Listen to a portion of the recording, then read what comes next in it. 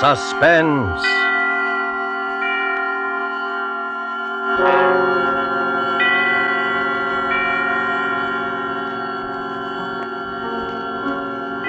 This is the Man in Black, here to introduce Columbia's program, Suspense. In Hollywood this evening, our two distinguished stars are the lovely actress Margot and the polished young actor from Holland, Mr. Philip Dorn. A story by John Dickson Carr dealing with strange, very strange happenings aboard an ocean liner and called Cabin B-13 is tonight's tale of suspense. If you have been with us before, you will know that suspense is compounded of mystery and suspicion and dangerous adventure. In this series are tales calculated to intrigue you, to stir your nerves, to offer you a precarious situation and then withhold the solution until the last possible moment. And so with Cabin B-13, and with the performances of Margot as Anne Brewster and Philip Dorn as Dr. Karl Heinrich, we again hope to keep you in suspense.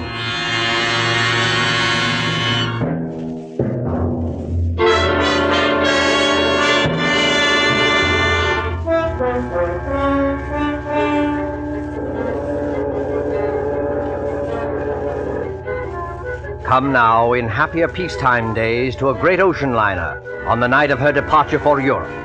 There she is at the West 22nd Street Pier, the 25,000-ton Moravania of the White Planet Line.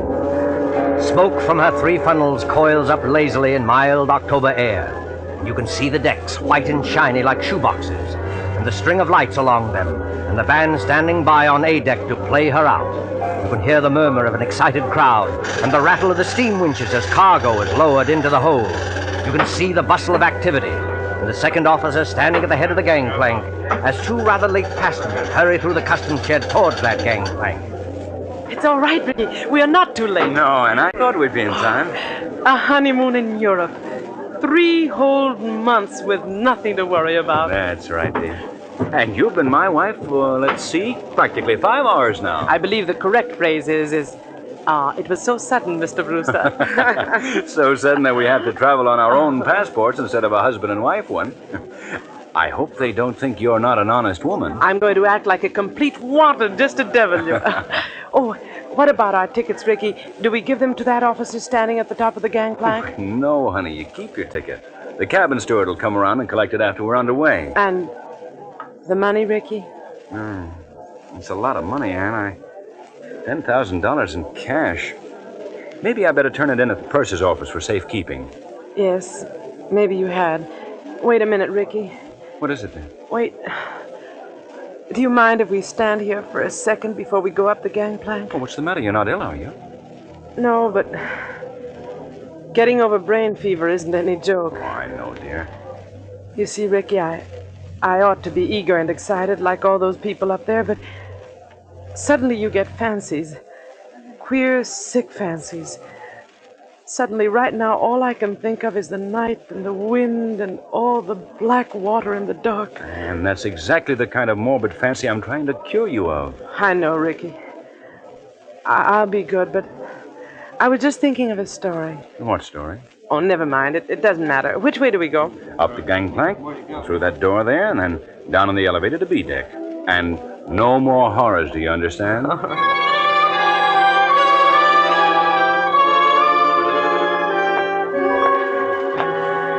Here we are, Anne.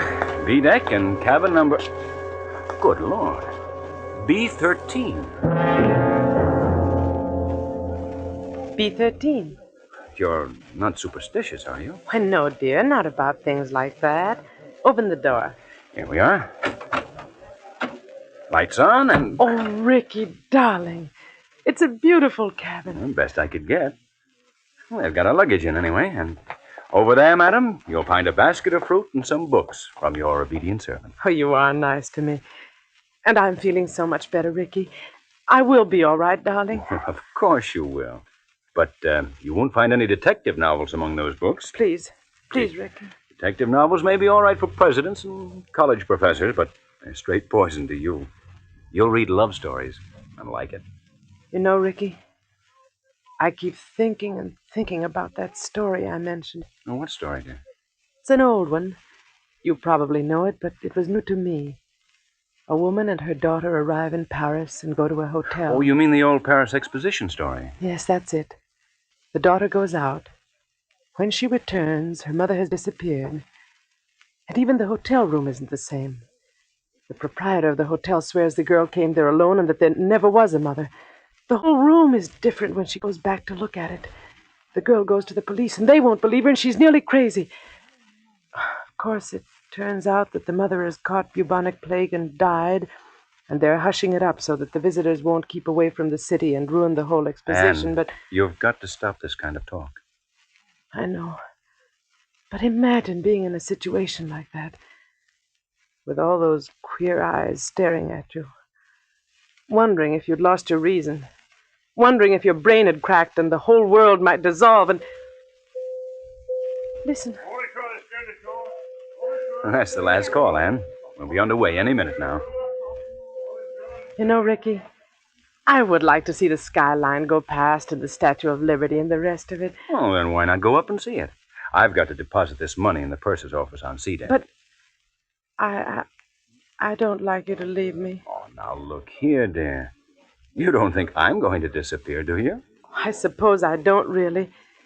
When I get these ideas, and I can't help it, Ricky, I wish you'd wallop me. Well, I'm not going to wallop you, Anne, but you've got to stop being afraid. You certainly won't disappear in a crowded ship with any number of people all around you. And as for me, I defy Houdini himself to make me vanish. Don't talk like that. I'm not going to vanish, and neither is this cabin, dear. Now, run along. I'll join you on deck as soon as I can. All right, Ricky. I'll be good.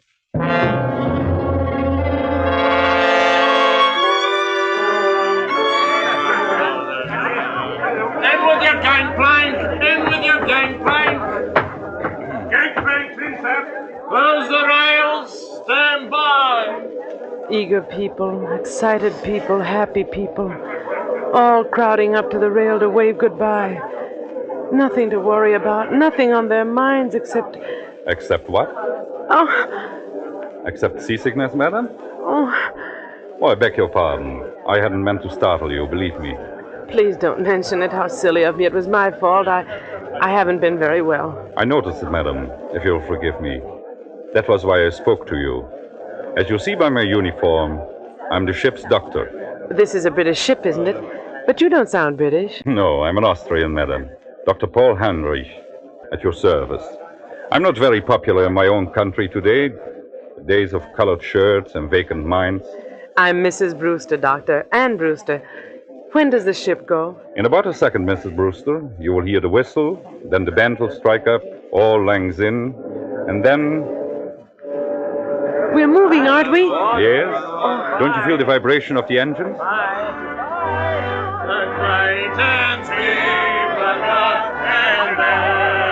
Goodbye, Tommy. Take care of yourself while I'm Come gone. on, dear. I'll see you at Christmas.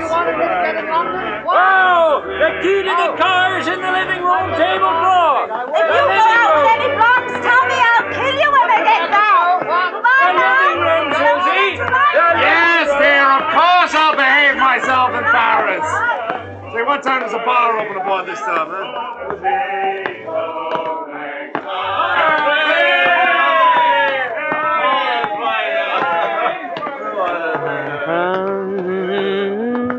I imagine this is not your first crossing, madam. Oh, I'm afraid it is, Dr. Heinrich. My husband's crossed many times, he tells me, but not on this ship. Well, then I hope you're a good sailor. Why, Dr. Heinrich? Well, because we'll run into some very dirty weather once we are out at sea. October is a very bad month for traveling. Well, if I do get seasick, Doctor, I'll rush straight to you, and I'll expect to be cured. Let me tell you a secret, madam. There are two common ailments for which medical science has no cure. One is ordinary seasickness, and the other is hangover. Tomorrow morning I shall be dealing with both. And enjoying it? Oh, no. Sympathizing with it. That's all I can do. How do you like the Mauravania? Oh, it's a magnificent ship from what I've seen of it. And you know they've given us a very nice cabin down on B deck, B13. What's the matter? Why are you looking at me like that? I beg your pardon. Did you say B13? Yes. Why not? You're quite sure of that, madam? Why, yes, of course I'm sure of it. I saw the number on the door. Why not? Well, because Go on, Dr. Heinrich. Because there's no such cabin aboard a ship. I'm not joking, Mrs. Brewster. You see, some people are superstitious. Many ships, like this one, omit number 13 on each deck. You must have been mistaken. What are you trying to tell me? Do you think I saw something that wasn't there? No, Mrs. Brewster, not at all. Then come along with me. I'll show you. I'll prove to you that there is a number 13. Will you come along? Yes, Mrs. Brewster? I think perhaps I had better escort you.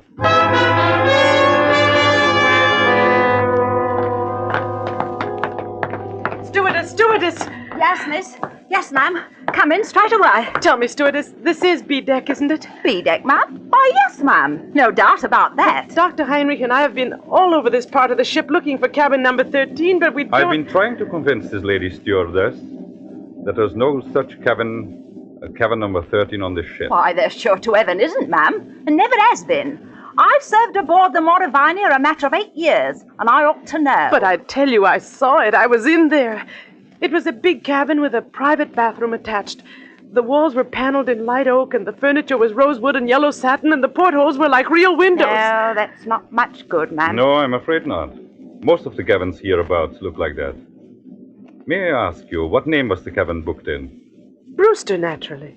Mr. and Mrs. Richard E. Brewster. Here, let's have a look on my list. No, there's no Brewster here, ma'am. I tell you, I was in there. They even delivered the luggage. I saw it. Excuse me, ma'am, but I had a look-see in all the cabins I'm in charge of, just to see if the passengers wanted anything. And I don't remember any luggage with a Brewster label on it. Wait a minute. There may be a partial explanation of this. You see, that's better, Mrs. Brewster. I was hoping you might find one. Ricky, that's my husband. Ricky and I have only been married a very short time, and when my maid printed the baggage labels, she must have made them out in my maiden name. I never noticed at the time. Oh, what name might that be, ma'am? Thornton. Anne-Marie Thornton. Oh, Lord, miss. Now, why couldn't you have said that before? I remember it well. 2 silk cases and a little trunk. They're in B16 now. Where's B16? Right behind you, miss. You're standing practically in front of the door. Oh, thank goodness. Oh, yes, but, what about my husband's luggage? There's no gentleman's luggage in that cabin, miss. Your husband's or any other gentleman's, if you know what I mean. I won't stand for this. Where's Ricky? What have you done with Ricky? Please, Mrs. Brewster. There's one easy way to settle this. Settle it? How? Just look down the corridor. You notice the man coming towards us? The man with the 2 gold stripes around his sleeve? Well? That's Mr. Marshall, our second officer. Did you ever see him before? Yes. Yes, of course I have. He was standing at the top of the gangplank when Rick and I got aboard. Exactly. So he might be able to tell us something. Oh. Mr. Marshall? Mr. Marshall? Yes, Doctor, what's up? Would you mind coming here for a moment? Well, not at all, old boy. Always glad to oblige a chap who may have to cut me up at any moment. What may I do for you? Take a good look at this young lady. And tell me, have you seen her before? Seen her before? My dear chap, if I had overlooked, the young lady will pardon me, I know, a passenger as charming as this lady is, I would be less of the gentleman than I fancy myself. You saw her coming aboard tonight? Oh, yes, certainly. And, of course, you saw the gentleman who was with her. The gentleman who was with her? Yes. Oh, but there was nobody with her, old boy. You're quite certain of that, Mr. Marshall? My dear doctor, she was the last of them to come aboard. I'll take my Bible oath there was no other passenger with her, or ahead of her, or behind her, if it comes to that. You're lying to me. Please, Mrs. Brewster, lower your voice. I know what it is. It's the old Paris trick, like in the story. But you won't get away with it, do you hear? Now, look here, madam. I'll go to the purser, I'll go to the captain. Oh, dear Father in heaven, won't anybody believe me?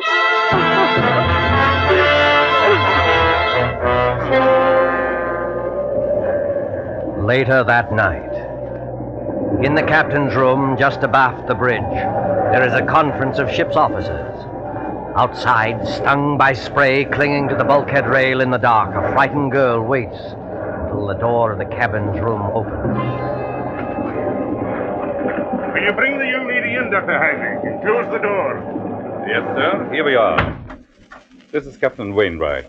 Now just tell your story straightforwardly and please don't excite yourself.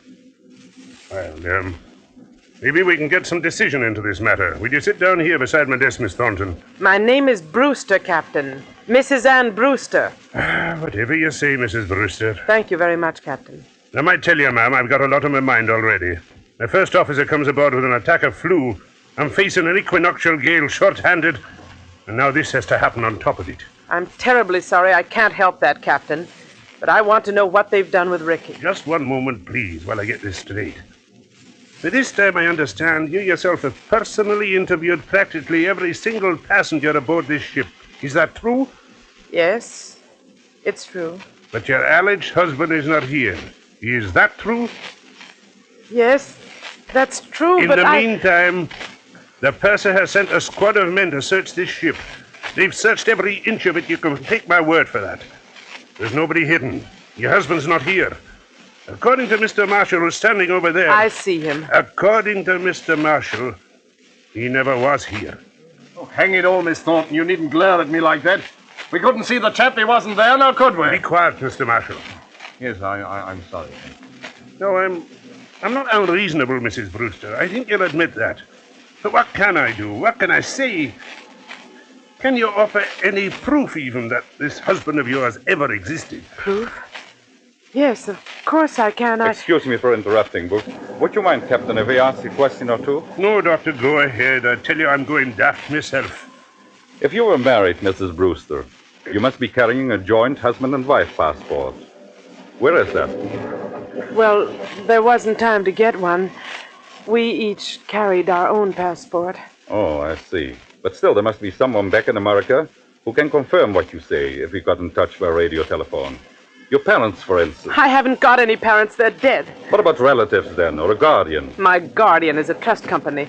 The administrators don't even know I'm married. But somebody must have performed the ceremony of marriage. The parson, the justice of peace. Yes, of course. But...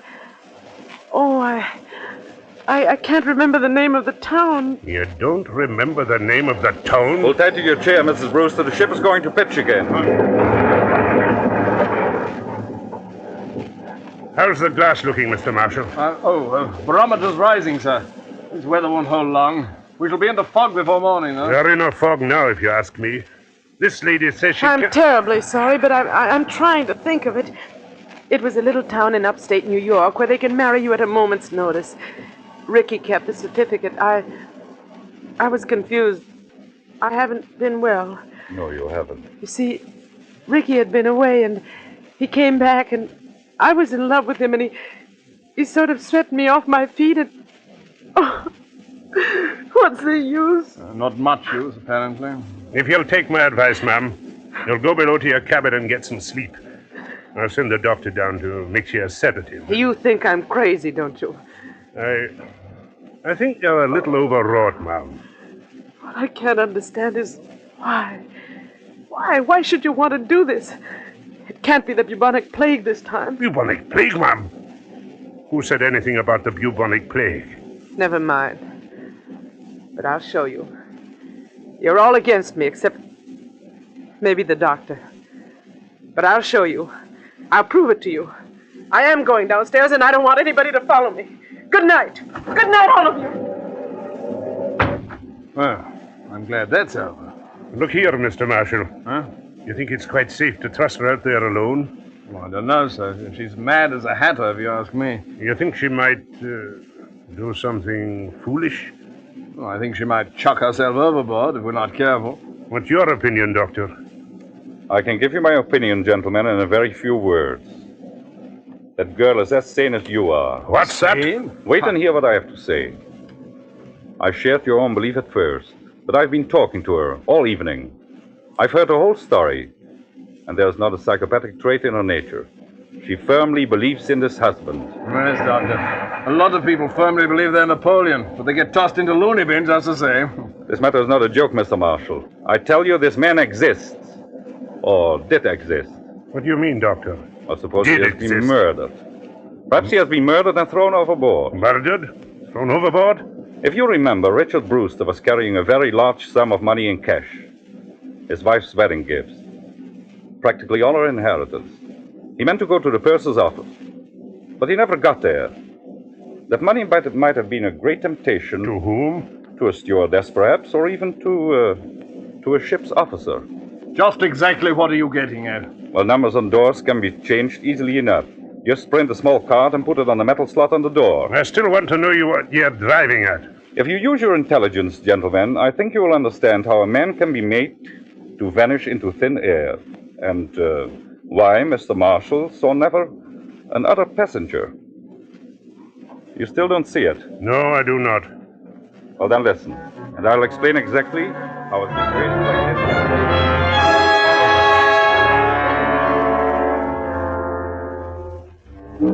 4 o'clock in the morning.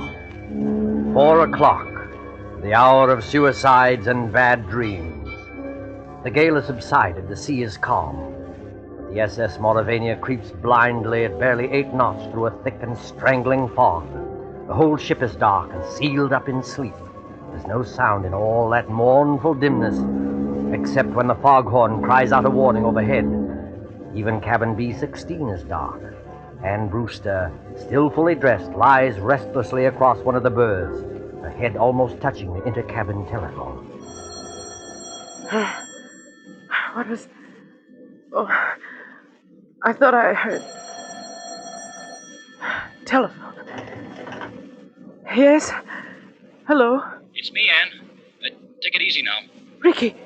Ricky, where are you? Quiet. Keep your voice down. Where are you, Ricky? What happened to you? Are you hurt? No, I'm not hurt, but he nearly got me. Who nearly got you? Listen, dear. I can't explain over the phone, and I don't dare go down there. Can you meet me up on deck? Yes, of course. Where? Do you know the boat deck? Boat deck? Which one is that? The top deck, where all the lifeboats are slung. Oh, yes, I know it. Well, go to the starboard side. Yes? That's the right-hand side, facing forward. Find the 4th lifeboat from the aft companionway. Yes. There's a thick fog, and nobody will see us. Ricky. What is it? Ricky! He's gone. He's gone. Excuse me, miss, but I thought I heard somebody talking in here.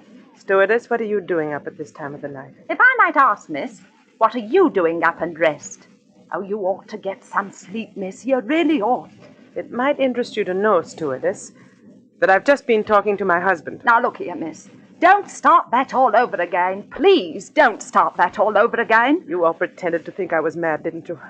And you nearly drove me mad. Ricky's beaten the whole crowd of you, and I'm going out on deck to meet him now. Out on deck, miss. That's what I said. Where's my coat? Don't go out there, miss.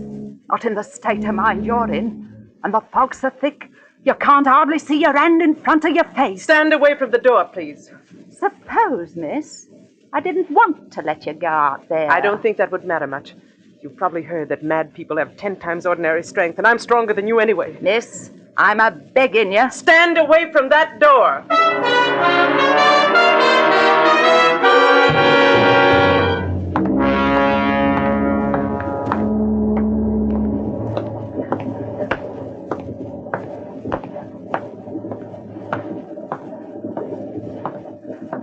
1, 2, 3rd. Anne, is that you? Yes. Ricky. Ricky, darling, where are you? Here, duck your head under the lifeboat. Here, take my hand. But isn't it horribly dangerous out there on the edge? There's no railing along the side of the ship. Don't worry, Anne. I won't let you fall. Look out! Oh, went overboard here. We're well aft near the propellers. The suction would carry into the propeller blades and... Listen. I can't hear anything except the foghorn. Yeah, but I can. There's somebody walking along the deck. And I can see a flashlight moving in the fog. You're quite right, my friend. You can see a flashlight moving in the fog. Dr. Heinrich, what are you doing here? At the moment, young lady, I'm covering both of you with a revolver. Please don't move. So, you were in the conspiracy, Dr. Heinrich. May I ask you what conspiracy? The whole ship's conspiracy to say Richard Brewster didn't exist. My dear young lady, you can set your mind at rest. There never was any ship's conspiracy against you. The people you spoke to were perfectly honest. Including Mr. Marshall, I suppose. Yes, including Mr. Marshall. And what is this all Stand about? back there. I suppose he was telling the truth when he said nobody came up the gangplank before or after me. I beg your pardon. That was not what he said. He said no passenger came up the gangplank at this time. Well, what's the difference? A great crime is arranged for tonight, young lady. No less a crime than murder. Murder? Who's going to be murdered? You are. What? That, I repeat, is a scheme. But there is no conspiracy and only one criminal. Oh. And who is the criminal? The criminal is the man standing beside you. Your so-called husband. Ricky? Oh, you don't know what you're saying. I think I do. Marshall, of course, did see someone walk up the gangplank, loitering behind you. But he never dreamt of associating that person in any way with you. He saw a ship's officer returning from shore leave in civilian clothes. A ship's officer? Yes. That man you call your husband, his name isn't Richard Brewster. His real name is Blaney. And he's the first officer of the Mauravania. Are you trying to tell me the captain that can identify him. He's actually British, though he can fake an American accent very well. He has already got a wife in England, and he's planning to join her with the $10,000 he got from you. I don't believe it. I don't. Ricky, why don't you say something? Oh, he planned it very cleverly, I must admit. He never let you know he was ship's officer, did he? He's been away for some time, naturally, so he persuaded you to marry him in a hurry. Ricky, is this true? He has the money, you see. All he did was hang a dummy number on the cabin door, remove it later, put on his uniform, and walk away with his own luggage. But Captain Wainwright told us that the first officer had come aboard tonight with... With a bad attack of flu, yes. Our friend couldn't be seen in public until after he disposed of you. The best thing was to convince everybody you were insane, as he did. Then, when you went overboard tonight... They would all believe it was suicide. Exactly. But I began to suspect this Brewster, because you quoted him as telling such an obvious lie.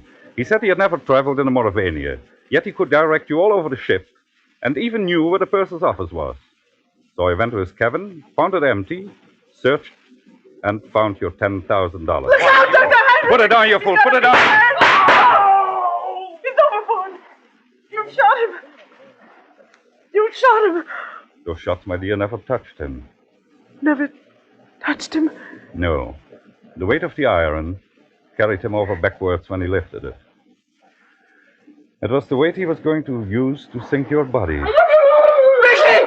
The propellers! The ship's propellers! Yes, they suck you under. Oh, Doctor. Doctor, I can't stand this. It won't be easy, my dear. It won't be easy, I know, but believe me, this way is better.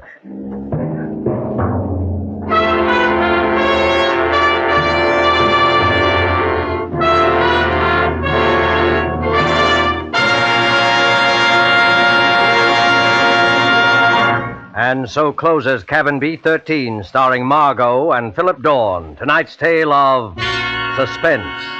With our two stars tonight were Dennis Hoy as Captain Wainwright and William Johnstone as Ricky Brewster. This is the Man in Black who conveys to you Columbia's invitation to spend this half hour in suspense with us again next week, same time, when our star will be one of the screen year's most sensational newcomers, Mr. Gene Kelly. Mr. Kelly will be supported by Hans Conried and William Johnstone. The producer and director of Suspense is William Spear, who with Lud Gluskin and Lucian Morawick, conductor and composer, and John Dickson Carr, the author, collaborated on tonight's Suspense.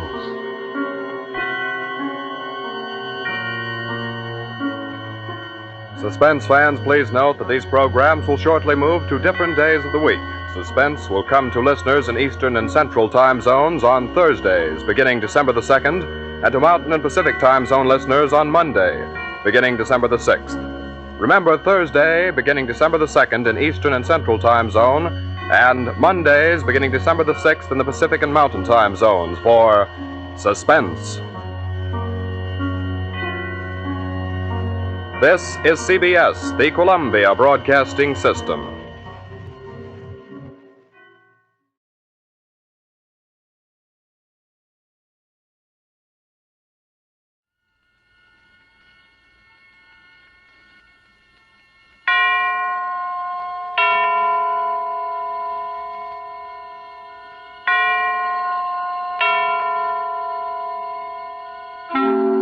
Suspense.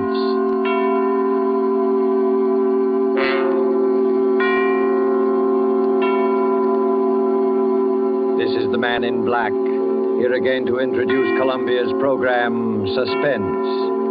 In our starring Hollywood cast tonight are Mr. John Sutton, who appears as a young English doctor, Jim Norwood, who knew a great deal more than he admitted concerning the strange events which we are about to relate. And Mr. George Zuko, who plays the village curate, the Reverend Arthur Morley.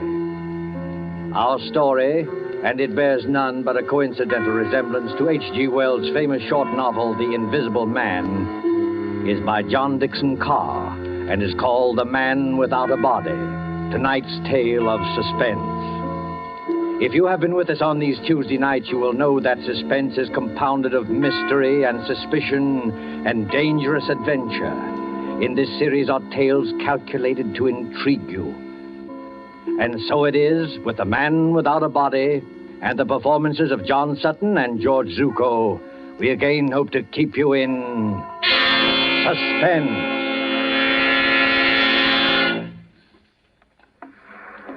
A lonely beach of low white sand hills edged by the surf of the North Sea. And back from the beach, drowsing as it has drowsed for 10 centuries, lies the village of Aldbridge in Suffolk. There is the seawall, now defaced by air raid shelters. And there are the rolling grain fields, the thatched white cottages, the spire of St. Luke's Church above the oak trees. Ancient and bell-haunted, lost among hedgerows, this village could never cause consternation in London newspaper offices. And yet, on that warm night nearly 4 years ago... This time it's really happened. A man without a body, completely invisible. Copy, boy. Copy, boy. Look at this dispatch. Reign of terror in Suffolk Village. Has another of H.G. Wells' romances come true? An invisible man? I can't believe it. What's the matter with that village? They all gone scatty? Mr. George Wellman, builder, states that as he was returning home along the main road from Bury St. Edmunds... He distinctly saw a man's hat, without any head under it, moving towards him about 6 feet above the ground. Oh, George must have been full of beer. We can't use this story. Copy, boy! Even more surprising evidence was given by the Reverend Arthur Morley, vicar of St. Luke's Church. Who? The parson? You don't think he was full of beer? One question above all agitates the village. Who is Professor Ansmith? Who is this elderly American, said to be an inventor, who has settled at Aldbridge and leased a part of the house belonging to the local doctor? Out of some terrifying workshop, to strike like a maniac, where least expected, has there at last emerged... A real invisible man? The Church of St. Luke, Aldbridge, on that same Sunday evening. The evening service is over now, though an echo of bells still lingers. In the vestry at the rear of the church, where white surplices hang like ghosts, the Reverend Arthur Morley sits with his daughter Janice. It is a stone room of painted windows, now many-colored in the sunset. And here, as the drowsy summer light turns to dusk... Janice, I don't believe it. I know, Father. I saw it with my own eyes, yet I don't believe it. You don't think we were dreaming, do you? No, Father. We weren't dreaming. If this goes on, the whole village will be in a frenzy. But what can I do? We could go to Professor Ansmith and ask him straight out. Ask him whether he's responsible for these... Yes. I wonder, Janice. A man isn't hurting anybody, you know. You couldn't ask for a quieter person or a better neighbor. And yet... What's that? Father, you are upset. It's only Mr. Emmett coming down from the belfry. Emmett? Oh, yes, of course. Is that you, Mr. Emmett? It's me, all right, sir. And very much in the flesh. Did you think I was the invisible man? Mr. Emmett, I forbid you to mention that subject. Very good, sir. But there's others, begging your pardon, that do mention it. Oh, yes, forgive me. I spoke too sharply. Oh, that's all right, sir. No harm done, no bones broken. Mind you not that I hold with this talk about invisible men. It ain't natural, I say. It ain't hardly Christian. I'm a greengrocer by trade, and I believe in what I can weigh and feel and... What's the matter, Mr. Emmett? Is anything wrong? Excuse me, sir. And you too, miss. Do you see anybody in this room except us? No, of course not. Why? Because I could have sworn something brushed past me just now. You're imagining things, Mr. Emmett. Yes, sir, I dare say. There's but, nobody hidden in the Belfry Tower, I hope. No, sir. I had a look-see. And what's more, there's not going to be anybody up there once I've locked the door.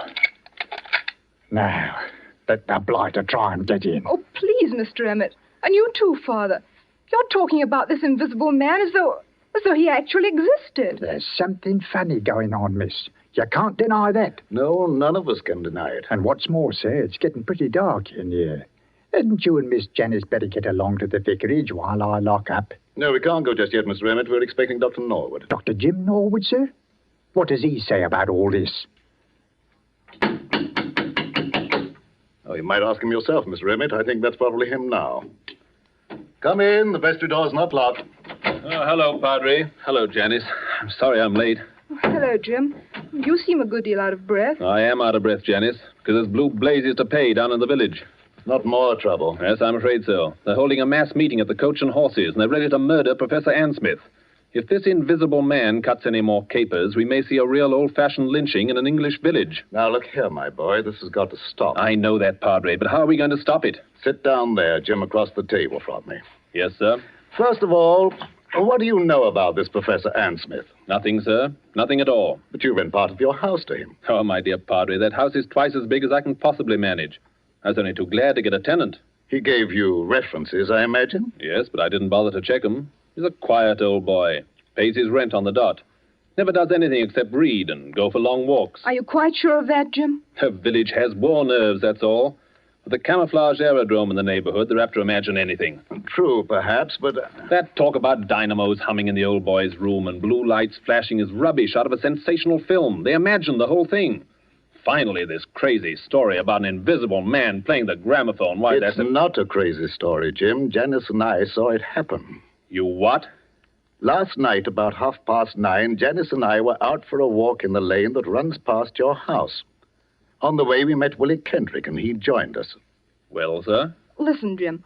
On that side of the house, there's a little square room with 2 windows and no furniture except a round table and a couple of chairs. Do you know the one we mean? Yes, of course. Professor Ansmith uses it. What about the room? It wasn't quite blackout time. The windows were up, the curtains weren't drawn, and the room was brightly lighted. On the table stood an old-fashioned gramophone with a horn and a crank handle. Beside it lay a pair of white cotton gloves, like gardener's gloves. The gramophone was playing away for dear life, but there was nobody in the room.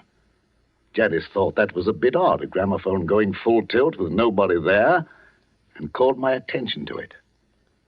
Just then, the gramophone started to run down. We could hear the record slow and go off key. As it did so... Well, sir, go on. As it did so, those white gloves got up off the table. Got up off the table? Got up off the table, took hold of the gramophone, and wound it up again. Mr. Emmett, what on earth are you doing? I dropped some candlesticks. So I see. Please pick them up again. Yes, Padre, are you serious? Perfectly serious. A pair of gloves without any hands inside them? Yes. But what did they do exactly? The left-hand glove steadied the gramophone. The right-hand glove wound it up. Then they both hung in the air, beating time to the music. It should have been funny. I can only assure you it was not funny. Oh, what happened then? Oh, Jim, it was horrible. Willie Kendrick let out a yell and ran down the lane between the apple trees as though the devil were after him. I can't say I blame him. Father and I just stood there and... Stared is the word, my dear. Yes, stared. I can't forget any of it. The 3-legged table and the whirling record and the blue flowers on the wallpaper. But there was nobody there. We could see past the table and under the table and all over the room. And there was nobody there. Except the man without any body. Confound the man without any body. Father, suppose it is true. As a clergyman, my dear, I prefer to remain agnostic. This thing is a trick. Yes, but how's it done and why? That's the whole point, Jim. What worries me is the effect on our people here. We call ourselves intelligent, and yet, look at us. Even Mr. Emmett there. Hey, what's that about me, sir? A few minutes ago, you thought something brushed past you when you were coming down the stairs from the bell tower. Now, didn't you? Well, yes, sir. You see what I mean, Jim? But I didn't really think so, sir. Not really. It was imagination, just like the doctor said. Because I searched that tower. I locked the door afterwards. Exactly. But the mere force of suggestion, nothing more, might lead you to believe.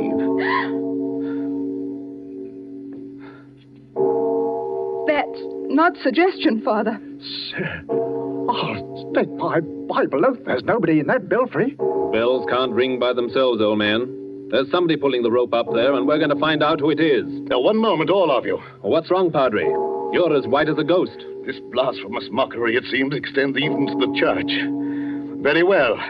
You will stay with Janice, my boy.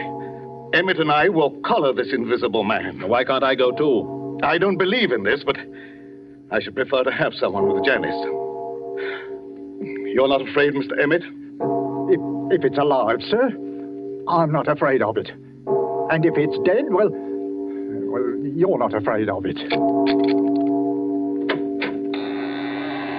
The tower door's open, sir. I'm ready. Don't do it, Father. Don't go. You can't help them, Janice. Sit down here. Take it easy. Jim Norwood, what's wrong with you? Wrong with me? You've got an odd look, too. And the light's fading. And the surplices look like ghosts. And in another minute, that bell would drive me mad. Suppose he has got in. Who? The invisible man. Oh, don't talk rot. As there are sounds that the ear cannot hear, so there are colors that the eye cannot see. I read that somewhere. He hasn't hurt anybody yet. But suppose he turns nasty and does hurt somebody. He can't hurt anybody. How do you know? Janice, listen to me. Take my hand. Oh, but Jim... I want to tell you a few things you won't understand. I don't ask you to understand. I just ask you to remember. Well, what is it? The first is a question. If you were a government official and wanted to find an expert on camouflage, where would you go? An expert on camouflage? Yes. And the second point is this. I studied medicine in Germany. Oh, I know that, but that's One night on a bet, I hid backstage at the Winter Garden Theater in Berlin. I saw the whole show from backstage, and I learned a great deal. Jim Norwood, what on earth are you talking George about? Wellman and I have talked the whole thing over. In a way, Janice, there is an invisible man. I can tell you who he is and how he works. But there's no danger, do you understand? There's no danger at all. Jim, what was that? I don't know. You do know. I can see it in your face. You do know. I think somebody's fallen Fallen? from the top of the belfry. Oh, Father! Stay here, Janice. You can't do any good. Let go of my arm. I'm going up there. No, you're not. I didn't think what the danger might be. Besides, there's somebody coming down the stairs now. Stay just where you are and don't move until... Oh, Father. Father, are you all right? Steady, sir. Take it easy now. I'm perfectly all right, yes. But you'd better go into the churchyard and see to Emmett. He fell? No, Janice, he did not fall. He was thrown. Oh. Thrown? By whom? There's no time to argue now. You're a doctor. Go out and see to him. Well, is he in... I don't know. Go. Yes, sir. For I will work a deed in your days which ye will not believe, though it be told you. Janice, this is incredible. Why? You heard the bell ring. I saw it ring. Without anybody there? I was as close to that bell as I am to you now. No hand held the rope. There were no strings or wires or any tricks to make it move. Yet it clanged back and forth alone in the tower. And I thought I heard someone laugh. Laugh? Oh, don't take that too seriously. We were both overwrought, and the noise of the bell was deafening. What about Mr. Emmett? Emmett yelled some words I couldn't hear and lunged for the bell. Then something caught him. Something caught him and gave him a sledgehammer blow in the back. That belfry is nothing but open arches. You heard him scream. I saw his face just before he went over. Lock the door to the tower, Father. Lock it. I can't lock it. Emmett has the key. But why should I lock it? Because he's still in there. He? He hadn't done any harm before, but he's done harm now. There's no telling what might happen if he gets loose. You mean? I mean Professor Ann Smith's protege, whoever he is. The man without a body.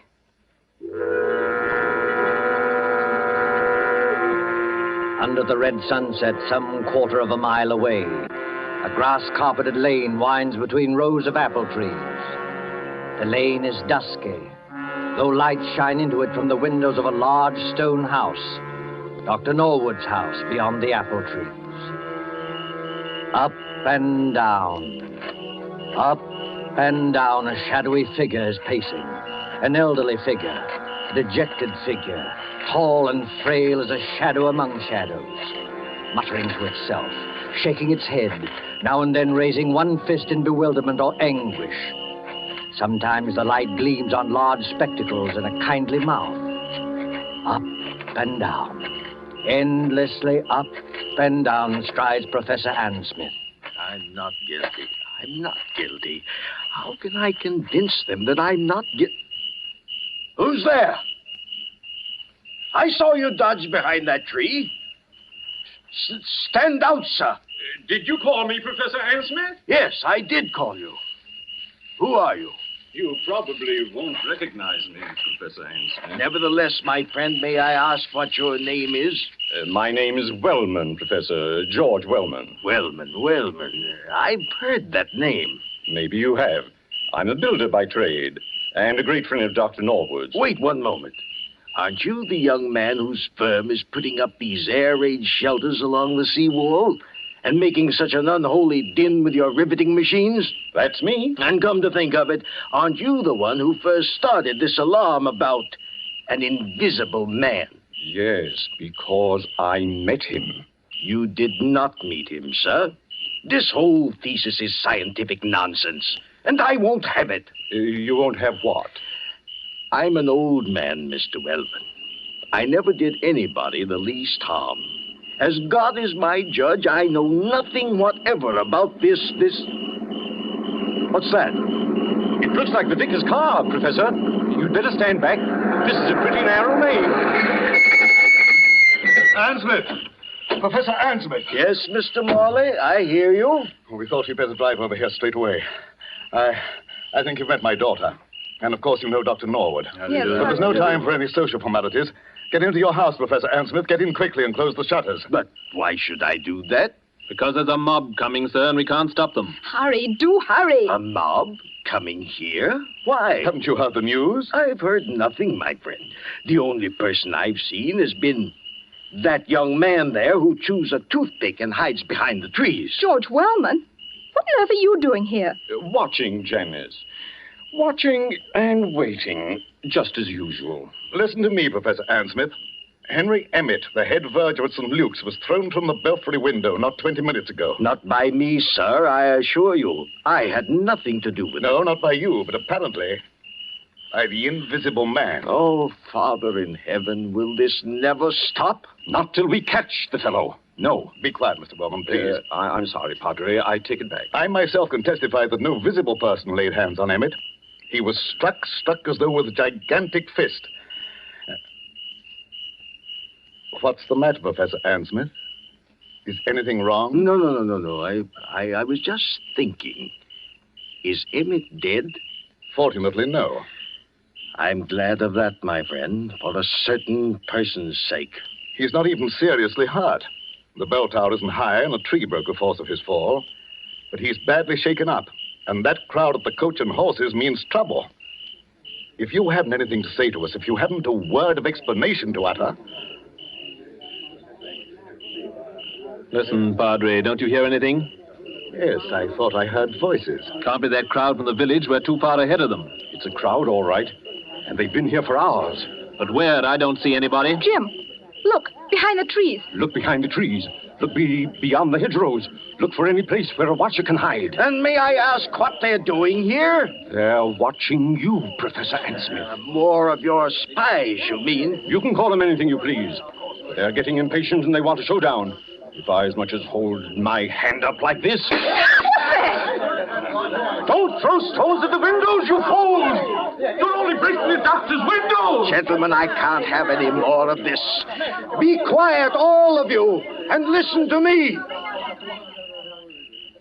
Well, sir, we're listening.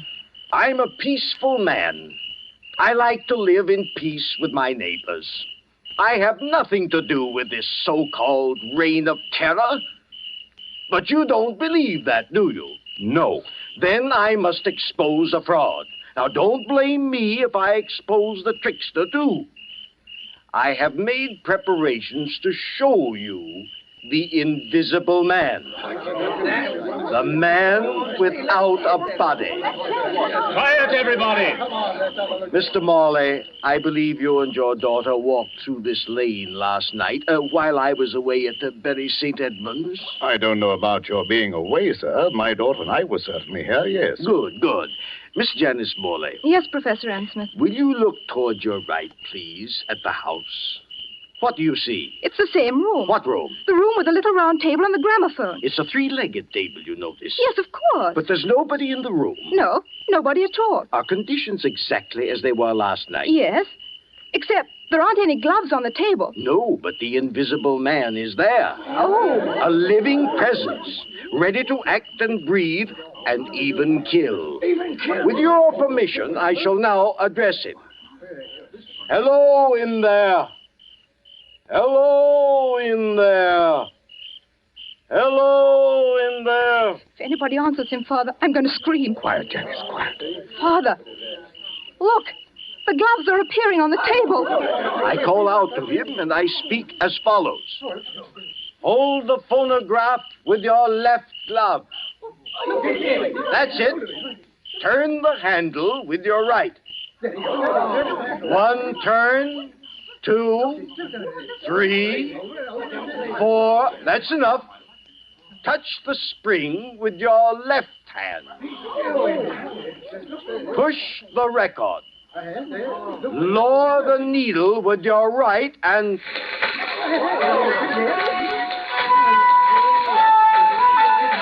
Ladies and gentlemen, the invisible man. Hold him off! Hold, you fools! Don't you see? On the contrary, let them throw all they like. Aim at the table, my friend. Aim at the table. Why at the table? Because then they'll see the trick. I don't follow you. What trick? The trick of the looking glasses. There. You see now, my friend? I think I do. The legs of the table form a triangle with its point towards you. Panels of looking glass are fitted in the two sides facing you. What do you know about that? You think you can see under the table, but what you actually see are the side walls of the room reflected in those two mirrors. Oh, wait a minute. You mean... I mean that my old servant, hidden behind the mirrors, has just been working the gloves to a panel in the tabletop. It's a very old trick, first shown by Colonel Stadair at the London Polytechnic. And that's what happened last night? Yes. And you had nothing to do with it? Nothing whatever, nor had my servant. Then who did do it and why? What is the explanation of all this? Well, I can't tell you why. That's what beats me. But I can tell you everything else. This invisible man who's been scaring us all silly? My dear young lady, there's no invisible man. There never has been. I might believe that, Professor Ansmith, if I hadn't seen a church bell ringing where there was no hand to ring it. And poor old Emmett flung out of the tower as though a giant hand had got hold of him. You're not saying that was done with the looking glasses? No, my friend, not at all. That was really clever. Strings? Wires? Ropes? No, they weren't necessary. But the thing's impossible. Oh, no. The same principle was used by my old friend J.N. Maskelyne to make mechanical figures work.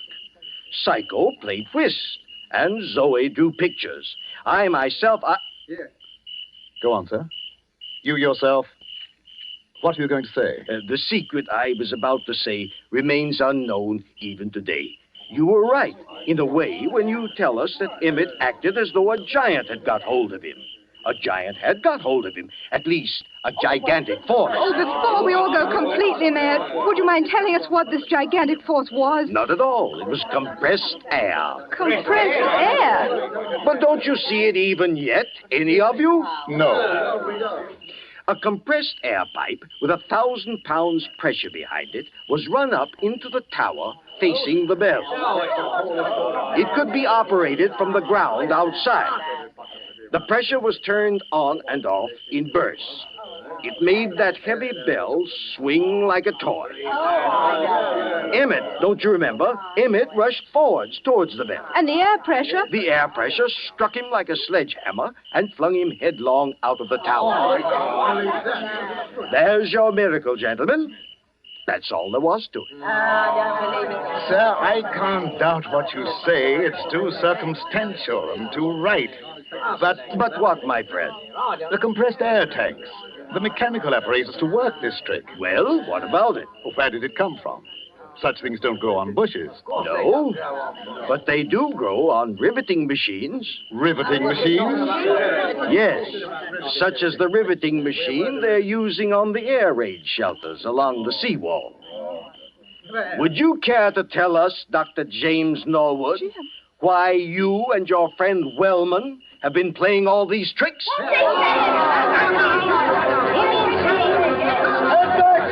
All of you. Jim Norwood, is this true? Why, of course it's true, Mr. Morley. Don't be so gullible. Jim and George Wellman doing all this? I don't believe it. Take a look at their faces, young lady. Did you ever see a guiltier-looking pair? So we look guilty, do we? Frankly, you do. We played the whole game and convinced the village there was an invisible man. Is that it? Yes. You worked the glove trick in your own house. And Wellman worked the air trick with his own equipment. Everything else was nothing but a pack of lies and a lot of atmosphere. Playing conjurers and making a blasted hash of it. Is that all, Professor Ann Smith? Well, remember, you brought this on yourself. I didn't want to expose you. No, Professor. I bet you didn't. Easy, George. Take it easy. Jim, is this true? Before you start pitching into me, Janice, let me have my word first. Do you remember what I said to you at the church tonight? At the church? Yes, I asked you to remember something, even if you didn't understand it. All right. Can you remember what it was? Oh, Jim, please. You're only trying to evade this. Oh, I'm so confused now, I don't remember anything. All I can think of is this horrible business and what's behind it. Father can't believe his ears, and I'm not much better. We've practically idolized you. All we want you to do is answer a straight question.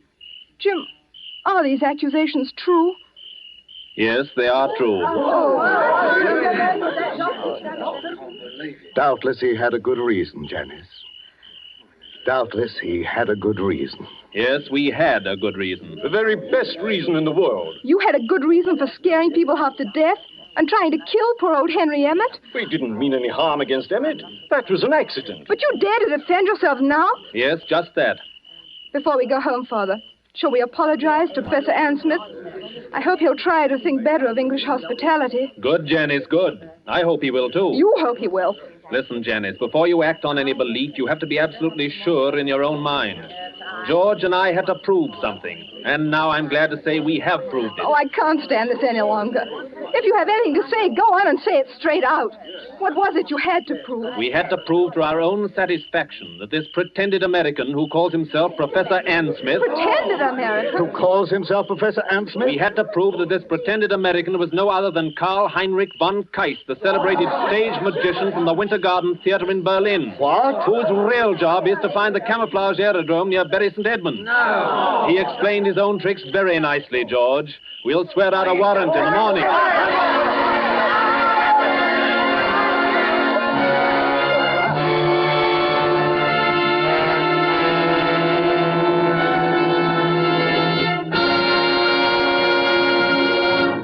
And so closes The Man Without a Body, starring John Sutton and George Zucco. Tonight's tale of Suspense. This is your narrator, the Man in Black, who conveys to you Columbia's invitation to spend this half hour in suspense with us again next Tuesday, when the distinguished actress, Miss Agnes Moorehead, will be heard in one of her many brilliant characterizations. Starring with Miss Moorehead will be Miss Ellen Drew, who, as Carol Linden, tells the amazing story of Uncle Henry's Rosebush. The producer of these broadcasts is William Spear, with Ted Bliss, the director, Bernard Herrmann and Lucian Mahowick, conductor and composer, and John Dickson Carr, the author, collaborated on tonight's Suspense. This is the Columbia Broadcasting System.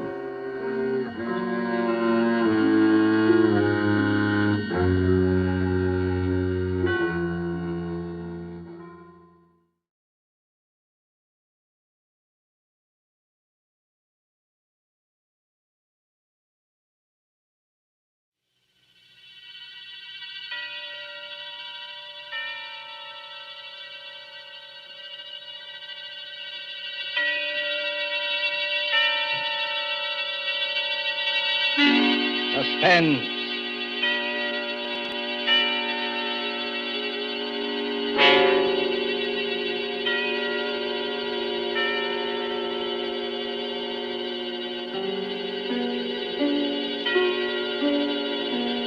This is the Man in Black, here again to introduce Columbia's program, Suspense.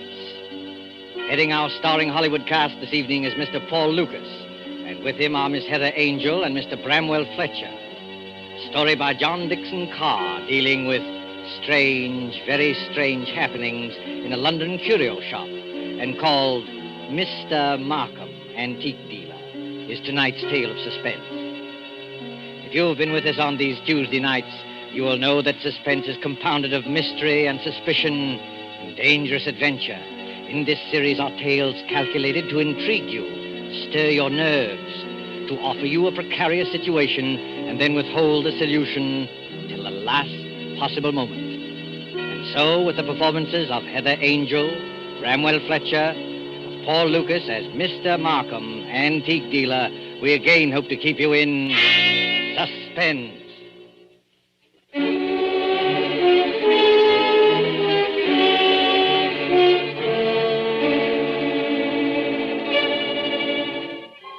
This is the story of a man who commits murder and gets away with it. Does the idea shock you? Do you believe that justice must always be done?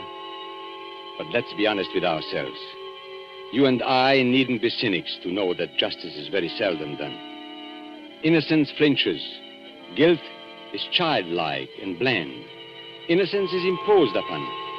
Guilt can encompass all things, even a successful murder. And I know this because I was the murderer, you say? Oh, no. Inquire at Scotland Yard. I was the victim. In Bond Street, not far from Piccadilly, there used to be an establishment, which in a less fashionable part of town would have been called a shop. On the windows, in letters as discreet as a visiting card, were the words, Charles Markham, Antique Dealer. Such a delightful fellow, Markham. Such a character. 30 years ago, yes, as long as that, this antique shop was a dingy place, despite deep carpets and crystal chandeliers. It rustled with the ticking of 100 clocks. It was shadowed by damascened armor and the loom of tall tapestries. And late one summer night, when the shutters were long closed on those windows, a four-wheeler drew up before the door in the gas-lit street.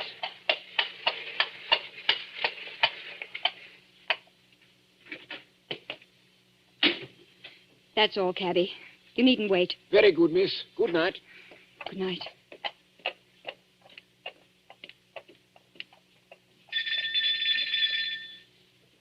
He must be here.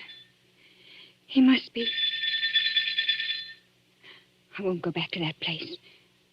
I'll kill myself first. Oh, look here, old man. You needn't be... Oh, I beg your pardon. And I beg yours. I'm not the person you were expecting, am I? No, madam. As a matter of fact, I was expecting a police officer. A police officer? Oh, merely an old friend who often drops in for a talk and a drink. You are Mr. Markham, aren't you? Yes, my name is Markham. Can I be of any service to you? I want to come in. I want to buy a present for somebody. Now, really, madam, this is hardly the time. Yes, I know it's late, but... It's nearly 1 o'clock, madam. Surely tomorrow morning will be... That'll be too late. This is a special occasion. It's a birthday present. That's it. A birthday present. I've got to deliver it before breakfast. And Sir George Lytle says this is the only place in London to buy antiques. Sir George flatters me. Won't you let me come in? Just for 5 minutes. Well, under the circumstances, madam, I think it might be managed. Now, one moment while I put some lights on. No, please. That one little light will be enough. But you won't be able to see anything. That doesn't matter. I'll trust to your judgment. Just as you like. This way, madam. What's that? That noise? Oh, you mean the clocks, madam? There are more than 100 clocks in this room. I'm very fond of them. Don't they get on your nerves? Ticking away together like a nightmare? Striking the hours together? They don't strike together, madam. When the hour approaches, you will hear a musical din that lasts for some time. Might I interest you perhaps in a clock? No. I hate them. Now, all the same, this grandfather clock might amuse you. What about it? Observe the signature.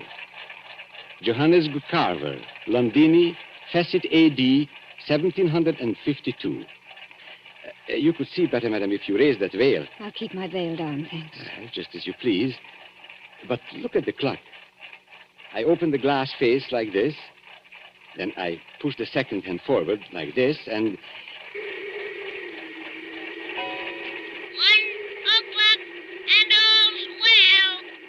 1 o'clock and all's well. What was that voice? Only the clock, madam, nothing more. The clock spoke. Clever, isn't it? A device of old John Carver, anticipating Mr. Edison's gramophone by more than 100 years. Oh, but you don't like clocks. No, May I ask whether the present is for a lady or a gentleman? it's for a man. Oh, has he some knowledge of antiques? Yeah, I mean, Furniture, perhaps. Porcelain, bronzes, tapestries, weapons. he might be very much interested in weapons. Then Yes. I imagine his name is Mr. Ronald Gilbert. Now, will you tell me, Miss Ray, why you really came here tonight? So you know who I am. Naturally. You are Miss Judith Ray. And why did you come here? I wanted to see what sort of a man you actually were. Oh, and have you found out? No, but I won't go back to prison. I won't. As you will. But since it's to be a business conference, Miss Ray, and I imagine it is, Yes. well, then suppose we go into my office, here at the back of the shop. Will you precede me? Thank you. Oh, you must excuse the dust covers I've put on the chairs here. I'm leaving for a holiday tomorrow, and the shop will be closed. When I return next week, Miss Ray, I shall expect the amount requested. In cash, of course. But I can't raise 2,000 pounds. You ought to know that. Well, your fiancé could raise the money, I imagine. Ron? Do you think I'd have Ron know where I've been? Or what I've been? It's better than having his father learn it, surely. Now, sit down, Miss Ray. I'd rather stand, thank you. Now, that's a very foolish gesture, but the ladies will do it. They think it gives them dignity and shows the disdain of the poor blackmailer. You see, I make no bones about it. I am a blackmailer. You seem rather proud of yourself. Why not? I am the one person in England, perhaps in the world, who has made it a large-scale business. Congratulations. And what is all lifeblood but blackmail? The child says, if you don't give me that, I'll scream. The grown woman says, if you go on behaving like this, I will leave you. Your sex, Miss Ray, are blackmailers from the cradle. You know, Charles Markham, I wonder... Yes? I wonder if anybody's ever hurt you very much. Hurt me? What do you mean? When you talk about the world and people in general, your face goes white under the eyes. You pick up that letter opener from the desk. Not a letter opener, please, Miss Ray. A Medici dagger. 16th century work. It isn't the money that really interests you. I don't understand. You hate the world. You just want to torture people, but you think you've been tortured. Isn't that so? This is a very sharp dagger, Miss Ray. If I throw it down on the desk, it sticks. Like that. Isn't it so, Charles Markham? My motives, Miss Ray, aren't in question. I wonder. Whereas your motives are. Now, let me see. 10 years ago, in 1903, a certain girl called Letty Wilson, your real name, I believe, fell in love with a rather contemptible underworld character named Arthur Akers. Please. No humiliation was too great for her. She worked for him, lied for him, stole for him. I was only 18. I didn't know what I was Now, doing. this girl, for a very shabby theft, was sentenced to 3 years hard labor at Holloway Prison. 5 months later, she escapes from prison and disappears. All these years afterwards, she appears in the West End as Miss Judith Ray, fashionable milliner. Haven't I made up for it? Haven't I? No. For one mistake. After 10 years. It's the way of the world, my dear. I didn't create it. And I'm forgetting the best part of the comedy. This paragon of virtue next falls in love with Mr. Ronald Gilbert, son of Major General Sir Edmund Gilbert. Such a respectable family, too. Stop it, please. Then, shall we say 2,000 pounds? Suppose I did raise the money. I don't know how, but suppose I did raise it. Well, What guarantee would I have that you wouldn't ask for still more money? I probably shall ask for more money, Miss Ray. But that's my privilege as a blackmailer. Then I'm never going to be free of you. Is that it? Well, frankly, that's it. Unless I kill you, of course. What if I did kill you? People have threatened it before, but they haven't meant it. Maybe I mean it. Well, we can easily test you out. There's a sharp knife stuck in the desk in front of you. I'm going to get up and deliberately turn my back on you. Like this. Be careful, Charles Markham. As a student of human nature, I'm curious. How much will you risk to keep this secret? Have you the courage to kill and risk hanging? Yes, I think I have. What was that? Now, aren't you glad you held back at the last moment, Miss Ray? I said, what was that? That, my dear, was the front doorbell. Probably my friend, Inspector Ross, from Wigmore Street Police Station. Come in, old man. Come on in. Make yourself comfortable. I'll be with you in a moment. You wanted me to attack you, didn't you? No, I was merely curious. And in any case, Miss Ray, it would be useless to kill me. Useless? Why? Because I shouldn't die. Don't talk rot. Oh, it's quite true. A man in my position must take certain precautions. If you killed me, I should be back to haunt you within half an hour. And I don't happen to be joking. Come in. Now, look here, Markham. Good Lord, Judy. Ron! Mr. Ronald Gilbert, as I live. Ron, what are you doing here? He hasn't got anything against you, has he? Speak up, Mr. Gilbert. Have I? The fact is, Judith, I... Look at him, Miss Ray. See how he changes color and twists his mustache and altogether resembles a boy caught in his mother's gem cupboard. Perfect picture of a gentleman being a gentleman. Look here, Markham. I'm not very clever. You can always make a fool of me when you start talking, so let's stop talking. I brought the money. What money? Oh, merely my fee for keeping quiet about you. So you went to Ron, too. You told him about it. Naturally. If possible, always sell your wares in 2 markets. How much money? Never mind, Judith. I hoped I could do this without your knowing. How much money? 3,000. It's all I could raise. Has he told you who I am and what I've been? Look here, Judith. Who the devil cares who you are or what you've been? I happen to be in love with you. Never mind. Let's get out of here. Ron, it's no good. He'll only come back for more money. I know that, but what else can we do? Nothing, I'm afraid. Well, what's that knife doing there, stuck in the desk? Nothing dangerous, I assure you. No? Merely a curio. I pick it up like this, I flip it down like this, and pick it up again. Miss Ray was very much interested in the dagger. Now, may I have that envelope with the money, please? There you are. Take it. Thank you.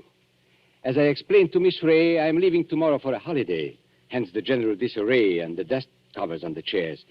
But before my departure, I'm glad we could settle this affair, as you would say, like gentlemen. Before we clear out of here, Markham, there's just one favor I'd like to ask. Well, of course, old man, ask away. This is your job, I suppose. You can't help being what you are, but never again, as long as you live... Well? Never even say the word gentleman. Be careful, Ron. Look at his face. Tell me, Mr. Gilbert, how much money is in this envelope? You heard what I said, 3,000 pounds. Then take it back, my friend. I find we can't strike a bargain after all. What do you mean? Just what I say. Here is your money. You will now oblige me, both you and Miss Ray, by leaving my shop. What are you going to do? Tomorrow morning, perhaps even tonight, I'm going to get in touch with the police, and I shall tell them where they can find Letty Wilson, alias Judith Ray. You can't do that, Markham. Oh, yes, he can. You hit him where it hurts. 3,000 pounds, my friend, is not enough compensation for the way you talk. There is a way through the shop. Shall I escort you to the front door? No. Oh, so you prefer to stay here and make a fool of yourself? You're not going to tell the police, Markham. I promise you that. And how are you going to stop me? With this. Ron, put that gun away. It's a funny thing, Judith. I felt a bit of a fool, bringing this revolver along.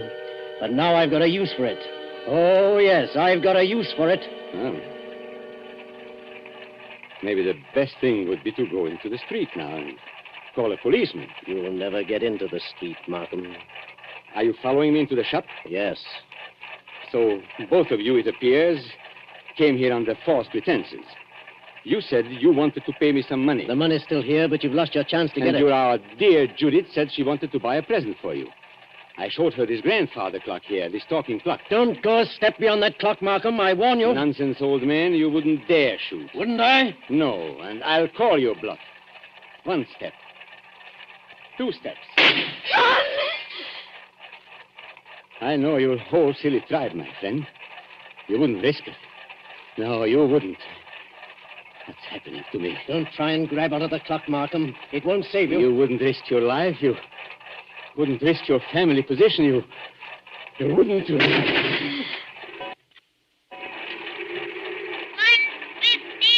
and all's well. 1:15 and all's well. I had to do it, Judith. Don't you see? I had to do it. Did you... Is he... Oh, yes. Yes, he's done for. I tell you, I had to do it. Shh, keep your voice down. Why? That shot sounded like the crack of doom. I wonder if anybody in the street heard it. You mean the police? Yes, Ron.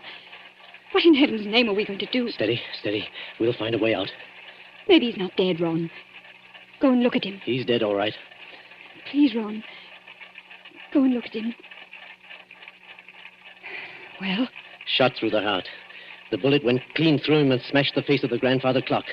That's all I can see in this dim light. This isn't happening to us. It can't be I've happening. got to think, but it's hard to think. You see, Judith, I'm not in a rage any longer. I'm just numb and a little bit scared. You're not going to give yourself up. And have this whole thing made public? Not likely. Wait a minute. There may be a way out. What way? He said he was going for a holiday. Remember? Well, suppose he did. That gives us time. It means his absence won't be noticed. The shop will be closed. Nobody will come here for days. And certainly nobody will come here tonight. And... What's that? The police officer. I forgot the police officer. What police officer? A friend of Markham's. Inspector somebody or other from Wigmore Street.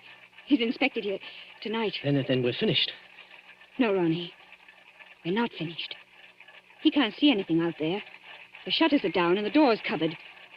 Could you pick Markham up and carry him? Yes, I could. Why? There must be a back way out of the shop, probably in the office. Hurry, Ron. I don't like to touch him. Hurry, Ron, please. He's as heavy as a sack of meal. He seems to be looking straight at me. I know. Everything here seems to have eyes and move a little in the shadow. Didn't you see the expression in Markham's eyes just before you...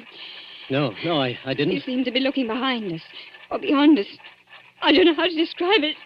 And he said something, too, that scared me. He said he couldn't die. He said... Close the door, quick. This police officer, Judith, he can't get into the shop, can he? Of course he can. The front door isn't locked. That's true. What's wrong with me, Judith? I came in there that way myself. And there's no time to lock the front door now. Our only hope is through the back way. I thought I'd seen a back door and... Ah, there it is. Just a minute. I've killed a man. That means I'm a murderer. A fraction of a second, one tick of a clock in there, and you change from an ordinary happy person into what I... Well, Judith, well? I'm sorry, Ron. The door's locked. Isn't there a key? No. Maybe in his pockets on a key ring. There isn't time, Ron. I think I heard the front door open. Our visitor's coming in. I've got it. The dust covers. What? Those white cloths that fit over the chairs. Look at them. What on earth are you talking about? We used to play a game when we were kids. Somebody sits in a big chair. You know, you fit the dust cover over him and nobody can tell he's sitting there. Don't you see, Judith? That's how we can hide Markham's body. It might work if there's time. There's got to be time. Take the big cover off that chair, the wing chair. All right. Maybe there's a chance. I'll fit him into it. Arms along the chair arms. Feet push back. Now, put the cover back again and pull it round down his feet. Don't let it touch his chest. The blood will show through. There, that's got it. You can't see anything now, can you? No, but, Ron. Well? What did you do with the gun? The gun? The gun you shot Markham with. Oh. Well, Judith, I put it down on the floor when I picked up his body. Out in the other room? Yes, I'm afraid so. And it's too late now, Judith. The police are here. What are you going to say? I don't know. Trust your wits and try and brazen it out. Yes? Come in. Good evening, Miss Ray. And good evening, Mr. Gilbert. Charles Markham? You're Charles Markham? Correct, Miss Ray. But why should that surprise you? Why do you look as though you were seeing a ghost? Because we are seeing a ghost. If you're Charles Markham, whose body is... Judith, be careful. Body, Miss Ray. Did you say body? Miss Ray's upset. She doesn't know what she's talking about. If you killed me, I should be back to haunt you within half an hour. That's what he said. I tell you, Miss Raisin herself, she had bad news today. A relative of hers died. I've been trying to make her feel better. Indeed. Do you think it would make her feel better to bring her here? I don't understand. My dear sir, you are very welcome. But the situation is surely a little odd. I come in here and find you two looking as guilty as a pair of murderers in my private office in the middle of the night. There's nothing odd about that. I wanted to buy Judith something. At 1 o'clock in the morning? Yes. Why not? Well, may I ask how you managed to get in? The front door was open. We just walked in. If you wish to buy something, why not stay in the showroom? Why come to my office? Well, hang it all. You don't think we wanted to steal anything, do you? Well, that thought did occur to me. You see, there was nobody else here. There's nobody here, Mr. Markham. Not a living soul. Then you didn't meet, by any chance, my brother? Your brother? Yes, my brother Robert. You couldn't have mistaken him if you had seen him. He looks so much like me that few people can tell us apart. So that's it. Poor Robert often deputizes for me. He's learned to act like me, think like me, and talk like me. But he doesn't like the work very much. Of course, you know what my work really is. Is this part of the game? Are you trying to play cat and mouse? Robert is an idealist. He thinks, poor fellow, that my profession is beneath contempt. But he acts the part and acts it well because I pay him. And I find it useful to have a double who will run risks for me. What have you done with his body? We haven't done anything with him. If you've killed Robert, my friend, you've committed a totally useless murder. You don't see him here, do you? No, but I see his handiwork. Meaning what? I've warned him many times about throwing a knife down on a polished desktop. Those scratches on the desk are fresh scratches. Of course, if you give me your word of honor that he's not here... Of course, he's not here. Well, in that case, all we can do is sit down and make ourselves comfortable. Will you sit there, Mr. Gilbert? And you, Miss Ray, in that wing chair by the window. What's wrong, Miss Ray? Why don't you sit down? Because I prefer to stand, thank you. Then perhaps you won't mind if I sit in the wing chair. It's a very comfortable one. My brother always says... Don't sit down there for the love of... Oh. So that's it. Yes, that's it. It is rather a thick chair. I press against the dust cover and blood comes through. I lift the bottom of the dust cover and... What's the use of going on with this? I killed him. You admit that? Yes, I admit it. But Judith had nothing to do with this. I swear she hadn't. My telephone, you notice, is against the wall. I shall have to turn my back to you when I ring. Ring? Where? Wigmore Street Police Station. Oh, no. Give him a chance. Please give him a chance. Hello? Hello, operator. I want Regent 0586. I won't let them take you on. I won't.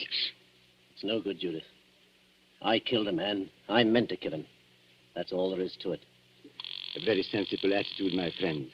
And if the lady has any idea of flying at me with that knife, just notice what I've got here. A .32 revolver, one chamber fired, picked up off the floor in that room where... Hello? Hello, Wigmore Street Police Station. For the last time, Hello? Mr. Markham, won't you give him a chance? Be quiet, Miss Ray. May I speak to Inspector Ross, please? Inspector Ross speaking. Oh, isn't that Mr. Markham? Got it in one, Inspector. Charles Markham here. I understand you were going to drop in and see me tonight. Well, I intended to, Mr. Markham, but I'm afraid I can't make it now. Oh, why not? Anything wrong? Only a robbery in Davies Street, but it's likely to be a long job. Sorry I can't get there. Well, that's perfectly all right, Inspector, because actually I rang up to make sure you wouldn't come here tonight. You see, I've got a lot of work to do, and I'm leaving for Eastbourne early tomorrow morning. Let's make it some other time, shall we? Oh, glad to, Mr. Markham.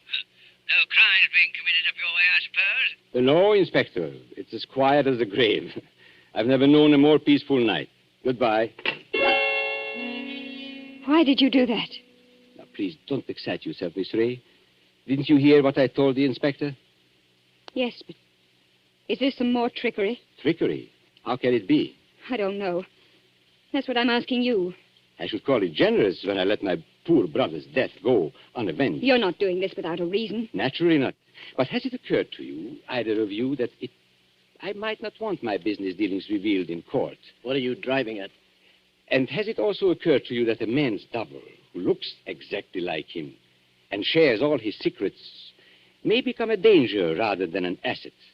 He knows too much. He wants too much, and so... I think I understand. You're glad he's dead. Not glad, my dear. You shocked my brotherly feelings, but definitely relieved. Look here, you can't get away with this. Get away with it, sir? Aren't you forgetting that you are the murderer? Then what are you going to do? No, it is very simple. We three, in an unholy partnership, will dispose of Robert's body. Or would you rather hang? He's got us, Ron. There's no other way. But how can we dispose of the body? This seems worse than killing him. It's filthy, cold-blooded... Practical necessity. And as for disposing of the body, nothing is easier. We shall simply gather and...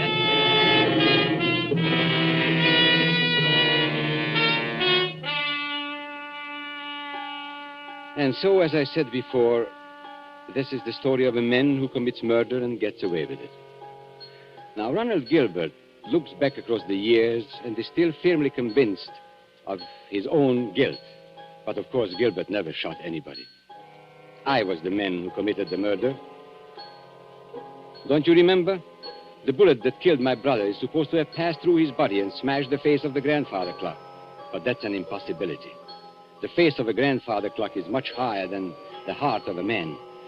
You see, 2 shots were fired at the very same instant. Gilbert missed and smashed the clock face. I fired from the door of the office and did not miss. That was why my brother looked past those 2. I went out by the back door, locked it, and reappeared at the front afterwards. It was not Robert Markham who died. I am Robert Markham. It was Charles who died that night. And I killed him to stop forever the wholesale blackmail that was poisoning the lives and blasting the hearts of 1,000 half-crazed people. His records I destroyed, his correspondence I burned. He is dead and gone. I have assumed his name and identity ever since. I committed a murder. And yet, if you sat on a jury, dare you say that you would condemn me? Come now. Would you?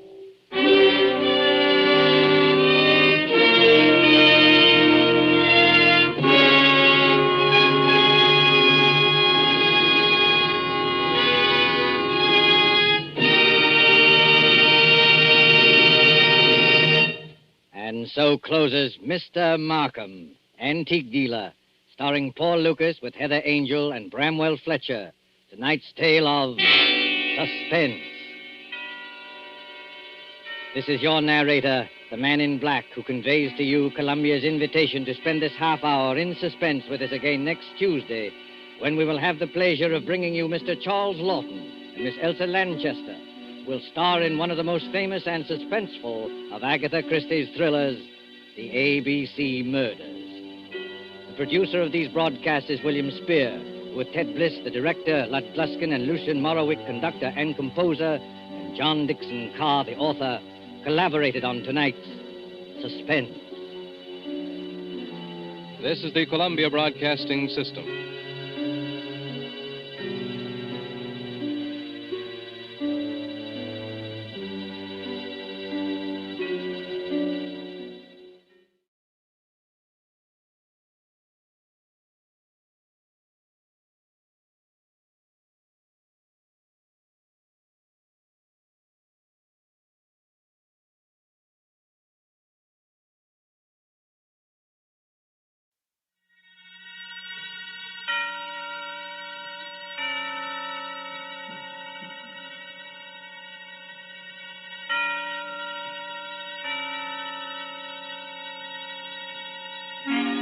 Suspense.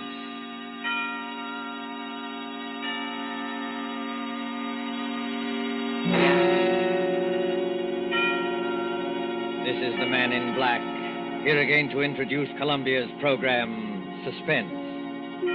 Heading our starring Hollywood cast this evening is Mr. Richard Dix, who appears as a United States naval officer who found himself in a remarkable predicament on what should have been an uneventful flight from New York to Philadelphia. As fellow passengers aboard the airliner are Miss Gail Page as a girl named Monica, and Mr. Montague Love, who plays that aged and domineering millionaire Silas Naylor. A story by John Dickson Carr called Death Flies Blind is tonight's tale of suspense. If you have been with us on these Tuesday nights, you will know that suspense is compounded of mystery and suspicion, dangerous adventure. In this series are tales calculated to intrigue you, to stir your nerves, to offer you a precarious situation, and then withhold the solution until the last possible moment.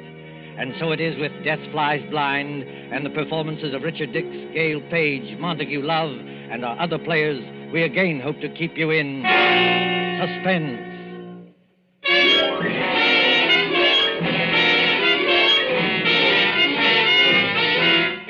LaGuardia Field, Municipal Airport of New York. LaGuardia Field, vast behind its white buildings. On a gray spring afternoon when rain splashes across the runways, dims the sky, and spatters on the wings of a great silver-painted airliner waiting beyond. Already as the limousine bus from the New York terminus slowly draws up to the waiting shed, you can hear the loudspeaker. 72, New York to Los Angeles. The big limousine bus, besides its driver, contains only two persons. One is a tall young man in United States naval uniform, with the stripes of a lieutenant commander around his sleeve. The other is a tall and dark-haired girl, her face a little frightened in the gloom. Flight 72, New York to Los Angeles. Plane ready to take off at gate number 6. Have your tickets ready, please. Fred, that can't mean us. Now, take it easy, Monica. We're not too late. They won't go without us. No, I mean it says New York to Los Angeles. That's right, Monica. We're only going to Philadelphia. You're still right, my dear. I arranged for a special stop at Philadelphia. It won't take long, and then they go on non-stop from there. Fred, that's just it.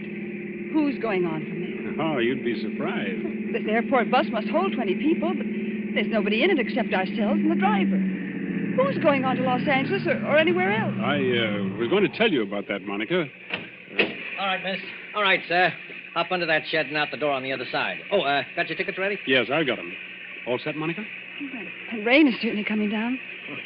Do they take off when it rains like this? Oh, miss, a little rain don't bother them. What does bother them is unsettled weather at other places. You mean it's perfectly safe? They never take off, miss, unless it is safe. You better hurry up now.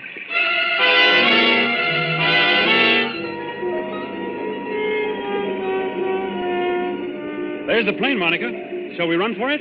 Fred, I'd rather not run if you don't mind. Aren't getting nervous, are you? No. I know it's stupid of me. I've flown before. It's just those few seconds before the takeoff. You're moving and the motors have been idling. All of a sudden they start to roar. The plane races ahead and the roar gets louder and suddenly you think, am I ever going to get down alive? Now, look here, my dear.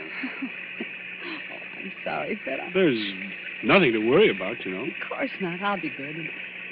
It's just this dismal day and a ghostly bus without any passengers. Fred, look. Where? At the plane. They've got all the windows covered inside with little gray curtains. Oh, that's all right, Monica. It's only a wartime measure. Wartime measure? Yes. You must keep those curtains closed for some minutes after taking off and before landing. So no one can make maps or take pictures of our airports. Anything could happen up there, couldn't it? No. And what's more, if you're worried about your fellow passengers, look over your shoulder. Well, there are some people coming through the gate. Yes, you see the little gray-haired man with a big fellow on each side of him? The secretary dashing around them like a destroyer in a convoy? You know, I've seen that gray-haired man somewhere before. You've seen his picture. That's Silas Naylor, the third richest man in the world. Those two big fellows are his bodyguard.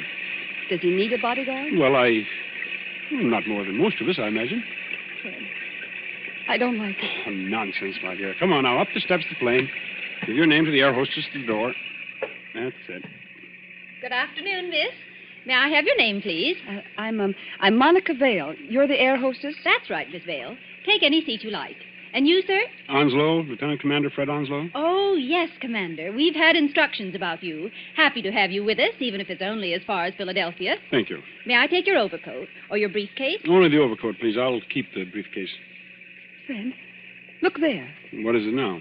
That man you called Mr. Naylor's secretary. Light-haired man, rather good-looking. He's sprinting towards this plane as fast as he can run. Well, you'd better be careful on that slippery surface. He certainly has. Look out, man. Look out, man. Watch your step. Look out. Well, are you all right? Here, let me help you up. I'm all right, thanks. Perfectly all right. Air hostess. Yes, sir. My name is Michael Shepard. I'm Mr. Naylor's secretary, and I think there must be some mistake here. Mistake, sir? Yes. When Mr. Naylor travels, he's in the habit of booking every seat in the plane to ensure privacy. Yet we seem to have 2 extra passengers. Well, I'm afraid that's my fault, Mr. Shepard. Indeed, sir. Then would you and the young lady be good enough to take some later flight? Oh, I'm sorry. I'm afraid I can't do that. No, and why not? Maybe I ought to explain, Mr. Shepard, that Commander Onslow had last-minute orders to join his ship. He and Miss Vale have priority as far as Philadelphia. Philadelphia. Must we stop there? Only for a few minutes, Mr. Shepard. This is outrageous. Mr. Naylor is traveling, in a sense, on government business. Well, so am I, old man. The Navy often does. That doesn't alter the principle of the thing. I don't want to seem ungracious, you understand. Mr. Naylor is always glad to help our brave soldiers and sailors. For the love of Mike. Now, choir will now sing hymn number 242. Now the But gorgeous this rite time of you've food. gone too far. I shall appeal to Mr. Naylor himself. Mr. Naylor? Mr. Naylor? Yes, Mr. Shepard, I can hear you. What is it? This naval officer, sir, and the young lady. Oh, I know, Shepard, I know. Isn't the plane big enough for all of us? I was only following your orders, Mr. Naylor. You asked for privacy. All right, Shepard. What I'm asking for now is less noise. The lieutenant commander in the Navy, eh? That's right, Mr. Naylor. Off on another fishing trip, I suppose. That's just exactly right, sir. Ever have dyspepsia? No, never. Well, I have. 20,000 a year I pay doctors. And what do they give me? This stump. I'm not surprised you got priority, Commander, but I am a little surprised about the girl. She's my fiancée. Mr. Naylor, Miss Vale. Meet the rest of my family. These 2 bruisers here, including the one with the mouth organ, are my bodyguard, Mr. Cohen. I'm pleased to meet you, Commander. How do you do? This is Mr. O'Reilly. Glad to know you, Commander. How are things going? Hey, Cohen, Kent, don't you ever get tired of playing that mouth organ? Stand away from the door. They want to close it. Will everyone please take your seats and fasten the seatbelts? Are we ready to take off? Yes, in just a moment. Shepard. O'Reilly. Cohen. Come along to the front of the plane. Yes, sir. Oh, we'll sit in the back here, won't we, Fred? Yes, of course. Fred, is anything wrong? No, of course not. Why, what could be wrong?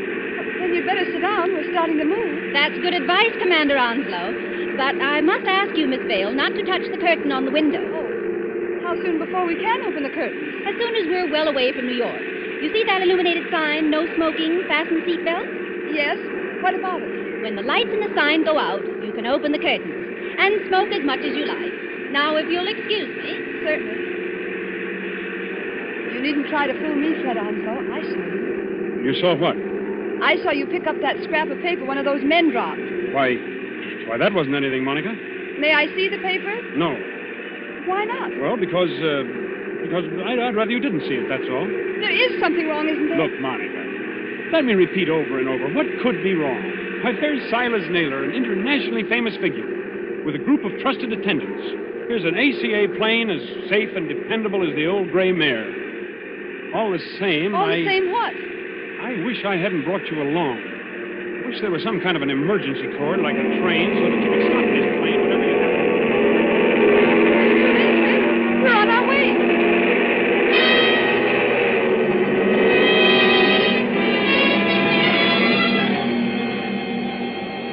"15 minutes, 30 minutes, 40 minutes. The great silver plane throbs against dead quiet. It's warm and stuffy in the cabin, despite the hissing ventilators. Dim white reading lamps shine down on a double row of cushioned chairs along one side and a single row of cushioned chairs along the other. Ahead, above the closed door to the pilot's control cabin, the red glowing sign still warns against opening those curtains. Aft in the plane sits Commander Onslow, his eyes fixed on the clock under that illuminated sign.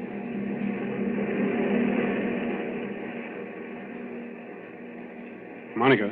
Yes? What? It's not exactly all right. Fred, why do you say that? Because we should have been in Philadelphia 5 minutes ago. At least we should have been circling over the field. And we're not? No. Well, we're still 10 or 12,000 feet up if the pressure in my eardrums count for anything. And traveling like a bat out of Hades. Weather's delaying us, I guess, huh? Maybe it is. It's awfully bumpy, isn't it? Yes, a little. Makes you gasp for breath and your stomach turns. Oh! That was a bad one. Not getting airsick, are you? I don't think so. I wish I had some of that chewing gum they give you. Well, ring for the air hostess. She'll bring you some. I did ring the bell, Fred, and there's no answer. Oh, she's busy in the pantry back there, that's all. She didn't hear you. Here, I'll get you some gum. No, wait, I'll go. Sure you're all right? I want to powder my nose anyway. Besides, you're going to have company. Mr. Shepherd is weaving along this aisle as though he didn't like air pockets either. Well, thank the Lord one of that party's awake up there. I thought they were all dead. Don't say that. Say what? Dead. A spooky plane with everything so quiet and dead itself. Remember how the pilot walked through a while ago and looked around and walked right back to the control cabin again? No, I didn't notice him. Oh, that's what I mean. It was like a ghost. I'll be right back. Say, Commander Onslow. Yes, Mr. Shepherd? Mind if I sit down? Not at all. Go ahead.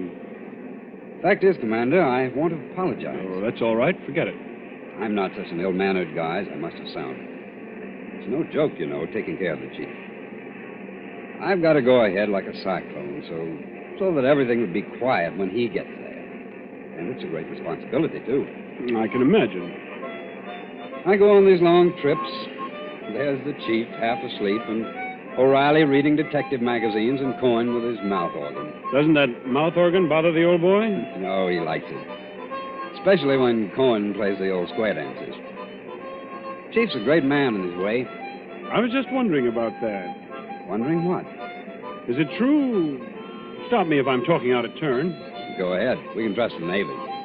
Is it true he's offered to design and build, at his own expense, a fleet of underwater cargo boats, submersible freighters, up to 5,000 or 6,000 tons? That'd do away with the submarine menace altogether? Where did you hear that? Oh, just rumor. Is it true? Yes, it's true enough. You see, Mr. Shepherd, I'm one of the few people who believe that plan is practical. But there must be a lot of people who would like to see Mr. Naylor put out of the way. There are, Commander. Only they can't get at him. You're quite sure of that? Dead sure. Hitler himself isn't better guarded.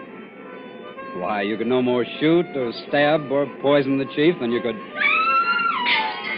What was that? What happened? Monica?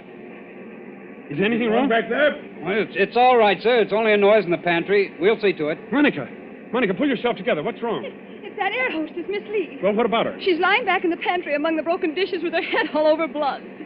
Somebody beat her over the head and left her there to die. Somebody? Yes. But nobody's gone back to the pantry. Nobody's gone past us except the pilot, the co-pilot of this plane, remember? Excuse me, Mr. Shepherd. I'm going to open the curtains on that window. Do you think it's wise, Commander? We were told not to. Well, we were told a lot of things. I'll just take the responsibility of... Good Lord! There, Monica. Mr. Naylor! Yes, son? What's up? Draw the curtain on your window and take a look down. If O'Reilly and Cohen have got guns, they better keep them handy. Is that so now? Why? Because we're not flying west. We're over the Atlantic Ocean now and headed straight out to sea.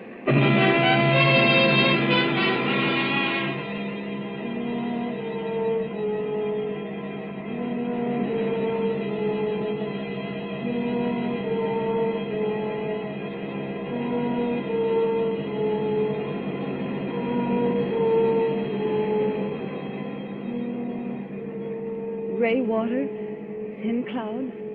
We must be miles and miles away from land. We are miles away from land. Does anybody here know anything about first aid? I do, Commander. I studied medicine in the old days. Then you better go back and look after the hostess. We'll join Mr. Naylor. Steady, Mike. Well, I'm all right. Just this horrible blind feeling, that's all. Air pocket, look out. See here, Commander. We're over the ocean. What the devil's going on here, eh?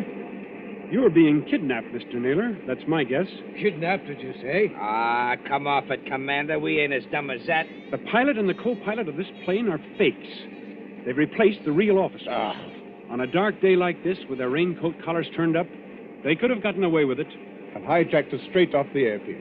Is that it? Yes, I'm afraid so. The hostess must have spotted one of them and knocked her out. Now, what about the airport? Wouldn't they know a plane was missing? Well, not until we failed to show up at Philadelphia. The pilot would report by radio telephone about, 15 minutes out of New York. But after that, silence. Excuse me, Commander. You say these two fake pilots are still aboard? In that compartment there with the closed door? Yes, that's right. Well, what are we waiting for, Cohen?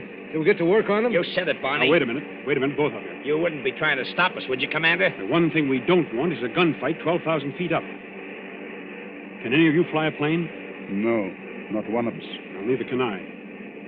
So if anything happens to those two pilots, how are we going to get down? I see, young fellow. Well, what are you going to do? First of all, we'll try rapping on the door. Have your gun ready. You can count on that, sir. Fred, listen to me. Be quiet, Monica. Has this anything to do with the scrap of paper you picked up off the floor? What scrap of paper, Commander? Never mind, sir. Why, this door, it's unlocked. Unlocked? Now, don't take any fool chances, young fella. The way I always did when I was your age.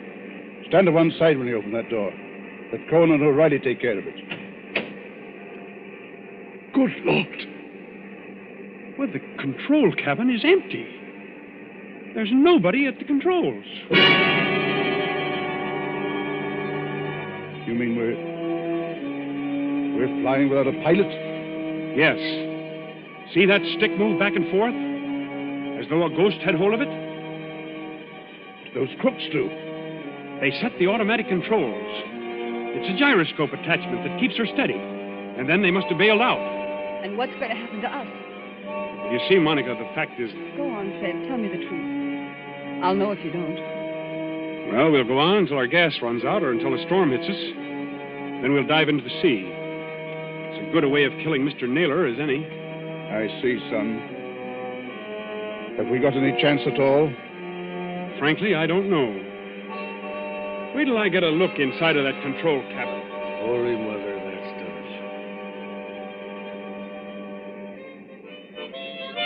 Cohen, stop it. Stop it! Yeah, Mr. Naylor? Stop playing that infernal mouth organ. Or if you must play it, play something cheerful. Yeah, sure, Mr. Naylor, sure. How long do you think it'll be before we... Quiet, Cohen. Here's the commander back again. Well, young fella. The radio telephone's out of order. We can't signal. Fred, what about those patrol ships? You said they're 200 miles out to watch for unidentified aircraft. Won't they see us? They've seen us already, I expect. They'll send for an Army fighter plane to investigate, but... well, what can it do? Yeah. Shoot us down, maybe, huh? That's fine. If only somebody could fly the plane. Well, nobody can, Skipper, so think of something else. See, Mr. Naylor, I was wrong. Wrong, son? About what? One of your party, and I can guess which one, dropped a torn piece of paper. There was a line of writing on it, probably the end of some instructions. Well? Those instructions ended, you should land just as your fuel fails at 7 o'clock a.m. You should land just as your fuel fails at 7 o'clock a.m. But that might not have anything to do with us, son. What made you suspicious of it? Because it was written in German. In German? Quiet, Cohen. I can't hear myself think. Okay, Mr. Naylor. I'm sorry. I thought the fake pilots were kidnapping you, maybe abroad. There's not enough fuel for that, is there? Well, if there's enough fuel for Los Angeles, then there's enough for Europe. Well, that won't work. They bailed out and left us to crash. Excuse me, sir, but it's getting black as pitch out there. I think there's a storm coming up. What happens when that hits us? Plenty, O'Reilly. Plenty. Yeah, well, I was afraid of that. If only somebody could fly this plane, I could navigate it. Navigate it? Yes. You have to learn aerial navigation in my business. With enough figuring, I might even set a new course and try the automatic controls on it. No, I don't dare handle the ship. Wait a minute. I know a way out of this. Well, then speak up, miss. There's a 90-mile wind going to hit us any minute. The air hostess, of course. Miss Lee, what about her? I remember reading somewhere that most air hostesses get flying instructions when they've been with a company for a given length of time. You know, Miss Vale, that's true. There was a girl of Inter Airways who told me the same thing. And if this one can even make a try at landing a plane, we may get back to New York yet. I thought you said she'd been knocked out. Well, she isn't badly hurt, but there's just a chance that maybe she's... There's Shepard, coming back from the pantry. Anybody got a drink? Wasn't very pleasant back there. How is she? You know, we were just wondering whether Miss Lee might be in any shape to pilot the plane. Pilot the plane? Why in blazes should she pilot the plane? There's no time to explain now, Shepard. But we're bound for Davy Jones unless something's done. Could she do it? No. Not even if we revived her? Not if all the doctors on Earth stood at her side. Why, but I don't think you understand, sir. Miss Lee has just died.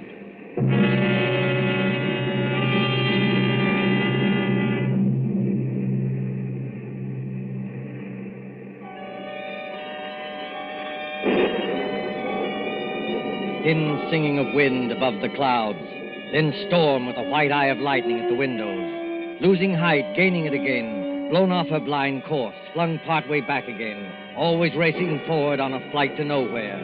Late afternoon, evening, night, the steady throbbing of motors like a pulse beat inside the head. Towards morning, the storm dies away. In that dim cabin, there is exhaustion of nerves. The hands of the clock stand at 1:45 in the morning.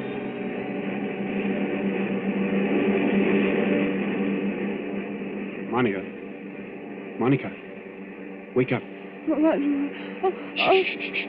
It's Fred. Now keep your voice down. Have I been asleep? Yes, for a couple of hours. They say condemned criminals sleep on the night before their execution. Where are the others? I was a boy back home in the county down. My father used to say to me, "Barney O'Reilly," says he, "did you ever see a banshee? A banshee," says he, "is the old woman that lets you know when you're going to die." Pipe down, you two. No, I'm sorry, Mr. Naylor. No offense, Chief. Can't a man play a quiet game of solitaire without somebody yapping all the time? Black 9 on red 10. Listen, Monica, and listen carefully.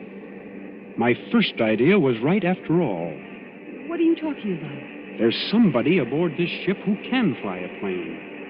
Shh. There is. I proved it by the automatic controls. Proved it how? If those controls had stayed as they originally were, the side winds would have blown us clear off our course. But we're still on our course. That shows that somebody's been sneaking in there and setting us right again when we do stray. Then you mean... I mean that we're headed for somewhere. We're being taken somewhere. But we may outwit this gentleman yet. Outwit who? Is somebody still talking back there? I'm sorry, Mr. Naylor. Monica's just waked up. None of us can feel very much like sleeping anyway. You're right, son. I admit it. Come up here and join me, will you? With pleasure. I've cheated myself in this twice in this card game, but I still can't make it come out. Oh, what's the use pretending anyway? We know we're in for it. It's this waiting that gets you. Yeah, that goes for all of us, Mr. Naylor. What I'm dreading is the minute when those motors choke and go dead, and we start whirling down. What does it sound like, Commander, when motors conk out? I've never heard it, Mr. Naylor, but I imagine it sounds like... Listen. I imagine it sounds like that. We're losing height. I can feel it. Well, Cohen, I guess this is the payoff. Yeah, you said it. But look here, Mr. Naylor, we can't be out of fuel. Because it's too early. Look at the clock. It's only 5 minutes to 2 o'clock. I beg your pardon, old man. It's 5 minutes to 7 o'clock. 7 o'clock? Are you crazy? No. Haven't you forgotten the cross-ocean changes in time? By George, the commander's right. European time is 5 hours ahead of our time. If you don't believe me, just notice that it's getting daylight outside. I was thinking of that message. You should land just as your fuel fails at 7 o'clock a.m. Stand perfectly still, all of you. Here, what's got into little Lord Fauntleroy? I'll show you what's got into me, my friend. Yes, I rather thought you would. I shall go into that control cabin. Follow me if you like. I shall sit down at the controls, and I shall bring this plane safely to the ground. Safely to the ground? Where? In Germany, of course. Germany? Don't pull a gun, Cohen. If you plug him, we're all done for. That is good advice, Mr. Cohen. I might add that we're getting closer to the ground every minute. For the love of... Do I take control? Yes, go ahead, but we're following you. Follow by all means. All right. Let's get comfortable here. I take up my position, so. There's fog below. Can you see? Well enough, Miss Dale. Well enough. We must go down rather quickly. And I can't help if it's somewhat rough on your eardrums. You young swine, what's the idea? The idea, dear patron, is to bring you and your plans for a submarine freighter to a country which will appreciate them. Then those two fake pilots? They were colleagues of mine. Unfortunately, if they had remained, your pug uglies would have started a gunfight, and none of us might have got here. Well? So they left by parachute. And I brought you safely, without blood or toil, into the boundaries of the Third Reich. You're going down too fast, man. Now take it easy. I am perfectly in command, thank you. Look out! The trees, Look out, they're coming man. straight up at us.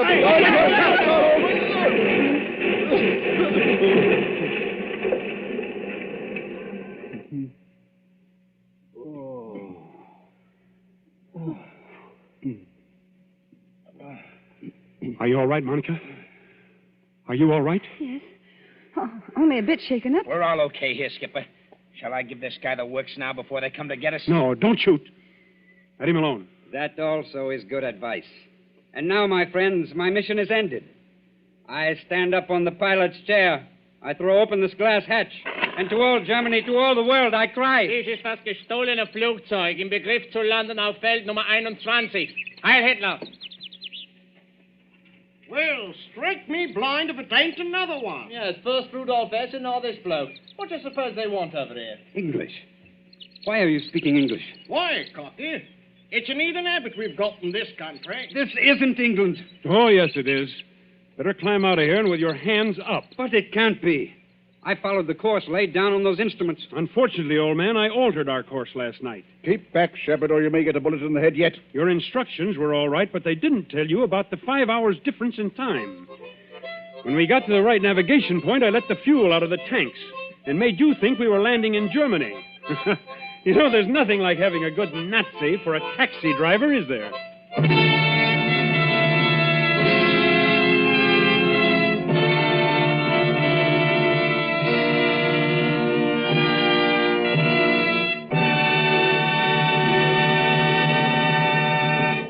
And so ends Death Flies Blind, starring Richard Dix with Gail Page and Montague Love.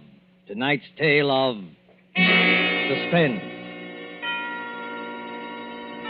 This is your narrator, the Man in Black, who conveys to you Columbia's invitation to spend this half hour in suspense with us again next Tuesday, same time, when Mr. Paul Lucas will star in the suspense play called Mr. Markham, Antique Dealer.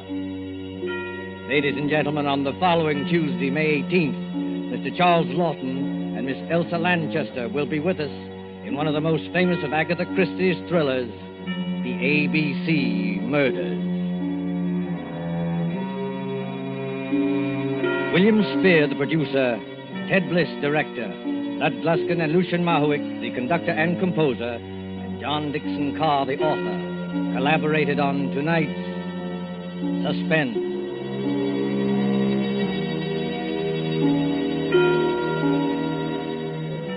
This is the Columbia Broadcasting System.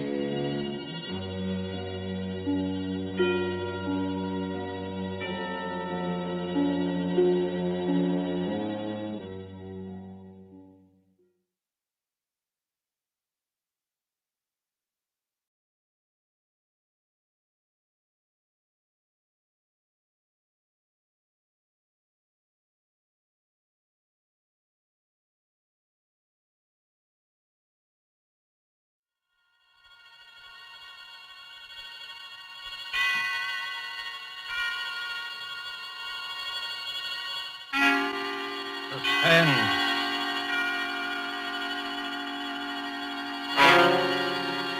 This is the Man in Black, here again to introduce Columbia's program, Suspense.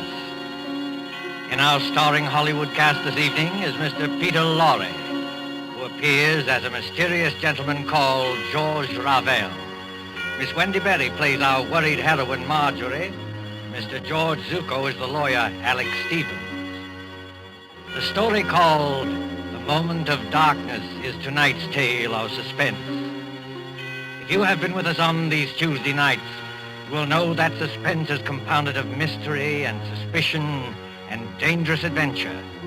In this series are tales calculated to intrigue you, stir your nerves, to offer you a precarious situation and then withhold a solution until the last possible moment. And so, with The Moment of Darkness, and with the performances of Peter Lorre, Wendy Berry, George Zuko, and our other players, we again hope to keep you in suspense.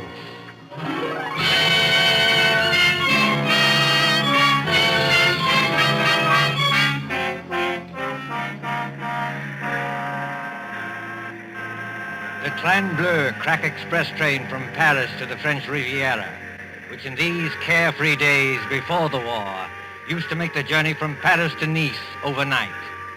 At the Gare du Sud on this particular mild spring evening, the train with its glistening wagon-lits or sleeping cars waits in a station filled with smoke and the iron coughing of engines. You can hear the excited crowd and the slamming of compartment doors. You can see the guard standing by with his watch in hand, with his horn ready to blow as a signal. En voiture, messieurs les voyageurs! En voiture! Better get in, Emily. The train's just about ready to start. Commotion there. The last moment just before the signal, a girl in a light summer dress, carrying a small suitcase, hurries along the platform towards car number 10. The girl is blonde and evidently English, and as she hurries towards the guard... En voiture! Dépêchez-vous, mademoiselle. Hurry up, please. Oh, yes, of course. Is this carriage number 10? Oui, mademoiselle, numéro 10. Hurry up, please. Thank you. I'll get in. Et maintenant...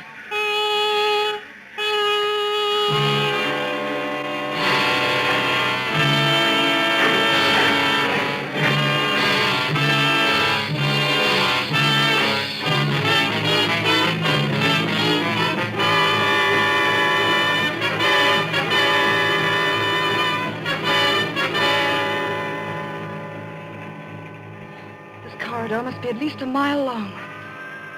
Car 10. Compartment number 6.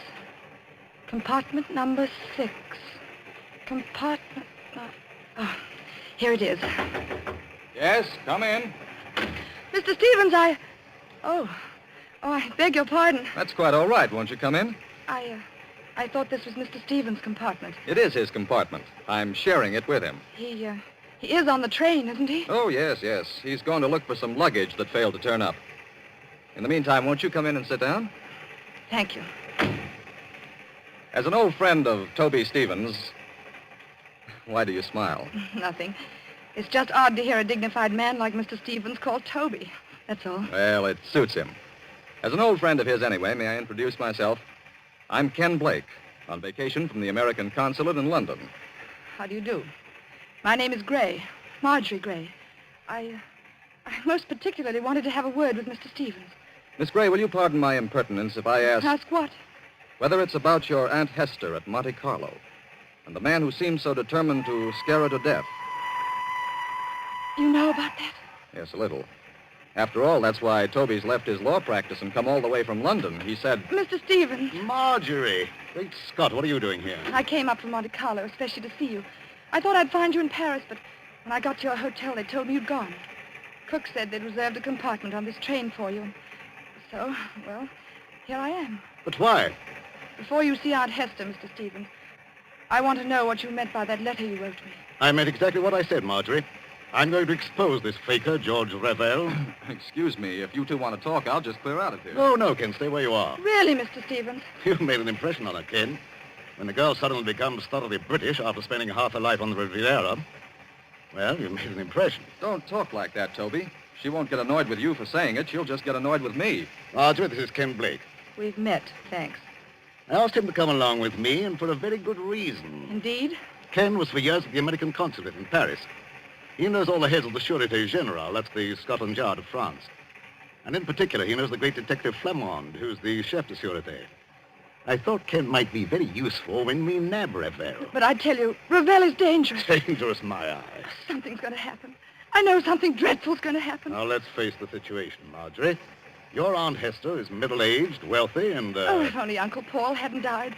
He was the decentest person I ever knew. But he did die, my dear, and Hester can't be consoled. She can't eat, she can't sleep, she can't think of anything except getting in touch with his spirit.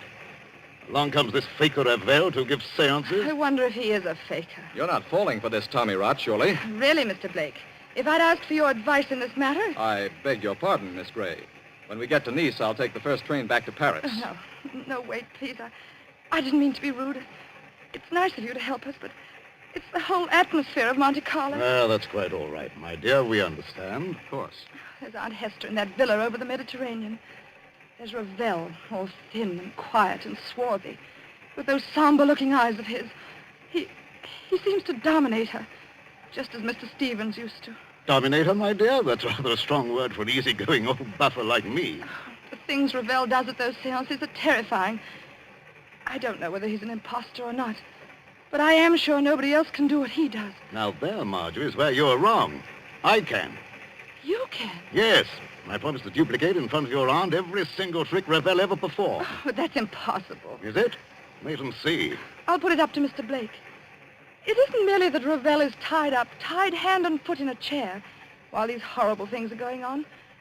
I know there are people who can get out of ropes and back into them again. But Ravel lets you take one precaution that shows there can't be any trickery. Oh? And what is that precaution? Just before the lights go out, he takes a piece of white paper. Well? He puts one under each foot. You take a pencil and draw an outline around the shoe on the paper. If he moved the millionth fraction of an inch, it would show in the outline later. But it never does. Well, look here, Toby, that's a bad one. Why does it strike you as being so funny? Because I can do it, too. Just give me a moment of darkness, that's all. You mean he gets out of his shoes or something like that? No, he could hardly get out of his shoes and back into them without disturbing the outline. Then he doesn't leave his chair after all. On the contrary, he can be all over the room. Well, how in Satan's name does he do it? My dear fellow, there's nothing simple.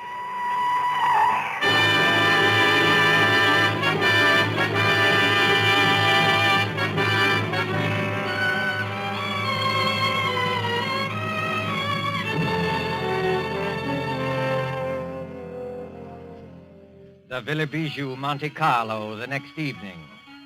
On the lighted terrace, that white villa, overlooking the olive groves and the sea, three people are seated at their ease, enjoying the night air. Below glitters the town, a white palm garden. But even its lamps are dimmed by the firework illuminations from the Promenade des Anglais. When the Principality of Monaco celebrates its ruler's birthday, great rockets go hissing upwards to burst and bloom in colored fires against a black sky.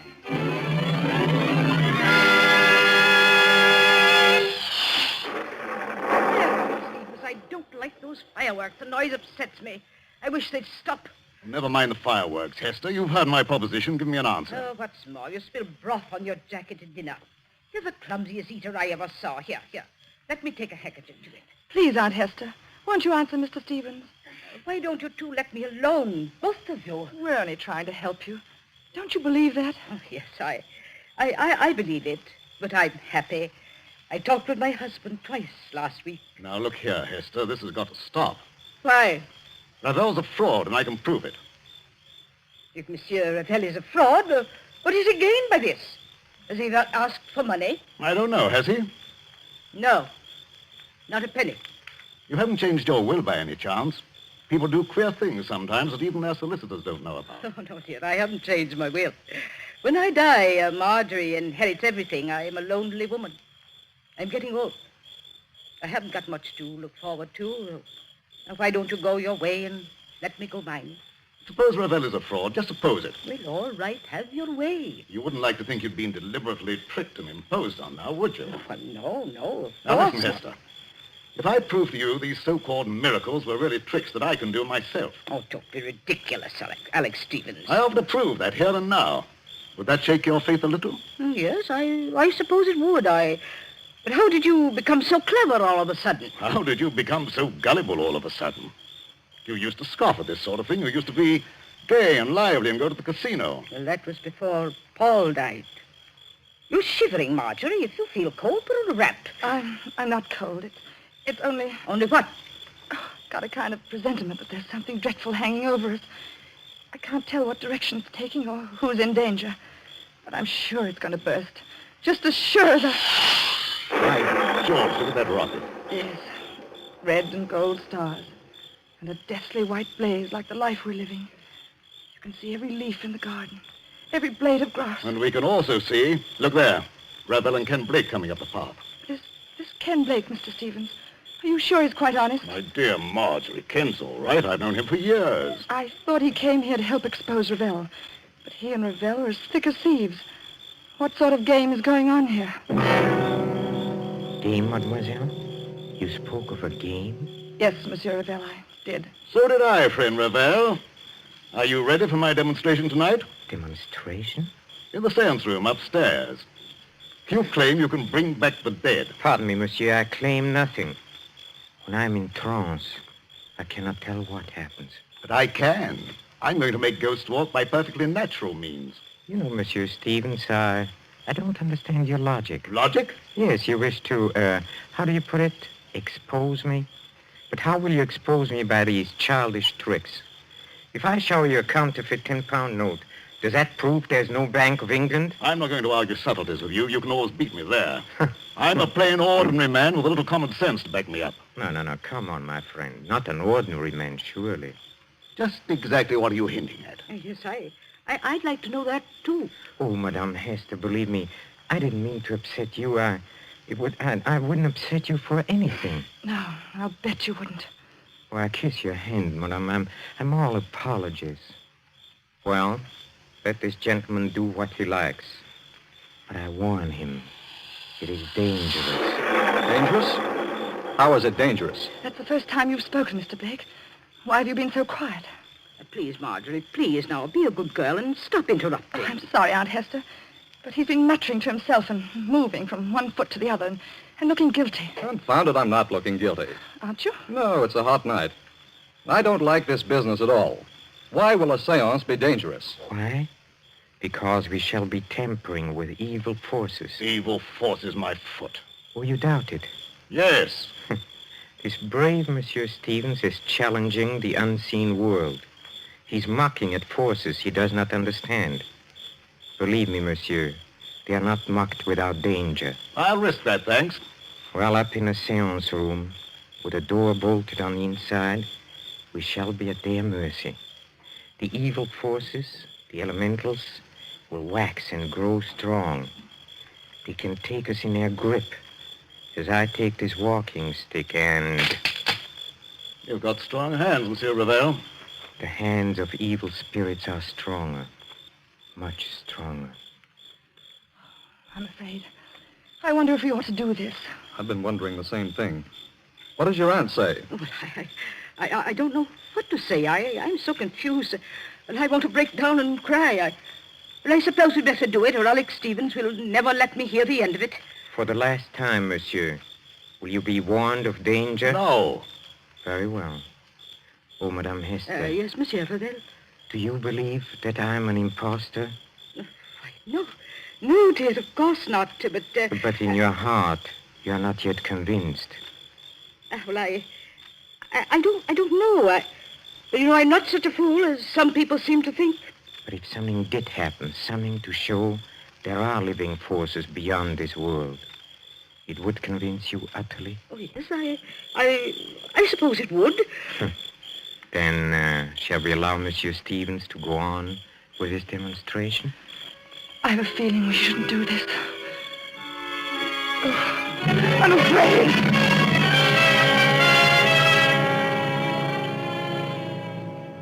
Upstairs at the Villa Bijou, there is a small, bare, deeply carpeted room.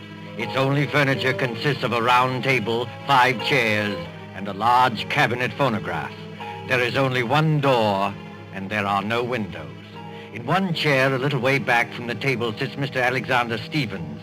He is tied hand and foot, the outline of his shoes drawn with pencil on pieces of paper, so that he cannot move. Now then, friend Raphael.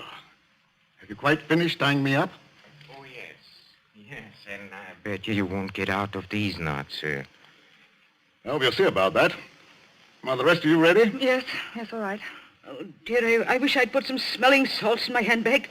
Well, what do you want us to do now? We'll have conditions exactly as they are for Mr. Ravel. I'll sit in this chair back from the table. You 4 sit round the table, clasping hands to form a circle. All right, let's get on with it. Ken, will you start the gramophone? I believe it's customary, Mr. Ravel, to have hymns played at the beginning of a seance to establish the proper frame of mind. Yes, monsieur, that's true. You fool. What did you say? Oh, nothing, monsieur. Please continue. Start the gramophone, Ken. When you've done that, turn out the lights on that switch by the door. Then join the circle. Clasp each other's hands tightly and don't let go unless... Unless what? Well, unless something gets me. Be careful, monsieur. Go on, please. Start the gramophone. All right, here goes. Now the lights, Ken. Switch off the lights. Lights? Yes. There you are. It's pitch dark. I can't see my way back to the table. Here, Ken. Here's my hand. Thank you. Mine on the other side, Mr. Blake. Thank you. I've got my bearings now. Are all of you clasping the hands of the next person? Then quiet and wait for what's going to happen.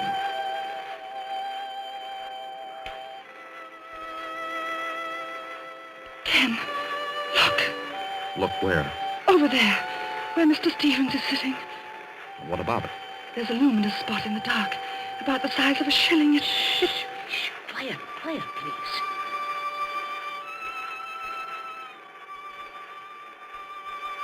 Did anything touch the back of your neck? No. What was that? It's Alex Stevens. I know it. This was not on a program, madame.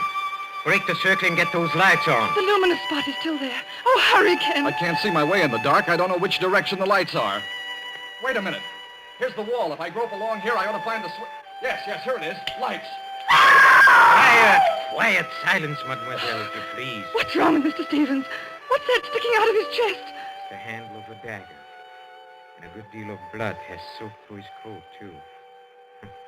Well, Monsieur Blake, will you turn off this gramophone? Yes, certainly. But you're not saying that Toby Stevens is dead? I'm afraid he is, my friend. That's a direct heart wound. Perhaps 10 seconds of intense agony, and then the end. Or is the door still bolted from the inside? Yes. Then we are all alone, here. The 4 of us. This rash gentleman, one imagines, did not kill himself. He's too well tied up. I know who killed him. Mr. George Ravel. You did, with luminous paint. I killed him, mademoiselle? With luminous paint? I mean, that was part of the trick. You tied him up. You were the only one who touched him. And? What of that, mademoiselle? Luminous paint doesn't show up in the light. You smeared a little of it on his coat. That showed you exactly where to strike in the dark. I commend your good sense, madame. But there are 2 excellent reasons why I had nothing to do with this. The first reason I must keep to myself, but the second reason can easily be proved. Well, what is it? Well, up to the time that man screamed, you yourself were holding my right hand, and Madame Hester was holding my left hand. Did either of you let go at any time? No. No, that is, I didn't. What about you, Aunt Hester? No, Marjorie did. I didn't let go either. He never moved. Hold on. Wait a minute. Well, monsieur, speak up. I was holding Marjorie's hand on one side and her aunt's on the other. And they didn't move either. Nobody let go or left the circle. That's true. Consequently, none of us could have killed Toby Stevens. Yes, it is true. Somebody must have sneaked in here. Oh, no. As you said yourself, the door is bolted on the inside. Then who the devil did kill him? Well, that's the question. Has anybody ever seen that dagger before? No. It looks like one of those curio things you buy in the shops. Yes, and with the design of wooden scroll work on a handle. No fingerprints will show. Nothing else, except some musical instruments. A tambourine, an accordion, and a speaking trumpet. You know, I blame myself for this. You ought to. Why? Because you killed him. Don't ask me how, but I know why. Indeed, mademoiselle. You found my motive. Yes, I have. You've got Aunt Hester fully believing in you now, haven't you? Easy, Marjorie. In another minute, you'll be talking about forces and elementals and heaven knows what. You'll be saying it was a spirit hand that killed Mr. Stevens, because nobody else could have. Please, Marjorie, brace up. Someone's got to send for the police. Why don't you send for the police, Ken? Couldn't you help us there? Help you? How? Mr. Stevens said you knew the heads of the Sûreté. He said you knew this man Flamand, who was supposed to be the greatest detective in France. Oh, but this isn't French territory. Monte Carlo is the independent state of Monaco. I'm sorry, Marjorie. Ordinarily, I might have helped. You mean you won't help us? I'm sorry, Marjorie. I can't. Then I've got to help myself. George Ravel, you killed Mr. Stevens. But how? Yes, how?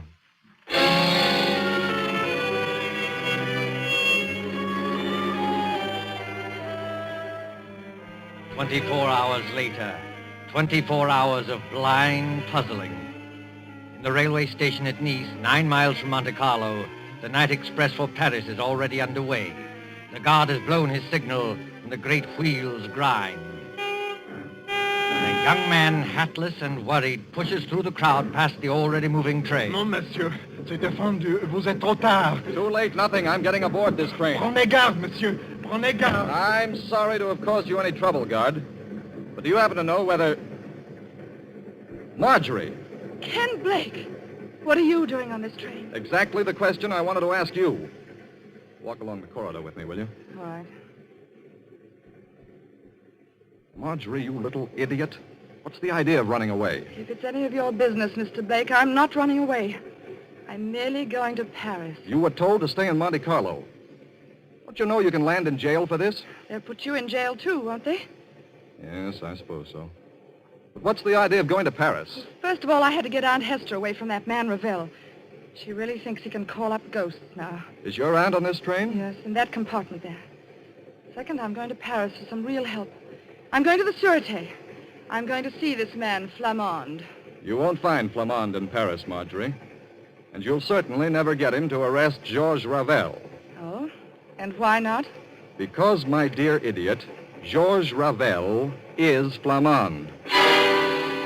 What are you saying? The man who calls himself Ravel is really Flamande, the head of the whole French detective bureau. He made me promise not to tell anybody. Then that's why you've been looking so guilty for 2 days. Yes, I tried to tip you off today, but the police were with us all the time. So he is a fake spiritual medium. Mr. Stevens was right about that. And I still say I'm right about the other thing. Whoever he is, Ravel killed Mr. Stevens. But how and why? Oh, I don't know. This alleged detective. Did he tell you why he was masquerading as a medium in Monte Carlo? No. All I know is that we're in one sweet mess. We've left town without permission. They'll probably stop the train and send us back in a patrol wagon. Oh, no, my friend. That won't be at all necessary. Ravel! Yes, mademoiselle. Ravel or Flamande. Well, since you know me as Ravel, call me that. You knew that I was on this train? Oh, naturally. Look here, old man. I kept quiet about you because you swore it was a matter of life and death. But will you answer a couple of questions now? Oh, with pleasure. Why did you pose as a medium? Because the Moroccan government employed me to trap a murderer. So I had to work, how do you say, undercover. All right. Why was Toby Stevens killed? Stevens was killed because he was a blackmailer. A blackmailer? Yes, mademoiselle. Does that surprise you? Yes. Oh, yes, of course. Very much. I tried to warn Stevens, but the fool wouldn't listen. And then, well, I wasn't quick enough. Stevens was murdered, of course, by one of us four in the seance room. Well, that's impossible. Impossible? Oh, no. The trick was baffling because of its simplicity. I'm sure you killed him. One moment, mademoiselle. Let me show you what I mean by trick baffling because it is so simple. Take, for example, the pencil outline drawn on a paper around the medium's shoes. Did Stevens tell you how I did that? No. On this train 2 nights ago, he started to tell us, but... Then he just stopped in the middle of it and laughed. You see, the medium leaves his chair. Well, he makes tambourines rattle and ghost forms appear. Yet the pencil outline is not disturbed. Now, how does he manage it? Well, how does he manage it? Well, quite easily. He returns to his chair. He turns over the 2 pieces of paper. He takes another pencil and draws an outline of his shoes on the reverse side of the paper. You look at it. And imagine it's the same outline we drew. Precisely. So easily are people misled. And it was the same way with a murder. But there couldn't have been any trick about the murder. None of us left the circle. We were all clasping hands when we heard that scream. Don't you agree? Oh, yes, I agree. I can't stand this any longer. When we heard Mr. Stevens utter that horrible scream... What makes you think it was Stevens who uttered that scream? I beg your pardon. What makes you think it was Stevens who screamed? Well, wasn't it? Oh, you assumed it, yes. We all assumed it. But up to that time, Stevens wasn't even hurt. Wasn't hurt? You see, the source of sound cannot be located in the dark. It was the murderer who uttered that appalling cry. In a few seconds of darkness, before the lights went on, the killer simply leaned across and drove that dagger into Stevens' chest. And you proved that? Yes. If Stevens had been hit at the time of the scream, blood would have blotted out the spot of luminous paint. Yet, Marjorie Gray saw the paint shining after the scream. That's true, Marjorie. I heard you say so. You put the luminous paint there, Ravel. You were the only person who touched him. Oh, no. There was one other person who touched him. Who was it? Another person, in full sight of you, said Stevens had spilled broth on his coat and swabbed at his chest with a handkerchief. You mean? I mean, of course, the real murderer. Your Aunt Hester. Yes, Marjorie. Your Aunt Hester. Aunt Hester! Keep back, all of you. Oh, so you managed to find a revolver? Marjorie, I poisoned your Uncle Paul. I poisoned my husband, and Alex Stevens knew it. You can't get away, madame. Keep away from that door. I never believed in spiritualism. I let myself be influenced by a medium because Alex Stevens would try to stop it. He was getting money out of me. He wanted no other influence. Don't open that door, madame. But I am opening it. Oh, Aunt Hester, don't! I told you I wasn't a fool as I looked. I had the knife in my hand. Stop her, Ken! Stop her! Well, mademoiselle, she has committed many crimes, but now she has paid for them all.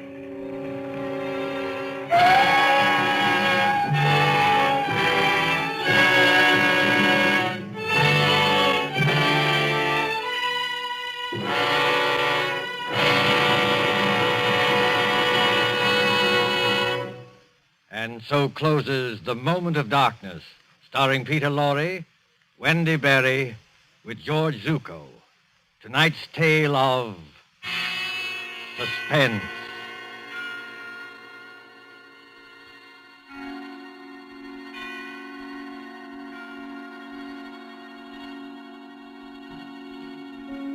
This is your narrator, the Man in Black, who conveys to you Columbia's invitation to spend this half hour in suspense with us again next Tuesday, when Agnes Moorehead and Ray Collins will star in a study in terror titled The Diary of Sophronia Winter. The producer of these broadcasts is William Spear, who with Ted Bliss, the director, Wilbur Hatch, and Lucian Morowick, conductor and composer, and John Dickson Carr, the author, collaborated on tonight's Suspense.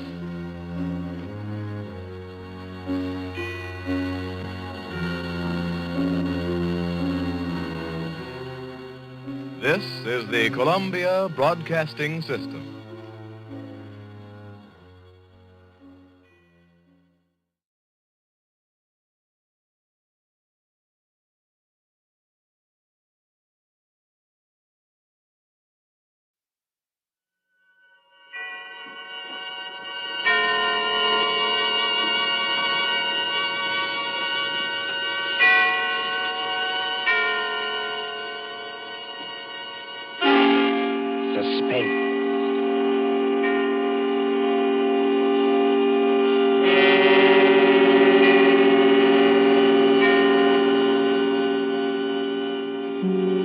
This is the Man in Black, here again to introduce Columbia's program, Suspense. Our distinguished star this evening is the stage and screen favorite, Mr. Paul Lucas, whose performances in The Lady Vanishes and in the stage production The Watch on the Rhine you will recall with pleasure. Tonight's tale of suspense is a story by John Dickson Carr, Fire, Burn, and Cauldron Bubble. If you've been with us on these Tuesday nights, you will know that suspense is compounded of mystery and suspicion and dangerous adventure. In this series are tales calculated to intrigue you, to stir your nerves, to offer you a precarious situation, and then withhold the solution until the last possible moment. And so with Fire, Burn, and Cauldron Bubble, and the performance of Paul Lucas and the other members of our company, we again hope to keep you in...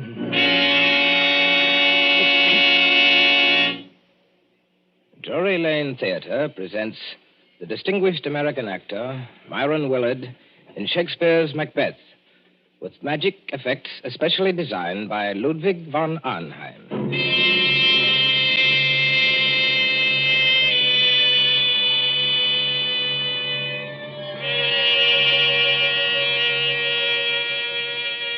Double, double, toil and trouble, fire, burn, and cauldron bubble.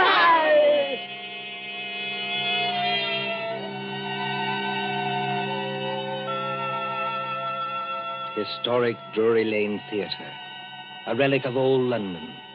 On this site, in the cramped and crooked lanes of Aldwych, there has been a playhouse since Nell Gwynn sold oranges in the pit.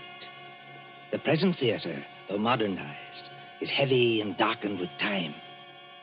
By daylight, it is a dinginess of red plush seats, haunted by old ghosts. But at night, when the lights bloom for some new production, when the murmur of a crowd fills the carpeted aisles and the orchestra begins to tune up, it is kindled with that strange magic before the rise of the curtain. Right this way, sir. E12 and 13. Program. Chocolate. Thank you. No, madam. This is Rowie. Your seat's a G4. And backstage, where nerves crawl and there is a tendency to scream, the three witches of the play are huddled around the peephole in the curtain, looking out into the audience. They are hideous-looking creatures, these witches, in gray rags like cobwebs. But as they speak... Dear, I am scared. Don't let it bother you, darling. You can't even see the audience when the floats are on. There's nothing to worry about. Nothing except the size of the take at the box office. You won't even have to worry about that tonight. Look out there. You two are shaking as much as I am. Now, don't pretend. All right, all right. Everybody's jumpy on first nights. What I can't understand is why they want to use young girls as witches and then make us talk in cracked voices as though we were 80. Double, double, toil and trouble, fire, burn, and cauldron bubble. What's that? Katie, darling, it's only one of the ghost effects. You've been hearing it for weeks at rehearsals. I will say this for Myron Willard, as an actor and a manager, too. He's the first one who's ever had a real professional magician to do the ghost effects for this ham show. Oh, are they, Celia? Look there. Where? Out in the audience in the second upper box on the left-hand side. Oh. Don't you see the woman who's just coming in? Yes, I can see her. Not a bad-looking bit of goods for her age. What about her? But that's Marcia Blair. Marcia Blair? You don't mean you've never heard of her? I can't say I have either, if it comes to that. Move over, Ivy. Give us a squint. Marcia Blair used to be Mr. Willard's leading lady. She was a very great actress 15 years ago. Oh, 15 years ago. She's had a terribly romantic history.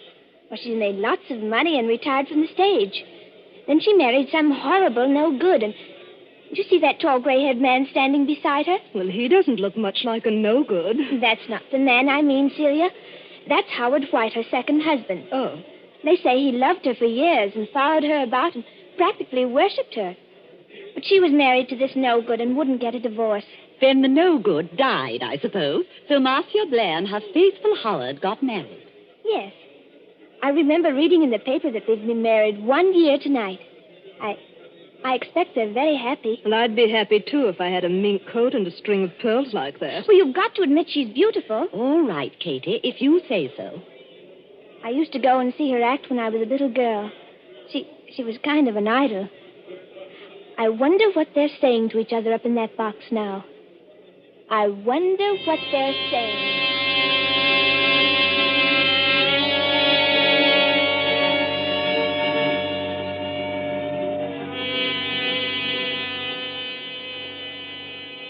Marcia, dear, I wish you wouldn't be so uneasy. Nothing can happen to you here. You're uneasy yourself, Howard. Yes, I suppose I am a little. Howard, I know I shouldn't be talking like this on our first anniversary, but that's what worries me. What if Barry isn't dead? What if he isn't dead? Oh, listen to me, darling. Your late husband, heaven condemn his soul, died in New York more than a year ago. We have proof of that. Well, then who wrote those letters to me? I don't know, dear. Somebody playing a joke on you. Joke? If you marry him, Marcia, you won't be alive a year from then. Joke. But you're married to me, my dear, and you are alive. Shall I quote you something from another play, Howard? Well? The Ides of March are come. Aye, Caesar, but not gone. And it's still 2 hours. 2 hours to the time we were actually married. Oh, look here, dear. This is carrying an obsession too far. It would be just like Barry to wait until the last moment, just to make it worse. You knew him. Yes, I knew him. He was a genius. I suppose so. As a mere businessman, I've never quite understood this theatrical temperament, except yours, of course.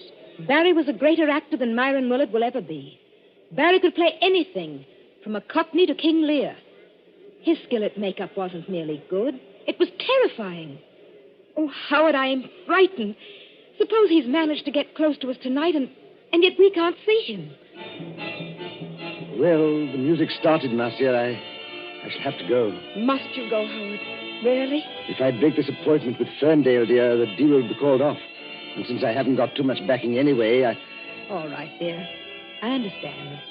Go ahead. Unless you wanted to come with me. And Miss Myron's opening tonight? Oh, I couldn't do that. I tell you, you'll be perfectly safe here, dear. Of course, Howard. I know that. You're in full view of 3,000 people. Nobody could attack you. The only door to this box is guarded.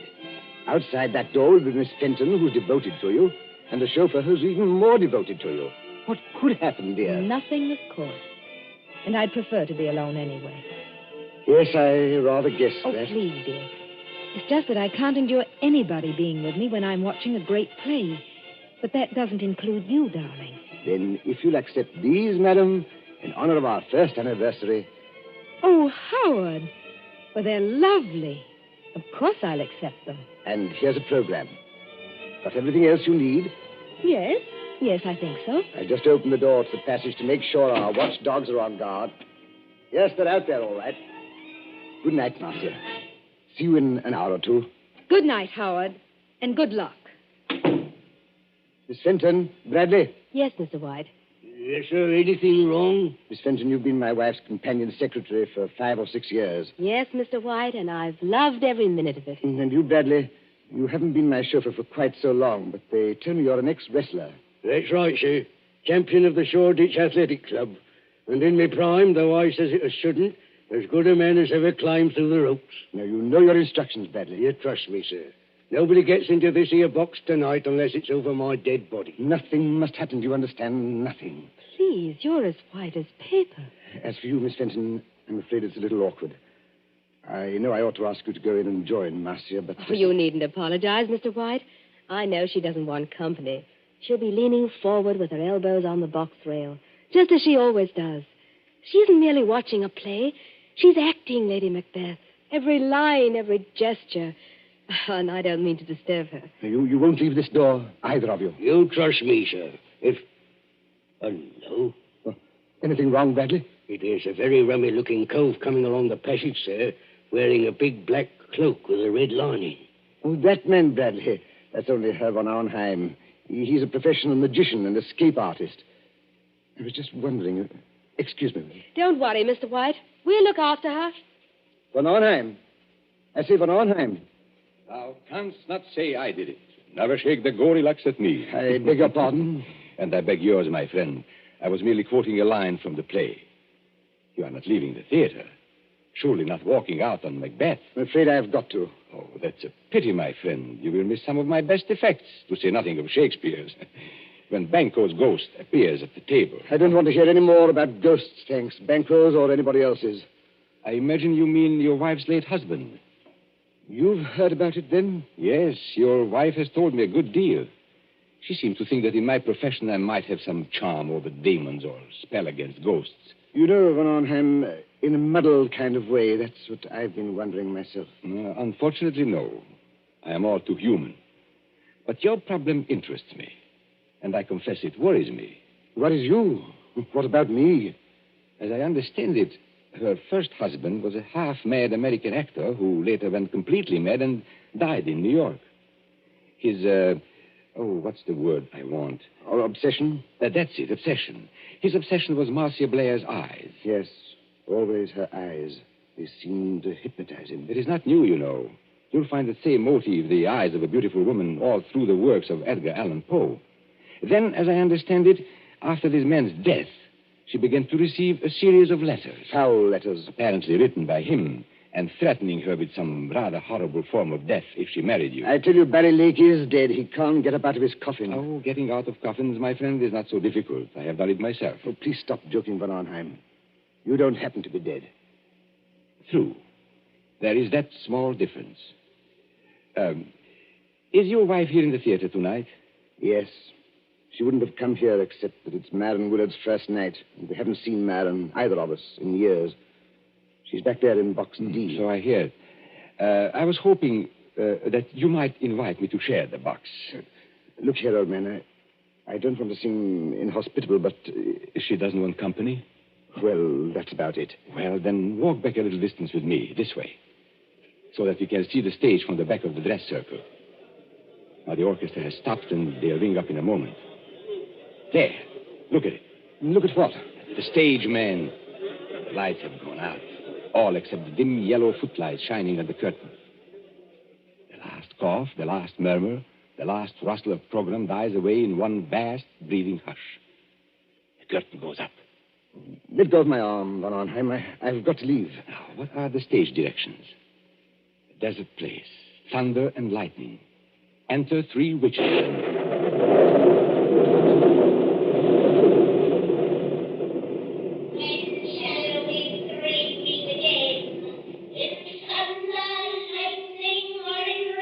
When, indeed, I wonder.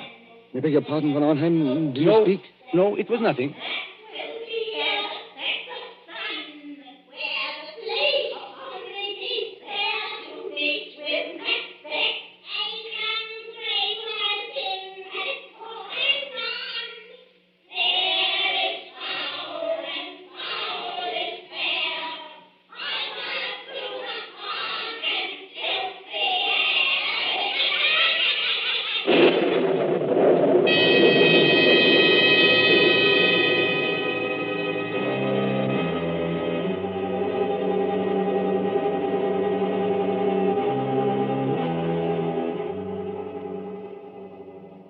London newspapers for that year 1936, you may read how Myron Willard triumphed at Drury Lane as Macbeth.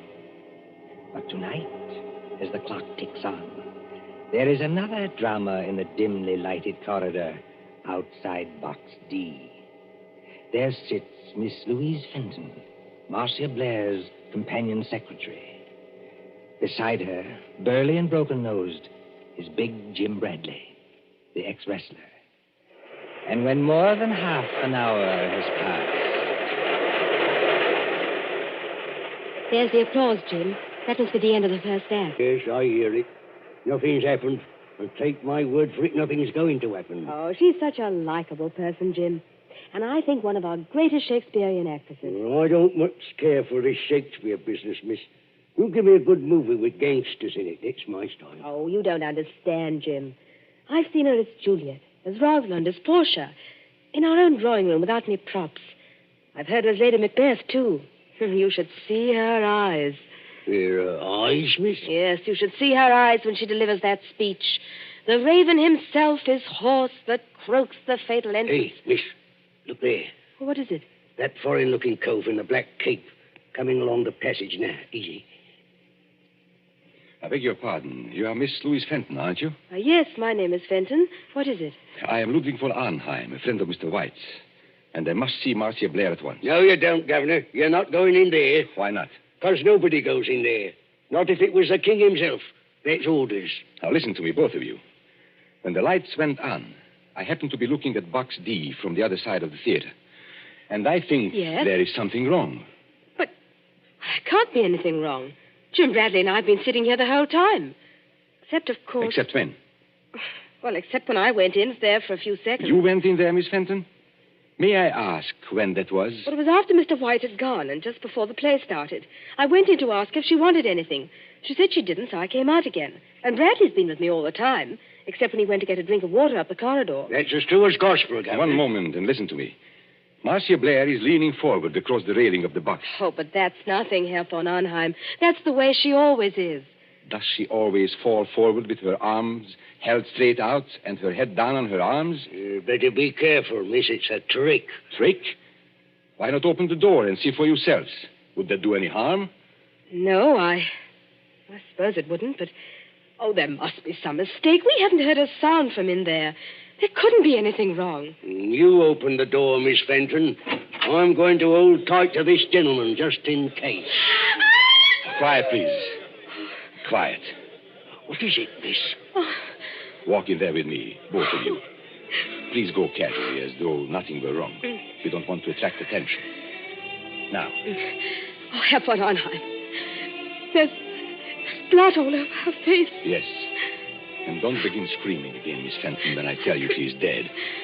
Bradley? Yes, sir? Pick Miss Blair's body up and carry her out into the corridor. In another minute, we'll have the whole theater wanting to know what's wrong. All right, sir.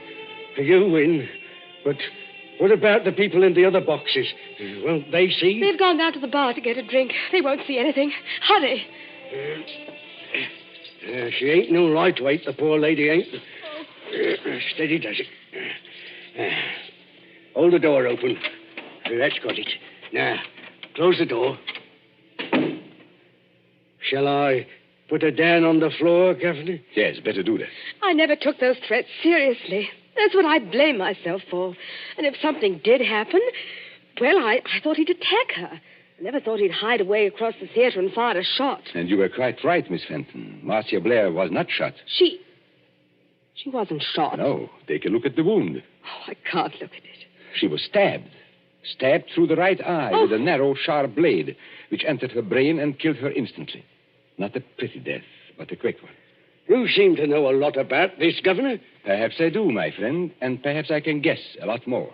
You mean somebody stood out there and threw a knife at her, like a ruddy music hall turn? No, I don't mean that either. There's no knife in the wound and none in the box. The murderer took it away. Took it away? Exactly. Herr von Arnheim, please wait. You're not saying someone climbed up from outside, 20 or 30 feet from the floor, and stabbed poor Marcia in full sight of 3,000 people? That, Miss Fenton, is what the evidence seems to indicate. But it's impossible. Yet it happened. There is Marcia Blair's body. What's that? Oh, it's the warning bell for the second act. People will be coming back here any minute. What are we going to do?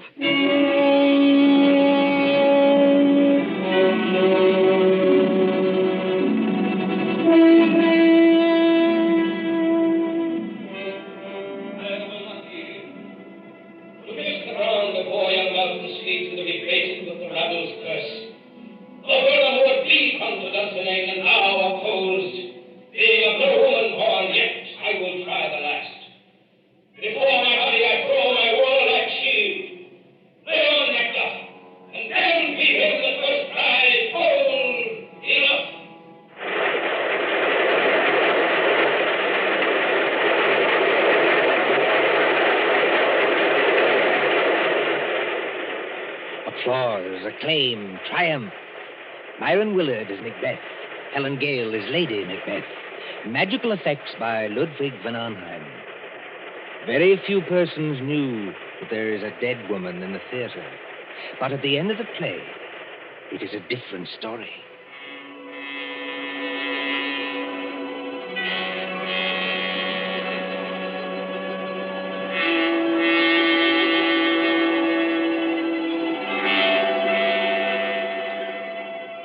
The crowd files out, past a cordon of police.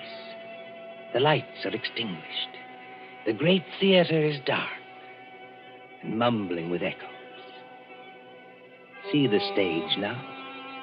Only the battens or overhead lights pour down a pale blaze on two men who stand grotesquely against the background of Dunsinane Castle. One of these men is Howard White, very near collapse. The other is Myron Willard himself, still wearing his makeup, still wearing helmet and chain mail. And when Willard speaks... Howard! Howard White! Confounded man, can't you hear what I'm saying? Excuse me, madam. This is almost finished. Oh, not that I'm blaming you, old man. Thank you, madam. It's traditional, you know, that Macbeth's an unlucky play. But up to the very end, I thought I'd never done better. 11 curtain calls. No, 12. How did you like my tomorrow and tomorrow speech? I'm sorry, madam. I'm afraid I didn't hear it. Yes, poor old Marcia. She'd have hated to die like that. Marcia was proud of her eyes. Always nearsighted as an owl, but too vain to wear glasses. There's Van Arnheim looking at us from under the castle archway. Van Arnheim!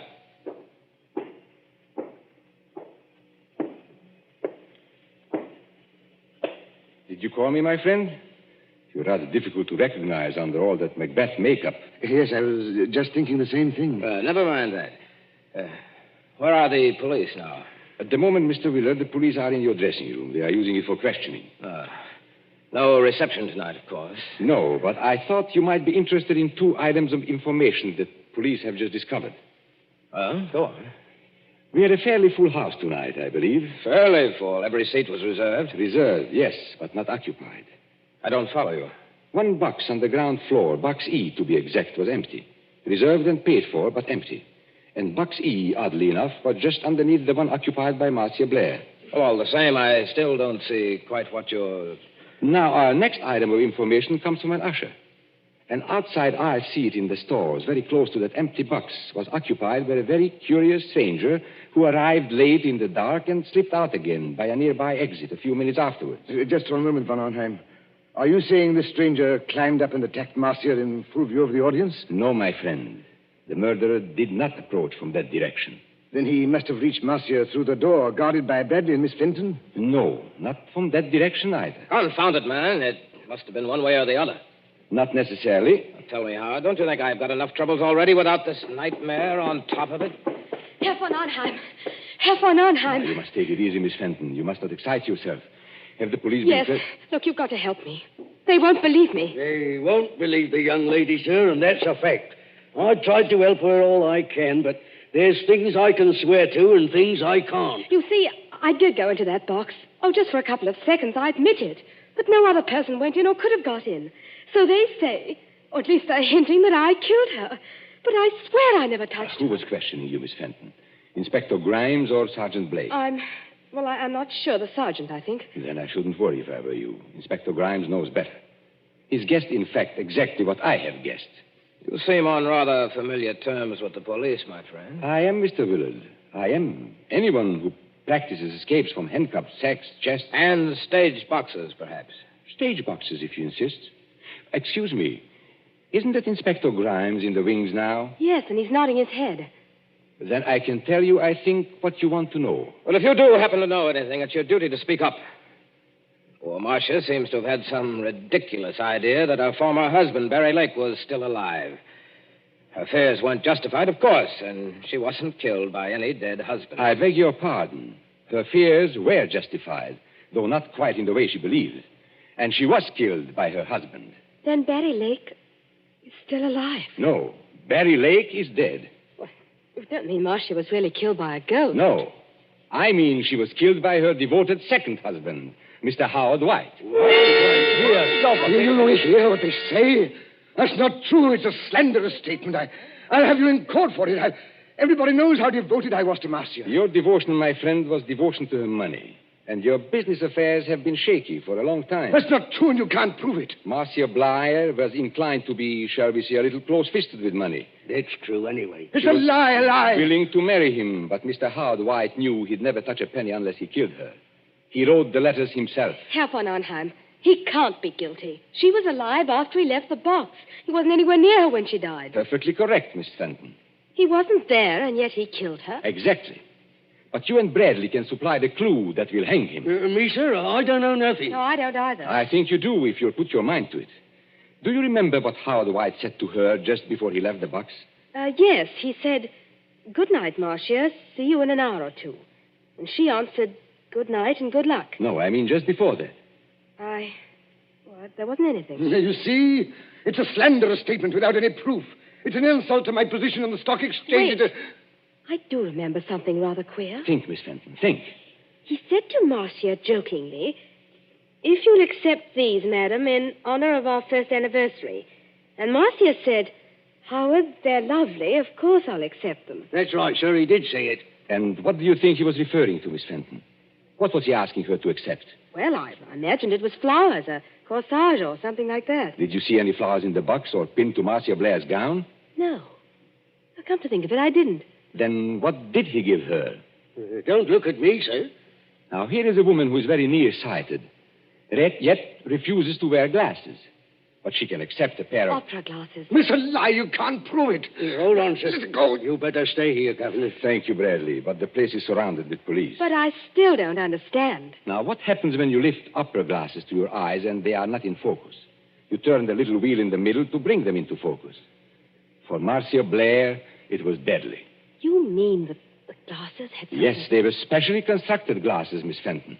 They were invented by a French criminal years ago. That little wheel is a little trigger.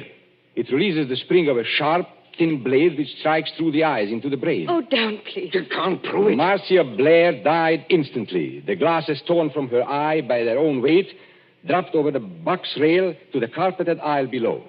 The only witnesses who might have noticed would have been the people in the box just underneath. And that box was empty. By arrangement, yes.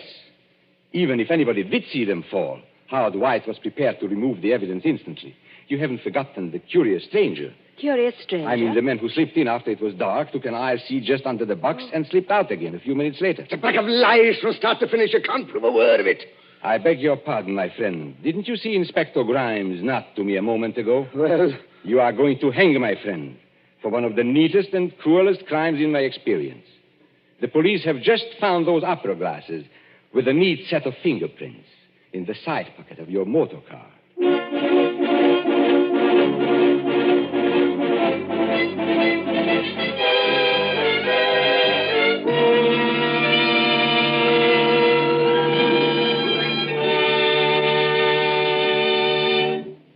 And so ends Fire Burn and Cauldron Bubble, starring the distinguished actor Paul Lucas.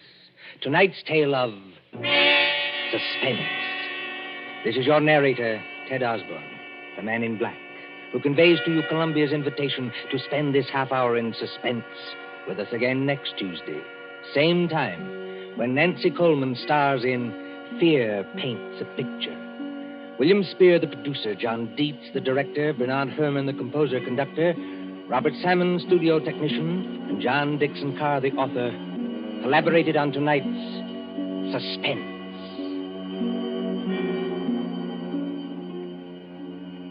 This is the Columbia Broadcasting System.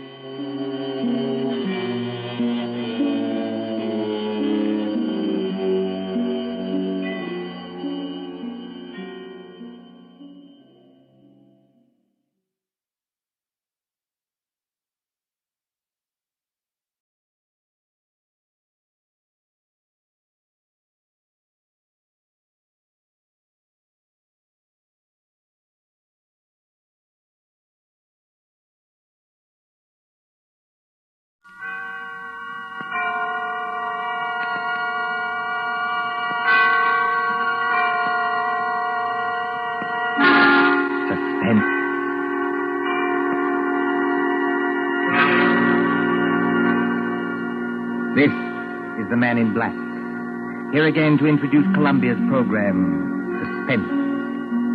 Our distinguished star this evening is that delightful gentleman, Mr. Roland Young, playing as author of detective novels, who invented his best plot when his life was at stake. With Mr. Young to play his long-suffering secretary is Miss Peggy Conklin. A story by John Dickson Carr in a somewhat lighter mood than is our habit, and called The Customers Like Murder, is tonight's tale of suspense. If you've been with us on these Tuesday nights, you will know that suspense is compounded of mystery and suspicion and dangerous adventure. In this series are tales calculated to intrigue you, to stir your nerves, to offer you a precarious situation, and then withhold the solution until the last possible moment. And so with The Customers Like Murder and the performance of Roland Young, we again hope to keep you in suspense. On a hot summer night in a village on the east coast of England, a famous writer of detective stories is dictating to his secretary.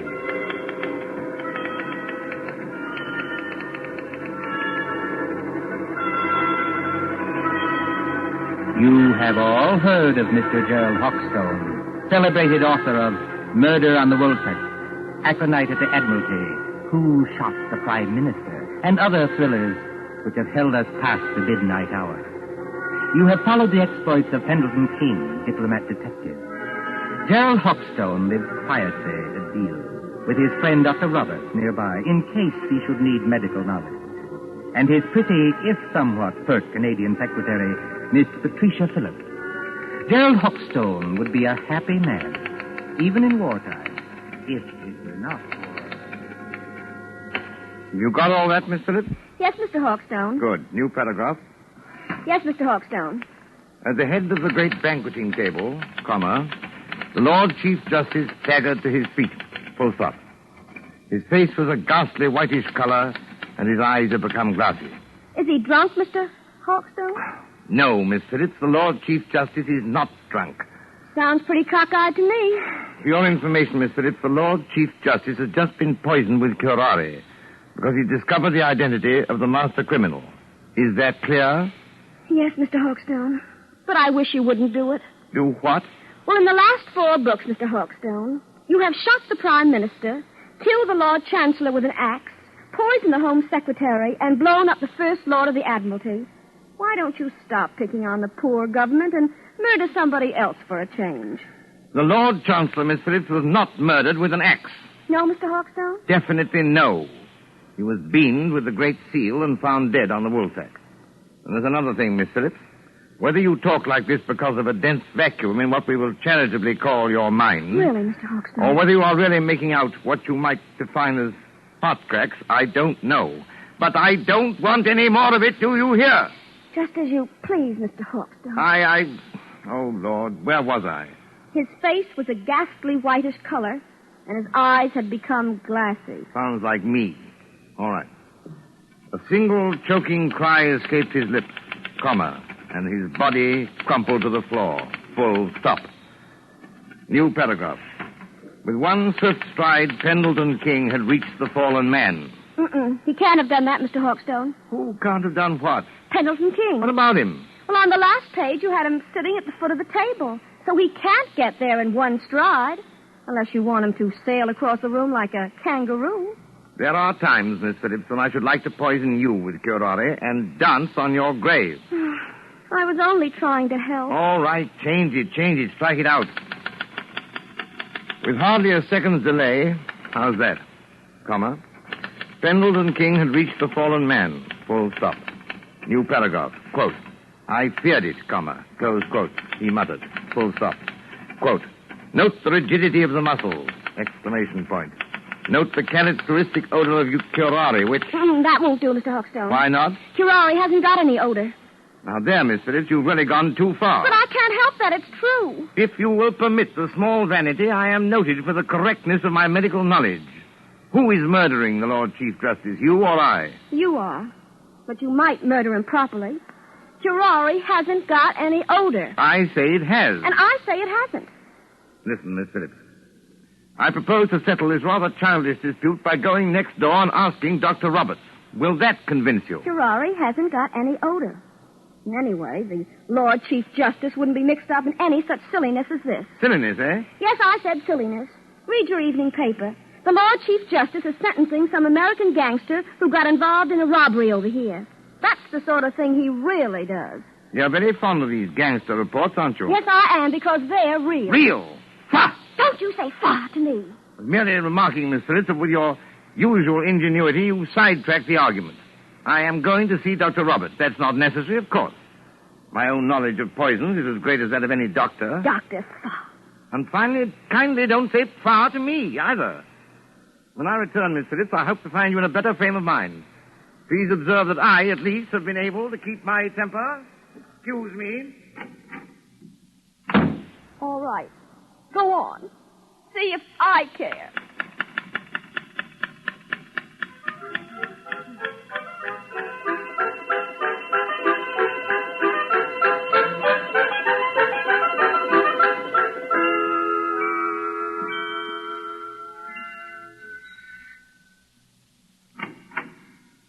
Oh, excuse me, but... Good evening, Mr. Hawkstone. Good evening, Mrs. Roberts. May I come in? Of course. Mind the blackout curtain.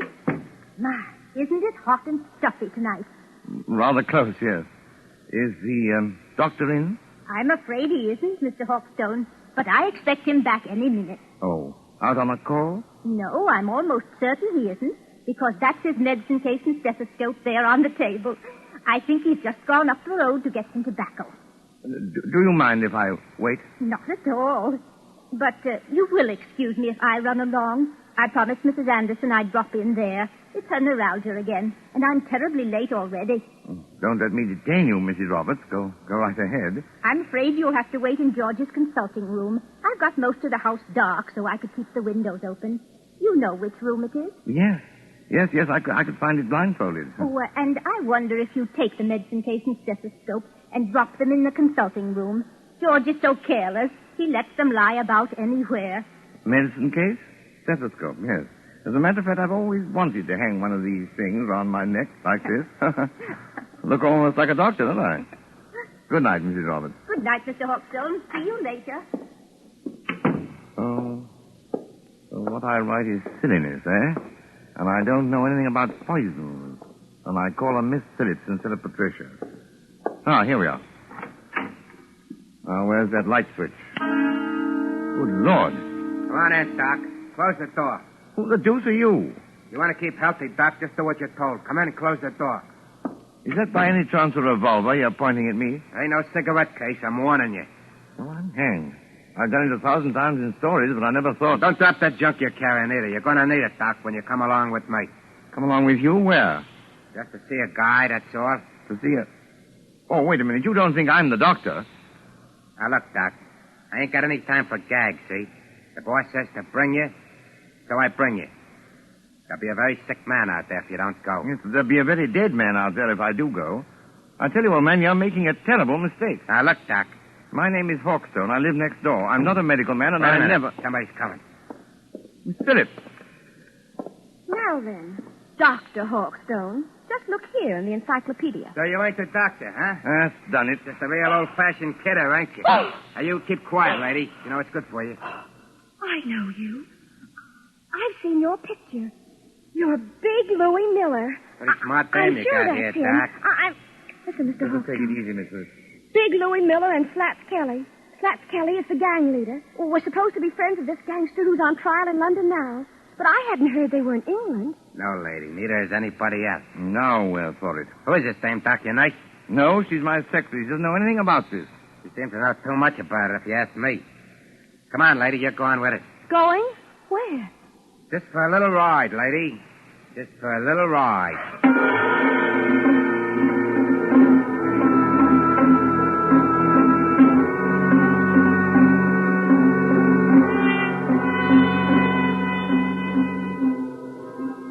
Far out from the village, in flat and miry swampland where pools of stagnant water gleam under the moon, stands the old Rutherford house. It is a desolate place, on the track of Field Marshal Goering's bombers when they crossed the coastline. But there are no searchlights here, and no guns. Only the heat on the glimmering marshes and the decaying, weather-boarded house as a motor car approaches. Drive straight ahead, Doc. Right around to the back of the house. Remember, I still got this rod against the back of your neck. As a matter of fact, Louis, I'm rather enjoying this. All except the murder. What murder? We ain't gonna bump anybody off. Maybe not you, old boy, but I am. Just wait till I get at your patient. I don't see how you can joke about this. I'm not joking, Miss Phillips. If Louis won't tell us what's wrong with the patient... Whenever you mind the patient, Doc, you just drive around here. Here, whoa. So... Right here. Oh. So this is the enchanted castle, eh? Climb out of here. Walk ahead of me over to that house. Come on, Miss Phillips. That's right, lady. You too. Come on. Hey, hold on, Doc. Grab a can of this cleaning fluid here. You can help me carry it in. Cleaning fluid? Yeah, there's 2 cans of it. If I can carry one, then I need my other hand for this rod. Come on. We ain't got all night. Get it out of the back seat. Professionally, this is a little out of my line of duty. What do you want with the cleaning fluid? The boss's suits get all messed up, so I clean them for him. I play nursemaid and everything around here. Come on now. Straight ahead. Stop asking questions. You got this place blacked out, Louis. If the police don't get you, the air raid warden will. Forget it, Doc. We got this place so sealed up, you can hardly breathe inside. In here? That's right, lady. Go ahead. I'll close the door. I can't see, old boy. Which way? Here. Set that can down and follow me. You too, lady. Right here, with the curtains hanging over the door. Now, I want you to meet the boss. So I open the curtain like this. Howdy, Doc. Come right in. Glad to see you. I've been expecting you. Glad to see you, old man. I imagine you're the celebrated Mr. Kelly. That's me, Doc. Slats, Kelly, to you. Glad to see you taking this nice and friendly. Louis, what's the idea of bringing in the dame? I couldn't help it, boy. How? She says nice, see? She was with him, and she knew who I was. She did, eh? I don't know anything. All I want to do is to go home. That's all right, sister. You'll go home all nice and friendly. As soon as I've had a little talk with the doctor. A talk about what? Well, we're not what you might call comfortable here, Doc. Well, we've got flashlights, canned food, plenty of liquor, portable radio that works on a battery. So we managed to get along. You know what I mean? I said a talk about what? Well, that's it. That's what I'm going to tell you. We pulled a snatch, see? You pulled a snatch? He means they kidnapped somebody. That's right, sister. You speak English. May I ask who was snatched? Well, I'll tell you, Doc, because it'll have you a big laugh. The guy we snatched was the big shot you call the Lord Chief Justice. You snatched the Lord Chief Justice? We sure did, Doc, and his clerk, too. They're in the room right over there. Shut your trap, Louis. I didn't mean nothing, boss. I was only trying Did you hear me say shut your trap? Okay. But, look here, what was the idea behind this snatch? Well, I'll tell you, Doc. We got a pal, see? Well? Dominic Forelli, his name is. He's up on a grand larceny rap, and Forelli don't like grimy jails. He don't like him at all. Besides, the dirty little rat owes me 14 G's. So what do we do? Snatch the Lord Chief Justice, apparently, but why? Because the mouthpiece back home tells me long ago that a man can't be sentenced except for the judge that tried him. And the Lord Chief Justice is the judge who tried Dominic Forelli, is that it? That's right, Doc. But it ain't the main thing. This Chief Justice is a pretty important guy, see? So, what do? We write to the cops and say, now, look, we got the old bird in a place where you'll never find him, and if you want to keep things nice and friendly, just spring Dominic Forelli. Spring him? Turn him loose. Sure. Spring Forelli, and you'll get the old judge back in one piece. If you don't do it, you'll get him back with his head as full of holes as a Swiss cheese. And we're not kidding. This is horrible. I can't stand it. Take it easy, sister. Take it easy. You know, Slats, I admire you tremendously. You do, Doc. Why? Because you've invented a crazier idea than I ever did. Just what do you mean by that crack, Doc? You don't honestly think the government will make a bargain with you. I sort of think they will, Doc. I sort of think they will. But what if they don't? It'll be just too bad for a lot of people. You know what I mean? Well, wouldn't I like to give that judge a going over? Louis got a sort of a grudge against the old guy, Doc. Well, wouldn't you have? Louis' temperamental, see? He gets bored easy. So he says to the old guy and his clerk, he says, can you play poker? Just says, sure. So they play poker from 6 in the evening to 5 in the morning. What do you know?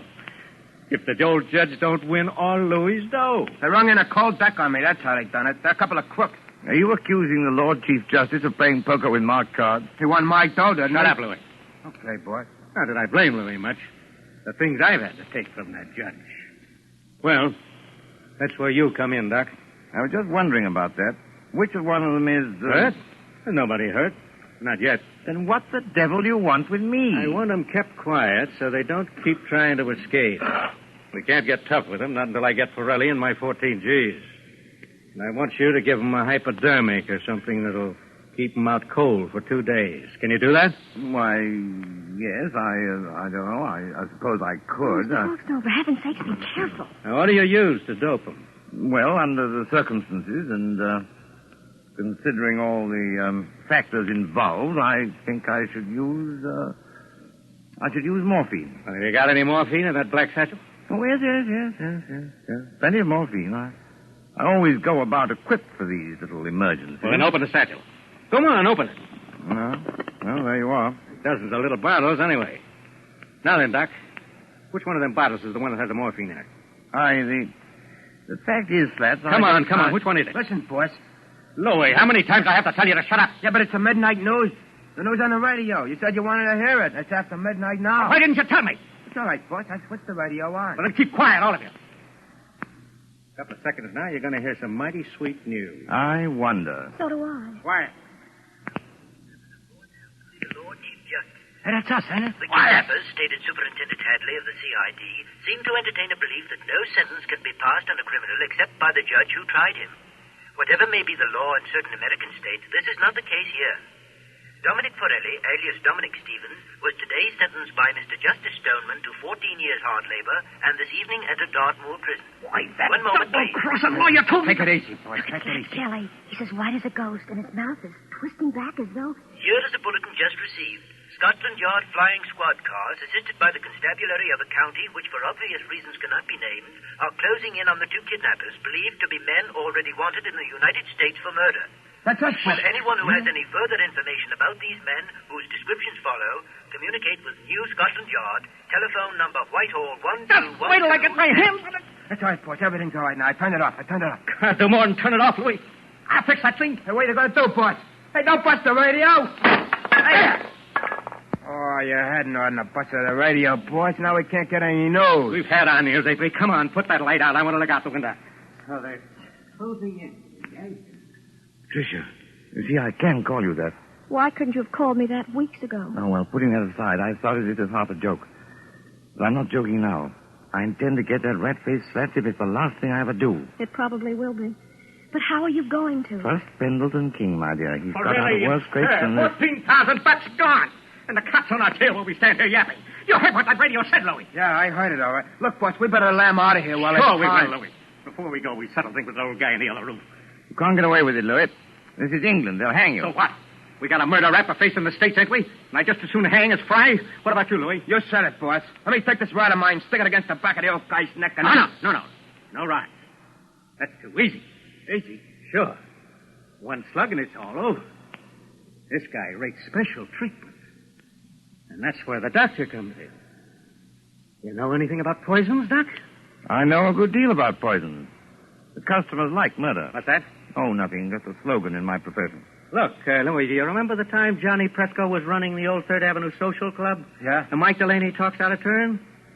And they feed him some white stuff called strychnine? Oh, yeah. And sit around and light cigarettes and watch him die. It took 4 hours, Doc, and you could hear the rats screaming as far as 81st Street. Now, wait a minute, Slats. You can't... I can't, We'll see. You got any of that white stuff, Doc? Well, Come on, I you've might. got I something don't know. in that bag that'll make the old guy squeal now, haven't you?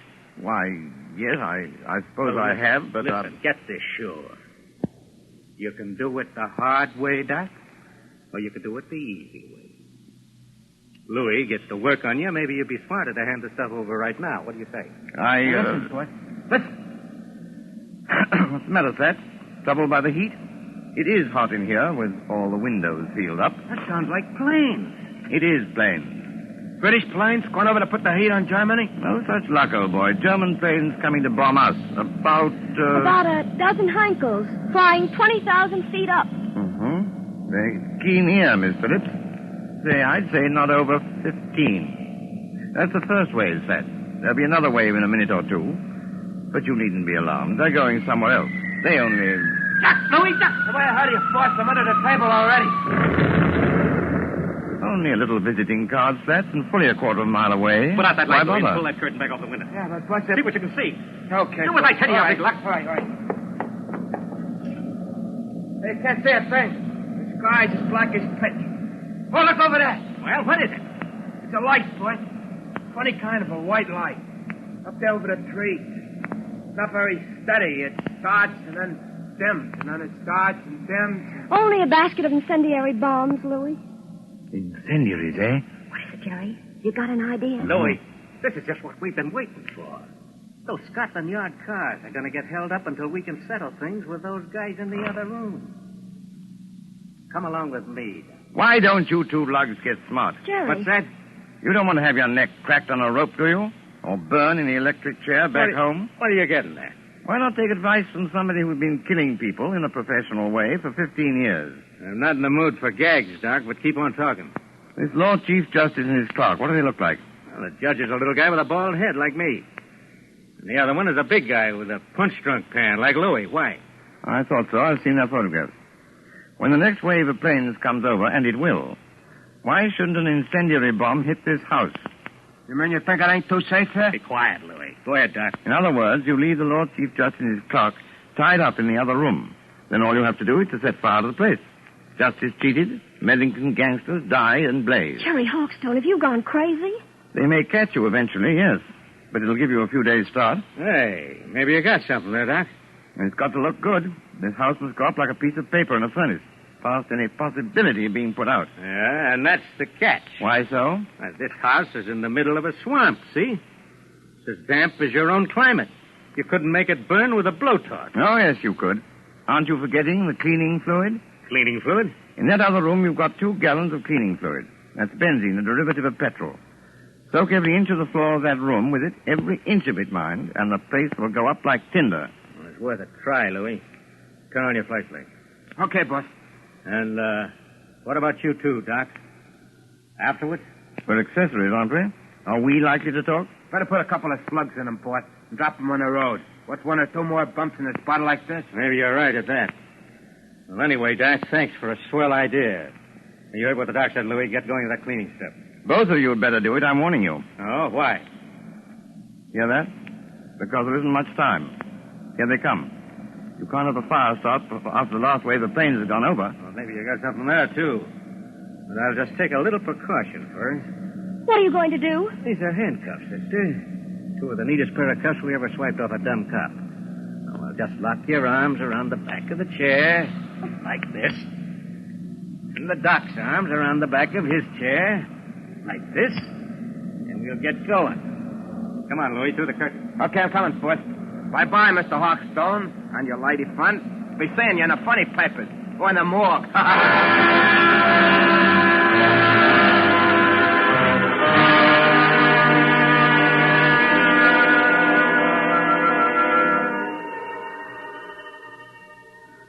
It won't be long now.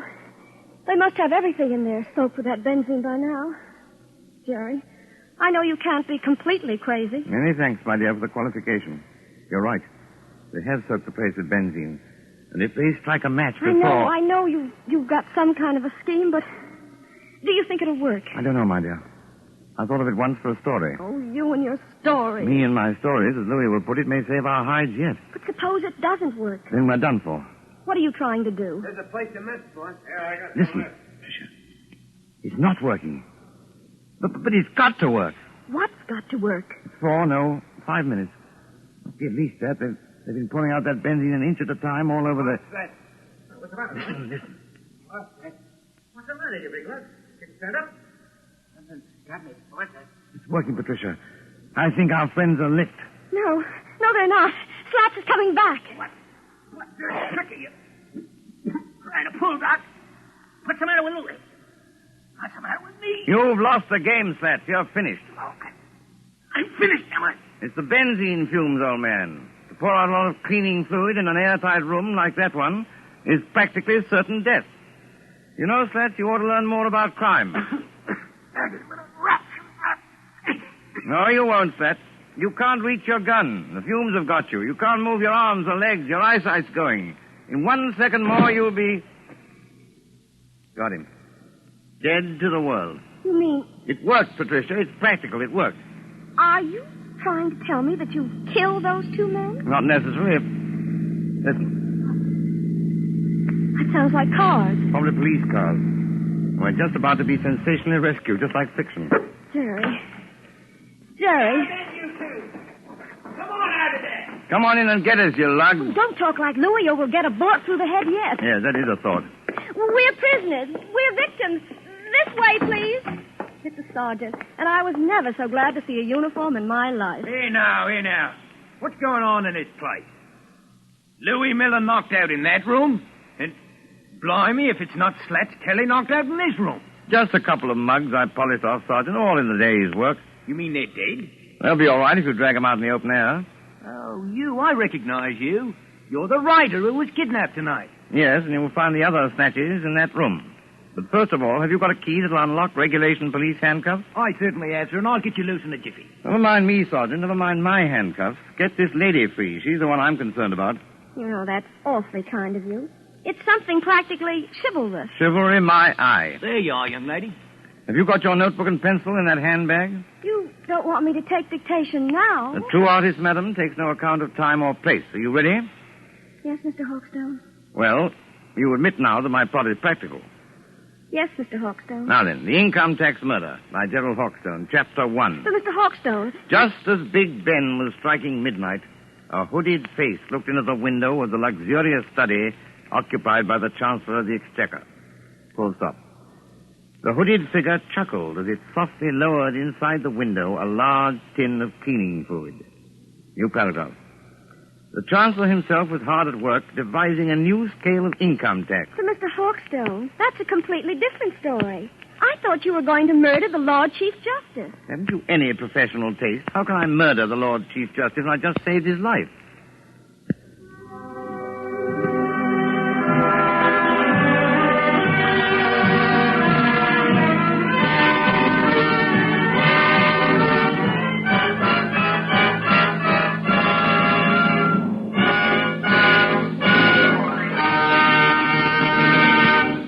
And so ends The Customers Like Murder, starring Roland Young with Peggy Conklin.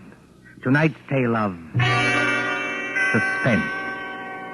This is your narrator, the man in black, who conveys to you Columbia's invitation to spend this half hour in suspense with us again next Tuesday, same time, when our story will be The Dead Sleep Lightly.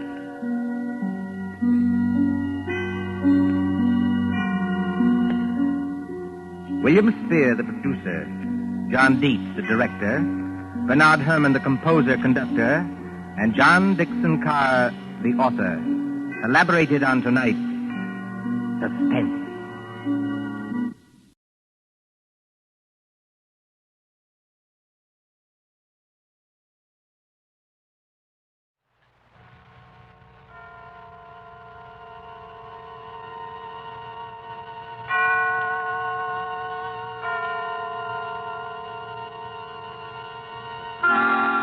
Suspense.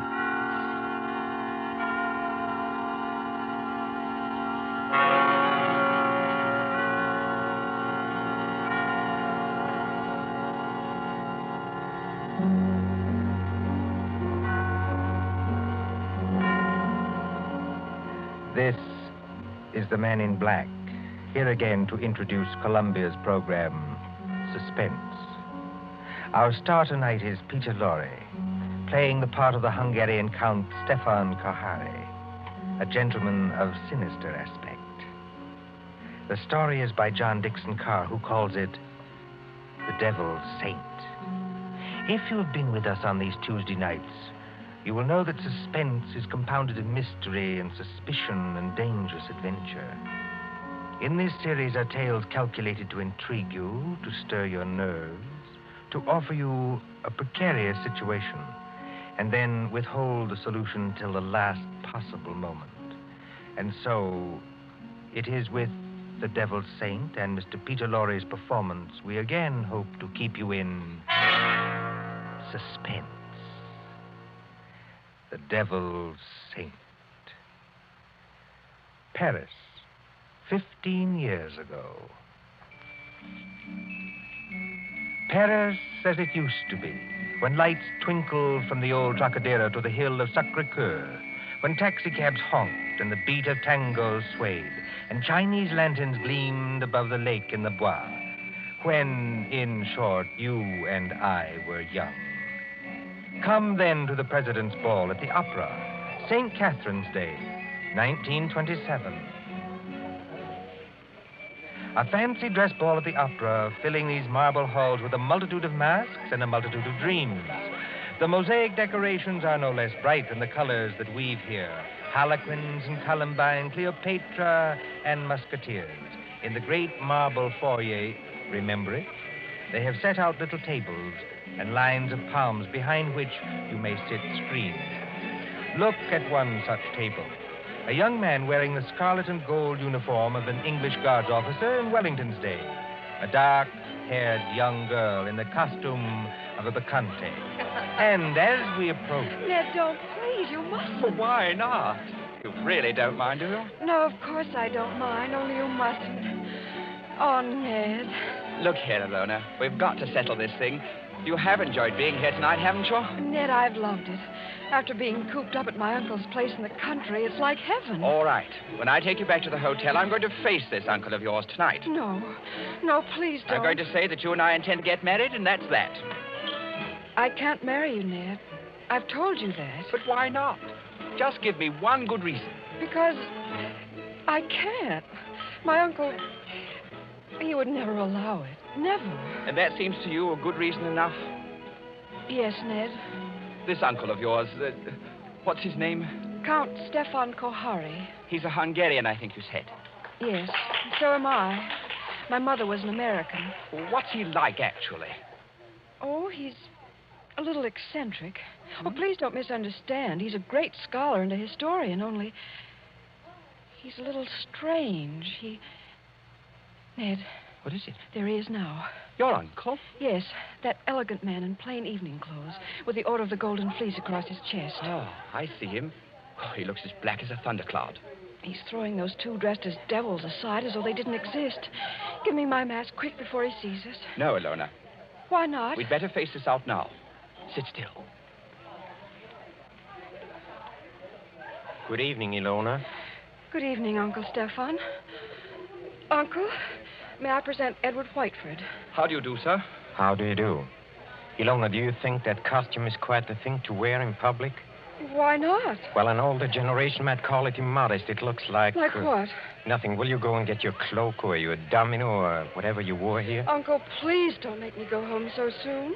It's hardly 11 o'clock. I was not asking you to go home, my dear. I was merely asking you to put on a wrap. All right, I'll get it. You stay and talk to Ned. I shall be delighted. Will you sit down, sir? Thank you. You seem to have quite a gathering at this table. Oh, yes. Some friends of mine from the embassy. They're upstairs dancing now. Well, look, glasses, and still more glasses. You know, I was quite an adept once at musical gases. Have you ever tried it, young man? Well, it's very easy. You take a spoon like this, you see, and... Like it? Well, forgive me, sir, but there's something I'd like to ask you. Yes? I don't know exactly how to say this, so I'd better say it in the shortest way. I want to marry your niece. Oh, look out, sir. You smashed one of the glasses. A few francs will pay for that. But there are other things of higher value. At least to me. Oh, maybe I ought to mention first that my full name is Lord Edward Whiteford. My father's the Earl of Grey. Indeed.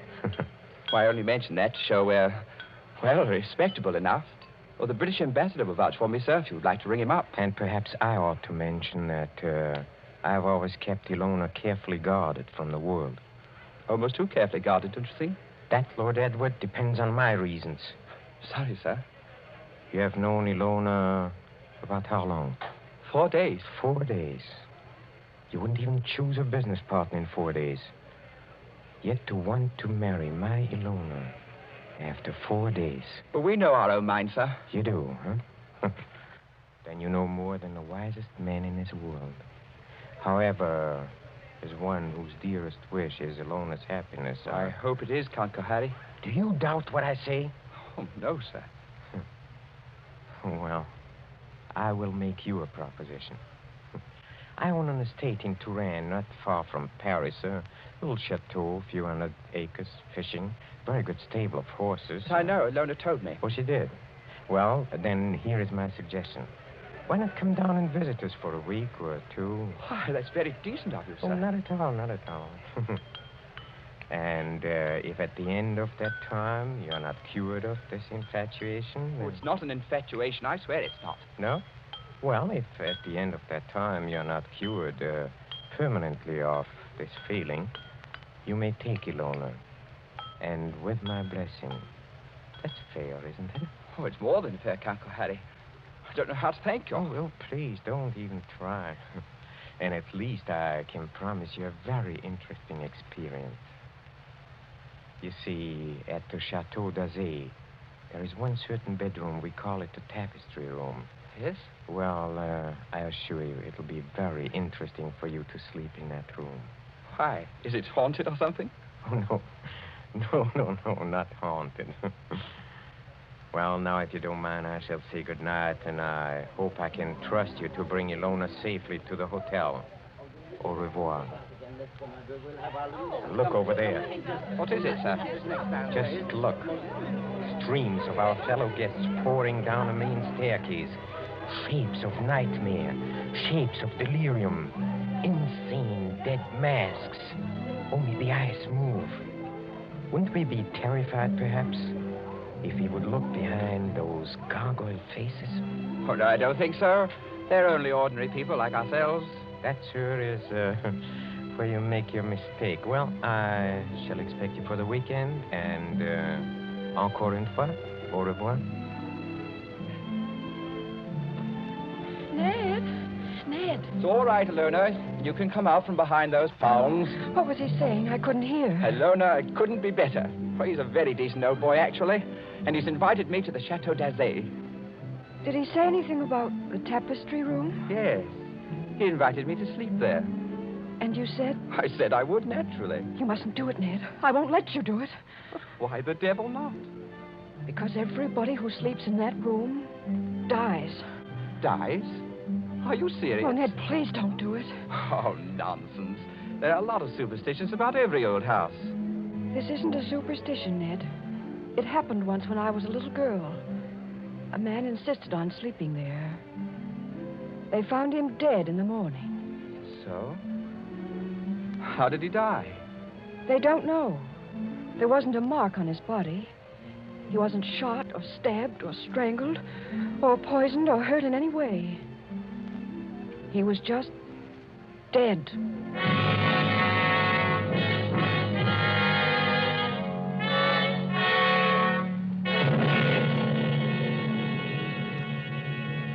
Two nights later, in the province of France now known as Indre-et-Loire, but once called Touraine, the ancient land beloved of Rabelais and Balzac.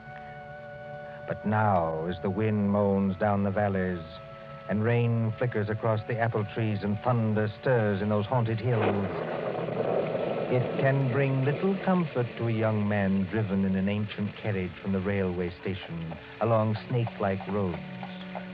To what destination? Ahead, a lift of lightning shows the gray walls and conical slate-roofed towers of a chateau set some distance back from the road. Lights shine from its narrow windows, dimly seen through the rain as... Driver! Coachman! Oui, monsieur. Is that the Chateau d'Azay up ahead? Oui, monsieur. I will take you to the very door if... If what? Why do you cross yourself? If I am permitted. What should stop you? Only fear, monsieur. And I am not much afraid. Listen. What was that? Only the dogs, monsieur. They keep many dogs, large dogs, at the Chateau d'Azay. Well, here we are. Bonsoir, monsieur. And if I may be permitted a word of advice... Well? Beware of the tapestry room.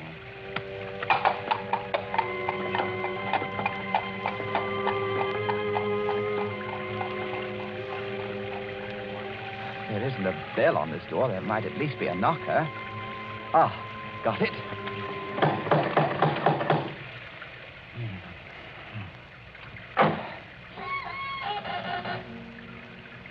Et alors, monsieur? Vous cherchez? Je cherche le Château d'Azay, et perhaps it would be better if monsieur spoke English, yes? You are Lord Edward Whiteford. Yes. Monsieur is expected. Please to enter. Monsieur's hat and coat. Thank you. Ned. Hello, Ilona. Oh, Embrasse pas, ma petite, votre uncle. Oh, you'd better not kiss me, Ned. Madame Flay says to look out for my uncle. Madame Flay is our housekeeper. Oh. Well, where's your uncle now? In the drawing room. He's playing the piano. Come along. Ilona, is anything wrong? Oh, everything's wrong. Two of my dogs were in horrible pain this afternoon. Dr. Solomon had to put them out with chloroform. You don't think... I hope nobody's practicing, that's all. Well, here we are. Oh, nice tiger skins on the floor. I say, who's the little old man with the gray beard sitting over there by the fire? That's Dr. Solomon. Hasn't he funny-looking eyes? He watches and watches and watches. He's an old friend of the family. Shh, come along. Let's get this over with.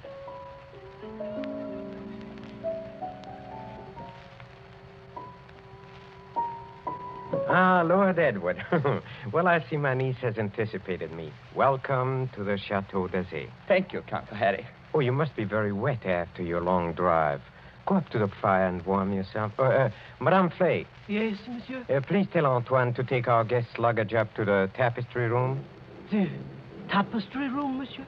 That is what I said, Madame Flay. Yes, monsieur.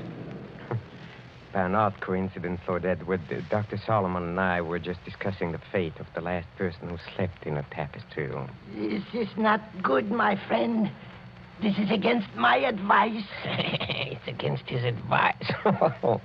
Here, Dr. Solomon croaking. This is not good, I tell you. It is the wrong season of the moon. The wrong moon. But there is no moon tonight. It's raining cats and dogs. Don't talk about dogs. Nevertheless, it is the wrong season of the moon. I say no more. Cheerful blighter, that doctor. Don't do it, Ned. I won't be responsible if they make you do it. But look here, Count Harry. What did happen to the last bloke who slept in the tapestry room? You mustn't call him a bloke, sir. He was a very saintly gentleman. The Bishop of Tours. That was some time ago when Delona was only 15 years old, but surely she must remember it. I remember it. The church, said our bishop, has no use for superstitions. Well, he insisted on sleeping there. I made it as comfortable for him as possible, but he was found dead next morning with a crucifix still in his hand. Was it poison? There was no poison, monsieur. No. Here, Dr. Solomon. It's true, Ned. Well, there were just two very curious things. You see, in connection with that death, on a mantelpiece there was found burning a stick of incense. Just ordinary incense, nothing wrong with it. Yes, sir? And under the dressing table, the police found it was an empty jar of ointment. Now, use your wits. A dead man, some burning incense, and an empty jar of ointment. What do you make of that? Oh, I don't make anything of it. It's crazy. Please do not speak like that. I'm sorry? It is still the wrong season of the moon. Well, what I really meant, sir, was this. Is there any reason for this story of death? Reason? Any legend attached to the room or anything like that? Yes, there is. Well, sir? Well, we are a very old family, Lord Edward. Old and perhaps accursed. When my ancestors moved from Hungary to France in the 17th century, they brought certain beliefs with them. The old religion. The old religion? Yes, the cult of Diana, the cult of Janus, the cult of freedom and fertility. The witch cult, if you prefer. Oh, now look here, sir. Must we talk about this? Well, you smile, but when I say the word witch, you think of some humorous picture on a Halloween's card. It was very different in the Middle Ages, believe me. Then, my friend, there existed an organized religion which rivaled the church.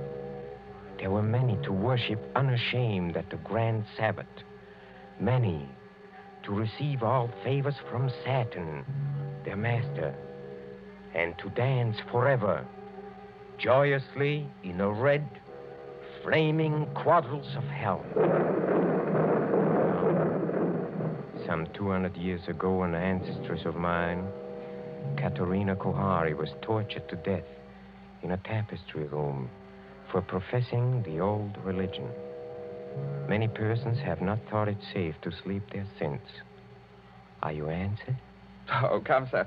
This is some kind of elaborate joke, isn't it? Joke? The Bishop of Tours did not find it a joke. Not a mark on his body. I assure you as a physician, not a mark on his body. No, not a mark on his body.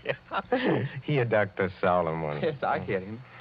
Well, understand me, Lord Edward, there's no compulsion in this. If you do wish to sleep in that room, all right. If you ridiculous. don't wish... I'm not afraid to sleep there, sir. Well, I thought perhaps you wanted to change your mind. Oh, never. Would you like me to make a wager on that?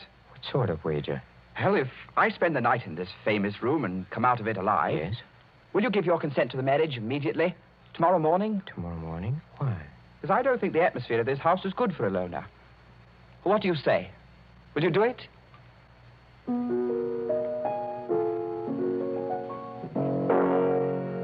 Very well, Lord Edward. I accept the terms of your wager. Don't do it, Ned. For the love of heaven, don't do it.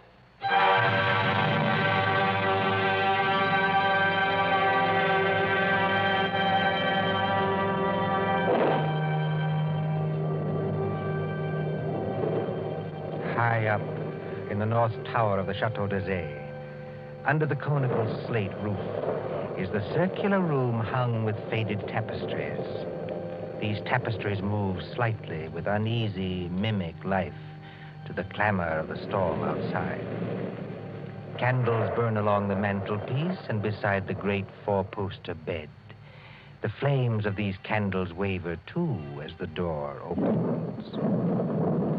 This is the tapestry room, monsieur. Thank you, Madame Flay.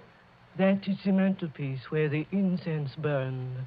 That is the bed where Monseigneur le Bishop died.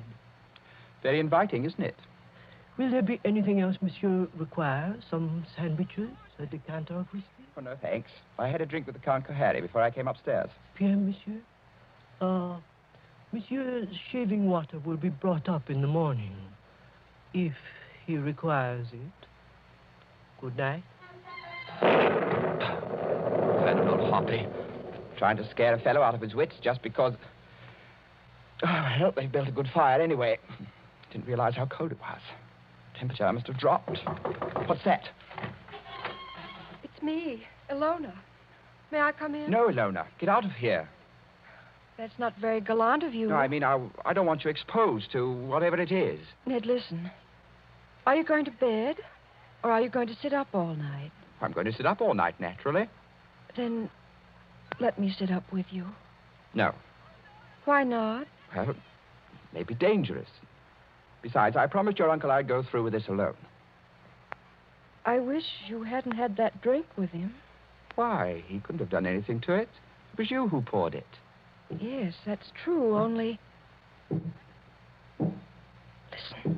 What is that? It sounds like footsteps. Yes, but where's it coming from? Seems to be right here in the room. It seems to come from all directions. Doesn't it sound like somebody walking between the walls? By George, it is someone walking inside the wall. Get behind that tapestry, Ilona. Quick. Hide there.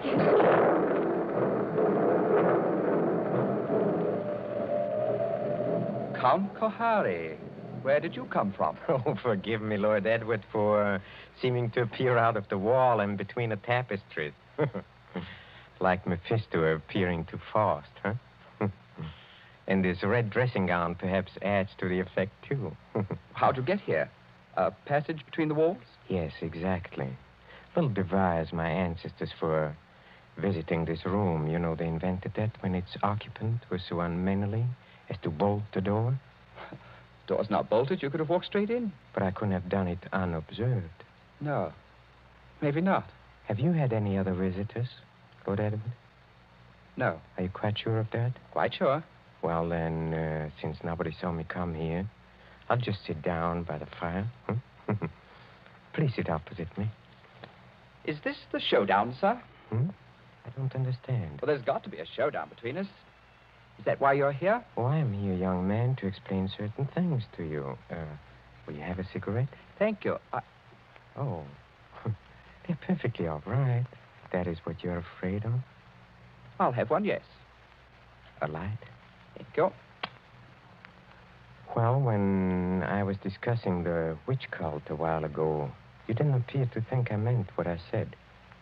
Do you want a perfectly frank answer to that? Yes. I think you're mad enough to mean anything. What you say, in a sense, is quite true.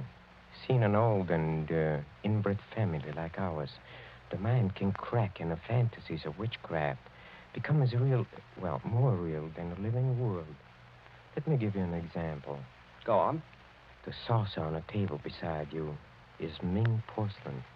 It was once owned by Caterina Cohari, a martyr of the old religion. Yet you are using it as an ashtray.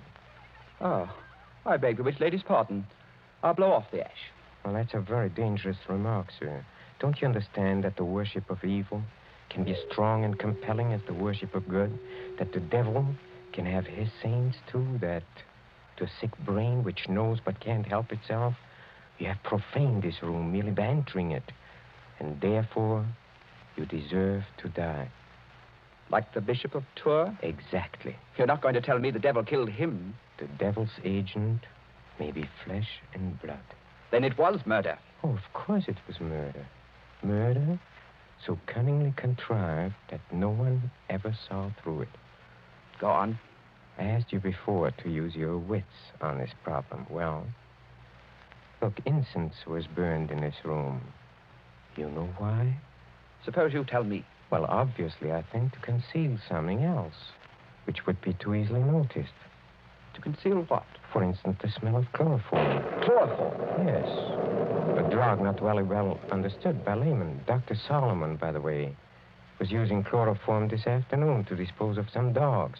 So I've heard. Well, Dr. Solomon is old and very forgetful. You mean chloroform could be stolen? Oh, yes, it could be easily. Now, suppose I take a pad saturated with chloroform. I place it over the mouth and nostrils of a man already sleeping or drugged so that he gets no air. Wait a minute. That won't do. Why not? Chloroform burns and blisters when it touches the skin. You'd leave marks. Oh, not at all, my friend. Not at all. If I first covered the mouth and nostrils with some substance like... Ointment. Yes. Now you're waking up. Hi. Now observe what follows. In a few seconds, unconsciousness. In 2 minutes or 3 minutes, death. Certain death, yes. Oh, but chloroform, you see. It evaporates very quickly. There is no trace in the stomach since nothing has been swallowed. Well, delay your post-mortem for 24 hours. Very easy matter in these country districts, and no trace remains in the blood. Murder without a mark, Lord Edward. Murder without a mark. You can't do it, Count Kohani. There's one thing you're forgetting. What is that? I'm not sleeping and I'm not drugged. Oh, yes, you are. How? When? In the cigarette? No. In a drink you had with me. What was it? Morphine. And you've had enough to put 3 men to sleep. See, that's it. Well, try to get up. I'll do it. I'll do it. You see? You've knocked over the fire irons. You'd have been in the fire yourself if I hadn't caught you. Take your hands off me. Just as you please. If I could reach that bell pull. Well, but you can't. Well, better sit down again. You murdering lunatic. So that's how you killed the Bishop of Tours. And that's how you're going to kill me. Who, I? Well, you don't think I killed the Bishop of Tours. Didn't you? You fool. I'm not trying to kill you. I'm trying to save you. Dr. Solomon. Yes, monsieur. Well, come out. Come in the room. Come out and be my witness. Yes, monsieur. I shall always guard the family honor, even when I guess how men die. This young man evidently thinks I've been talking about myself. Am I, in a popular parlance, insane? Oh, monsieur. Heaven forbid. I have never known a saner man. Have you any notion, Lord Edward, why I brought you to this house? You would never have believed me if I had merely told you. So I had to bring you here to show you. Show me what? What?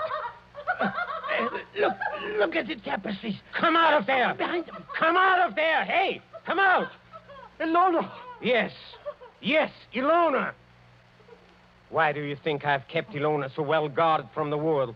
Why, at a fancy dress ball, for instance, did I object to the costume of a medieval witch whose dogs were poisoned so that chloroform should be brought? Who poured the drink drugged with morphine? In the devil's name, what are you trying to tell me? It was Ilona. She's been helplessly, hopelessly insane for more than 10 years.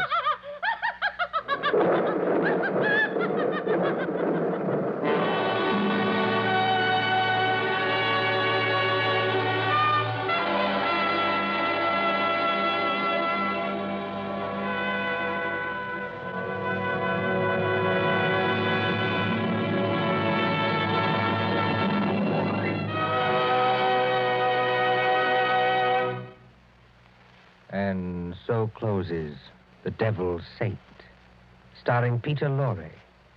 Tonight's tale of suspense. This is your narrator, the man in black, who conveys to you Columbia's invitation to spend this half hour in suspense with us again next Tuesday.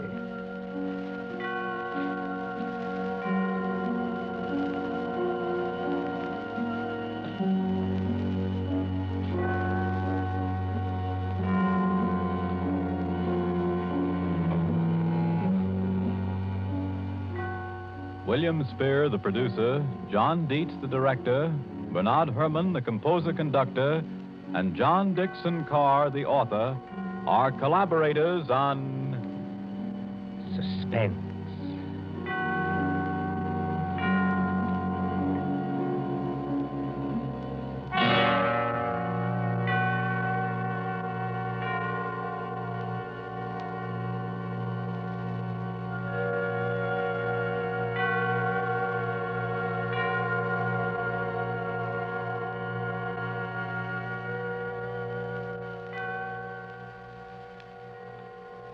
This is the Columbia Broadcasting System.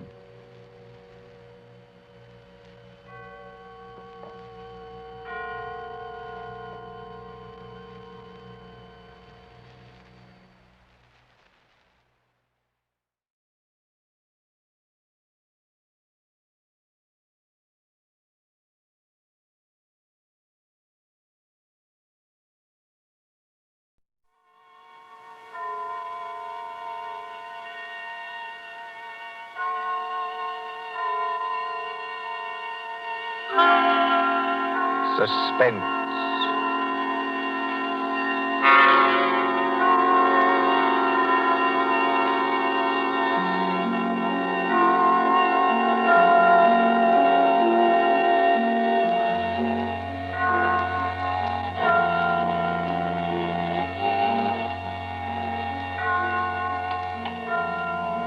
Now let's see. Suspect, suspectant, suspend. Ah, here we are. Suspense. The condition of mental uncertainty, usually accompanied by apprehension or anxiety. Fear of something which is about to occur, as do not keep me any longer in suspense. For our story of suspense tonight, we invite you to enjoy The Devil in the Summer House by John Dickson Carr.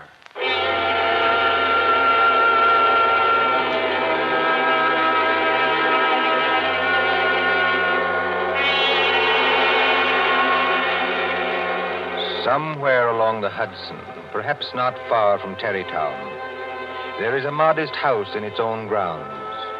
Behind it, in a spacious garden, stands a summer house of evil memory. More than 25 years ago, a man shot himself, or at least died, in that summer house. They found Major Kenyon with a scorched bullet hole in his head and the weapon beside him. But we are in the present now. The latticed summer house has grown heavy with vines, and only the other evening 2 men came into that garden at twilight, over the shaggy grass, as a storm was brewing along the Hudson. 2 men, the lawyer from New York. Who's there? And Captain Burke of the homicide squad. Easy, my friend, easy. I was just going to ask you the same thing. My name is Parker. I'm an attorney. You're not Captain Burke. Yeah, the very same and no other. I thought I recognized you, Mr. Parker. Must be something important to bring you so far from New York at this time of night. I was in Tarrytown anyway. I thought there'd be a housekeeper here, but I don't see any lights. You've got business here? Yes, in a way. Have you? I don't know. I'll tell you better after you tell me what brought you to a place that no one has lived in for 10 years. Tell me, Captain.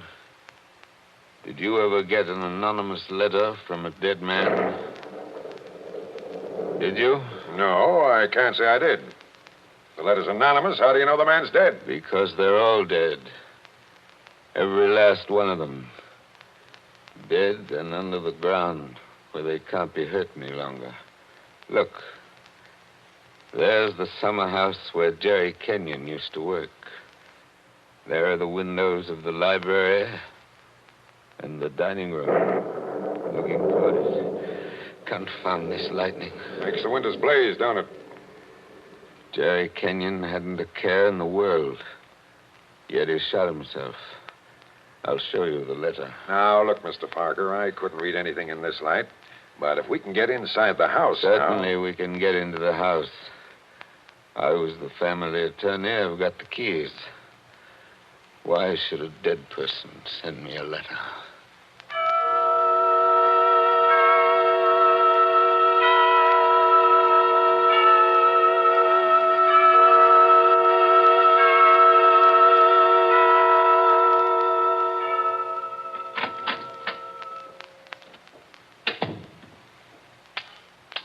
No lights working, eh? But you got a flashlight, I see. Came here prepared for anything, eh? This is the library. There were always candles on the mantel. Yes, there they are. Have you a match, Captain? Yes, I'll light them. That's better. Same old heavy furniture. Same old thick carpet. Same old globe map. Now, Mr. Parker, this letter that you were talking about. Yeah. Read it. Hey, wait a minute. This thing is dated November 2nd, 1918. That's right, and be careful of that paper. You see how old it is? But it was mailed yesterday. From where? I don't remember. I didn't keep the envelope. Read it. Dear Joe. In case you didn't know it, I'm Joe. Dear Joe, if you want to know how Major Kenyon really died... But we know how he died. It was suicide. Are you sure it was? Whoever wrote this letter doesn't seem to think so. If you want to know how Major Kenyon really died, look in the third drawer of the desk in the library. Press hard at the back of the drawer. Yours very truly. It's not signed. That's right. Now, you're sure you don't know who wrote that letter? This is the first time I've been back in this room, Captain. It was almost a home to me once.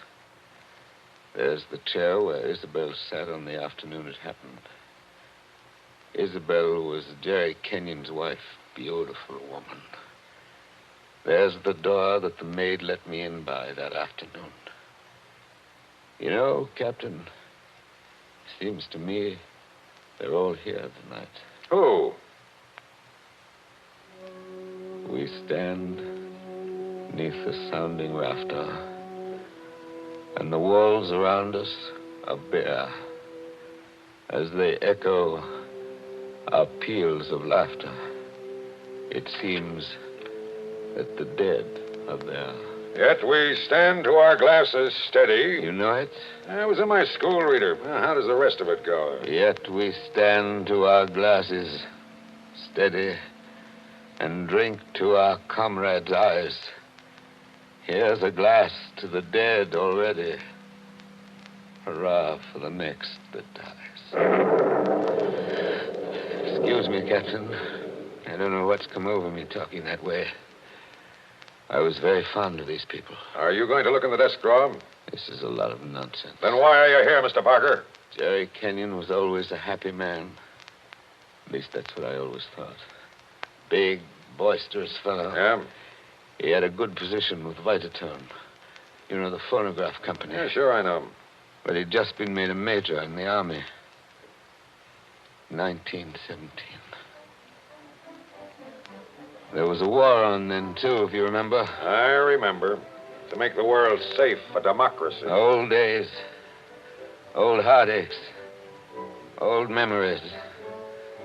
I remember that blazing hot day in August when all the windows were up. I remember this room. And Isabel, that was Jerry's wife, sitting in that chair, knitting. I remember...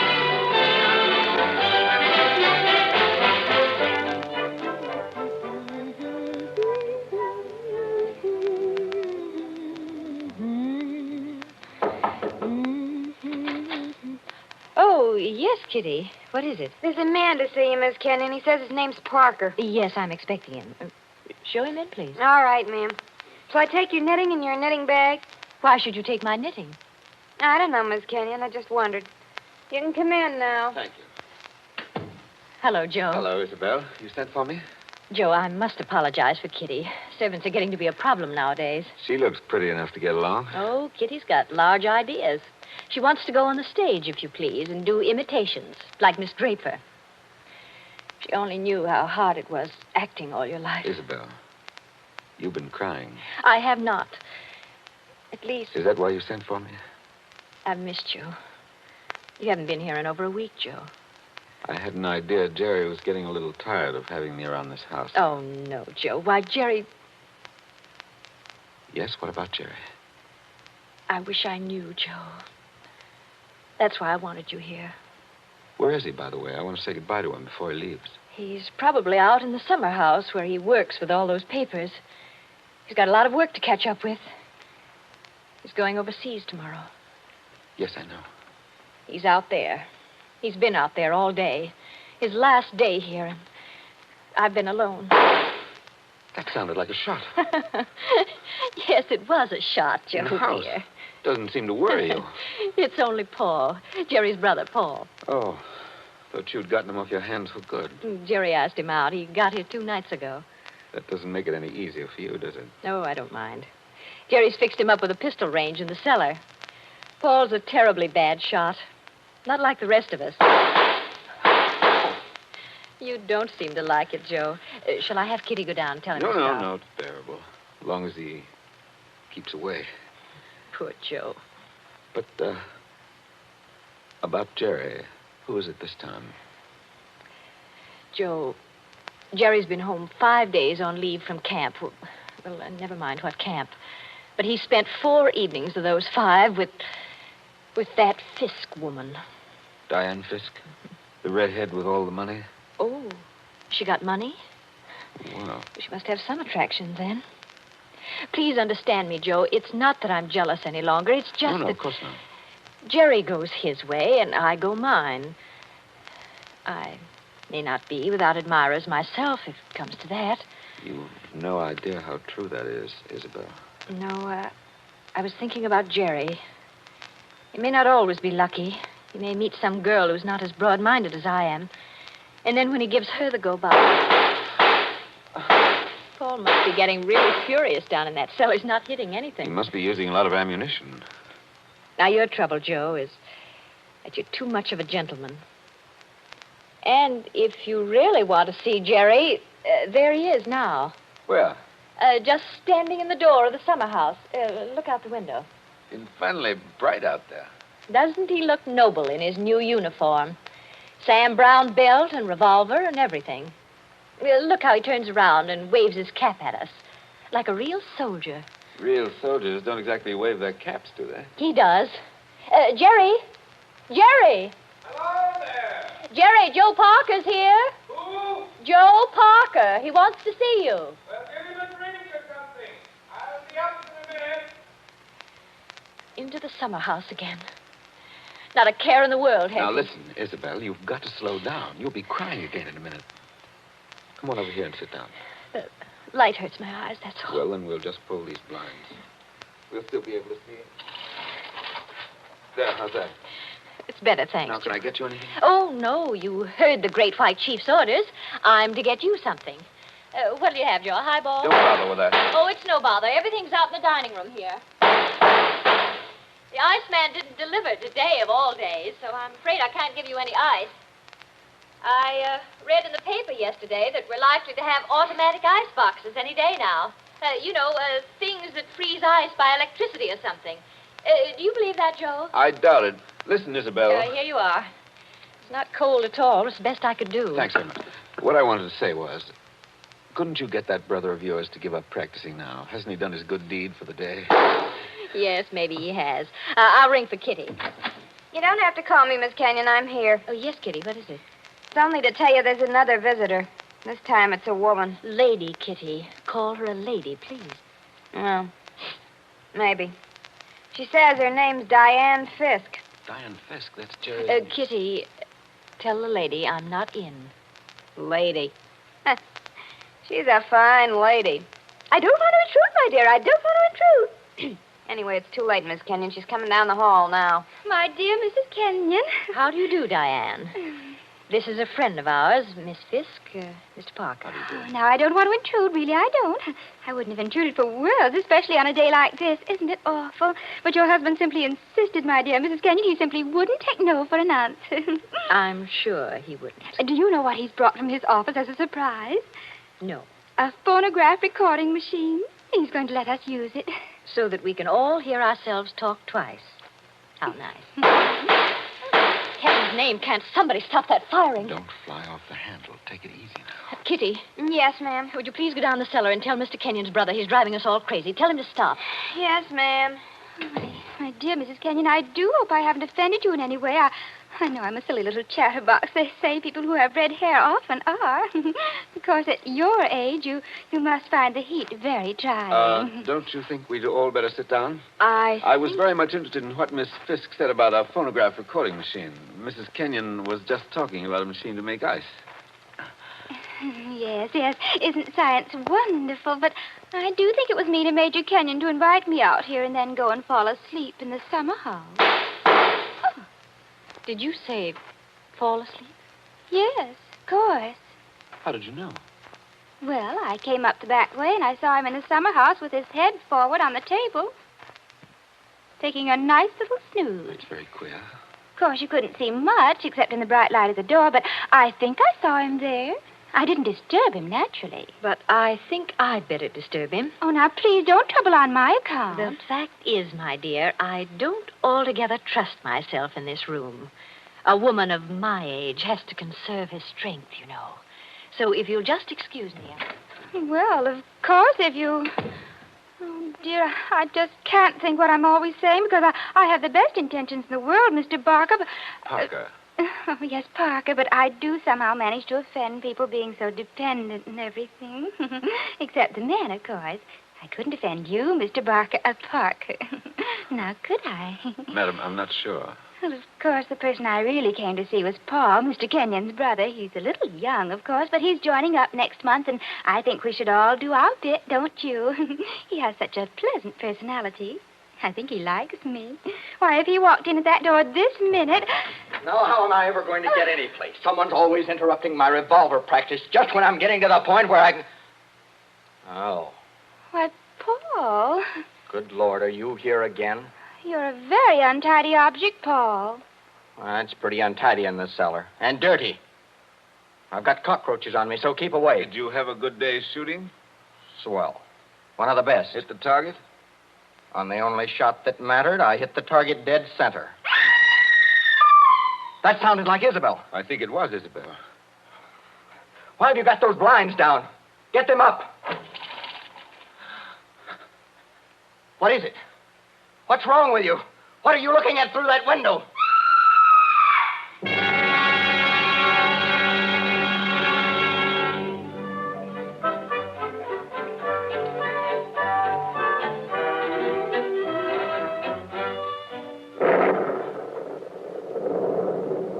That was 25 years ago, Captain Burke. We found Jerry Kenyon lying across the table in the summer house. He'd shot himself through the head with his own revolver from the holster. It was lying on the floor beside him. Shut up, Zarek. I see. When Isabel found him, he'd been dead about half an hour. The doctors proved that, did they? Yes, that shot had been fired against his head. The front of his uniform cap was powder burned where the bullet entered. There's no doubt about that. None at all. We never noticed the real shot Because that young lad was shooting off guns like a maniac in the cellar. Precisely. Now they're all dead. By accident, illness, they're all gone. Isabel Kenyon died less than a year afterwards. I think she died just because she was so fond of Jerry. I suppose you've guessed my little secret. Oh, I think I can sort of read between the lines. You were in love with Isabel Kenyon, weren't you? Yes. Well, these things happen. I never let her see it, you understand? Women know, pretty generally. So, they're gone. The youngest of them. And I'm left alone with old tunes, old ghosts, wondering why the fellow ever killed himself. Why? Why? And this morning, out of a clear sky, I get a letter saying, if you want to know how Major Kenyon really died, look in the third drawer of the desk in the library. But I tell you, we know how he died. Well, aren't you going to do it? Naturally. I've got a key somewhere here that fits the drawer. Now, listen, Mr. Parker.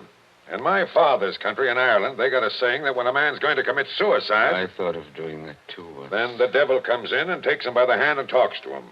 They say you can see the devil as plain as I see you, just before you pull the trigger. The devil must have been in the summer house that afternoon, then. Oh, no, he wasn't. What do you mean? Major Kenyon didn't kill himself. He was murdered. My dear Captain Burke, the police covered all that at the time. Everybody had an alibi. They did they? Well, think of what I've told you. Isabel and I were together all the time. Paul, her brother, was shooting off guns in the cellar. Yeah? Diane Fisk. Yeah, what about her? Her chauffeur who drove her there swore he saw her walk straight up to the place. She passed the summer house, but didn't stop there. Well, that checks. Even Kitty, the maid, could prove she'd never stirred out of the house until just a minute or so before Isabel went herself. Oh, and why did the maid have to leave the house at all? She was taking Jerry the black coffee he drank every afternoon. He'd already been dead half an hour then. And that, my dear Captain, disposes of everybody. Well, now listen, Mr. Parker. You're a good guy, and I'm not going to hold out on you any longer. You see, I say Major Kenyon was murdered because I know he was murdered. By an outsider? By one of the people in the house. That's impossible. Is it? Well, why don't you open that desk drawer and see? What time is it? It's 7:45. 7:45? And I haven't got much time. For what? Holy St. Patrick, will you open that drawer? If it's waited 25 years, my friend, it can wait a minute more. I've got the key somewhere in this bunch of keys. Everything the same. Paul never altered what he inherited. Same old desk, same old phonograph. Same old... I think this is the key. Yeah, it opens. There's nothing here except one or two old newspapers. Everything very dirty. The letter says to press hard at the back. Now, have you tried that? Doesn't seem to. Yes, by George, it does work. Well? There seems to be a movable back on a hinge. Well, what's inside? Some sort of flat brown paper parcel sealed with wax. And about as dirty as it can get. Open it, man. Open it. I'm going to. It's a phonograph record. There's a plain white label.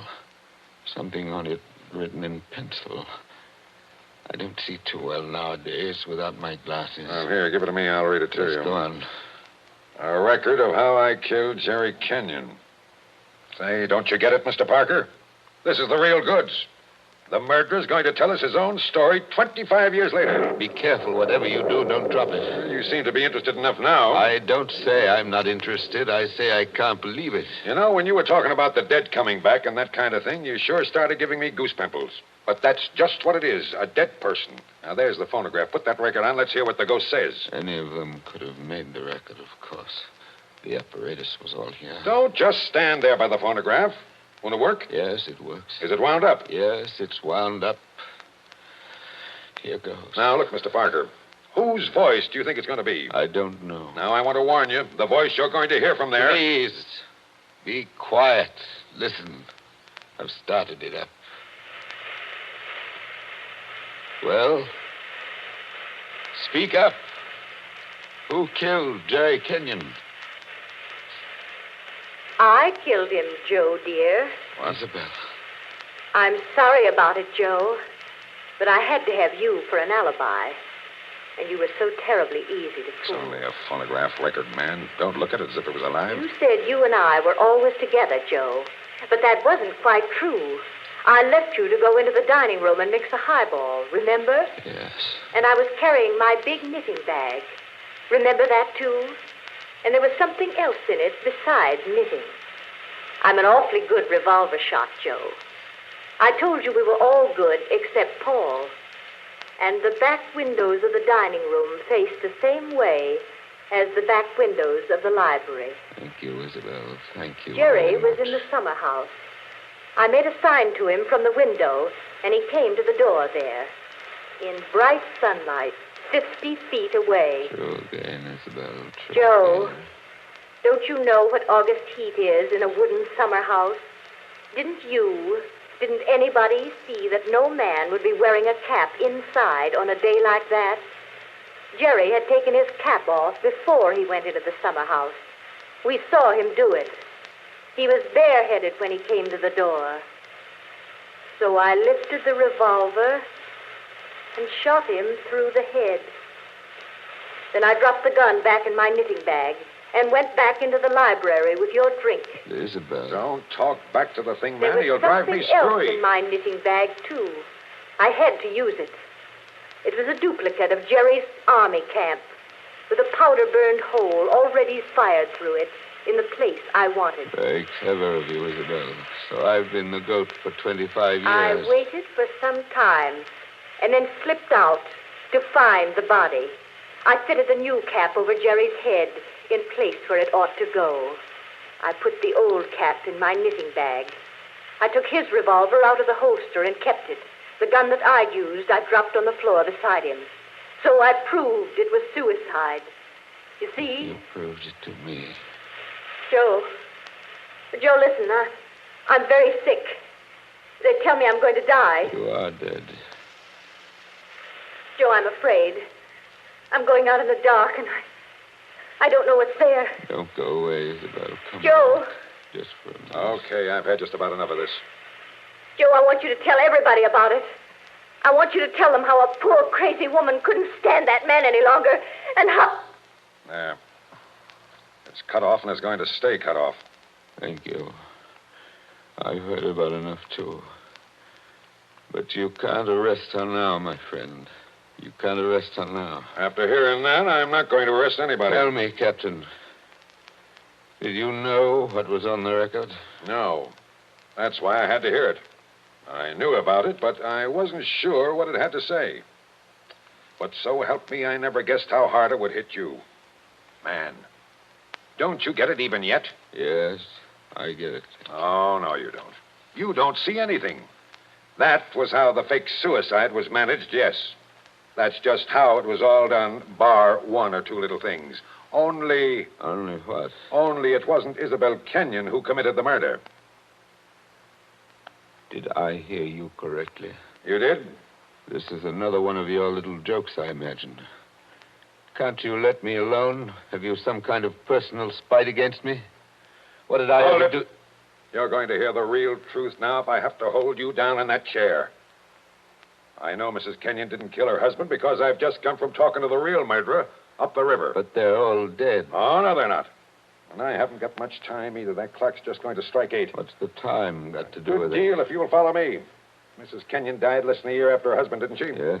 But it wasn't Mrs. Kenyon's voice you just heard on that record. What? I'm telling you, the real murderer hated her. Hated her like poison and wanted her blamed for the crime.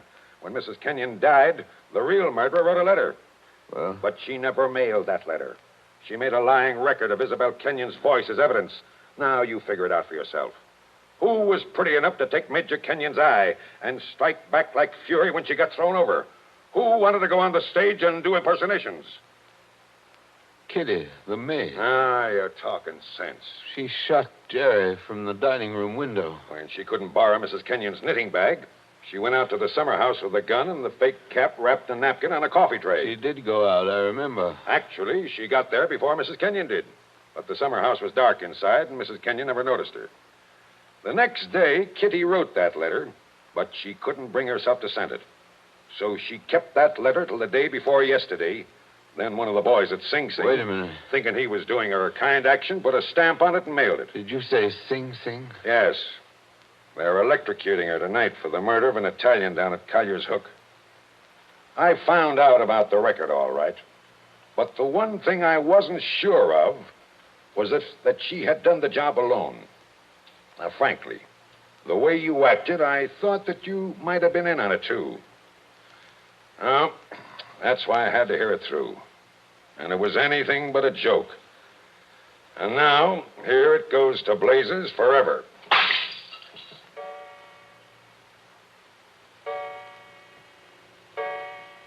Eight o'clock. Now she's dead.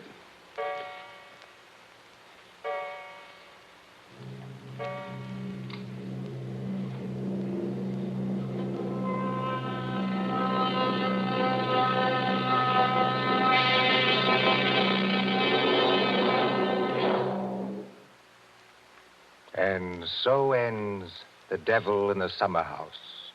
Tonight's story of Suspense.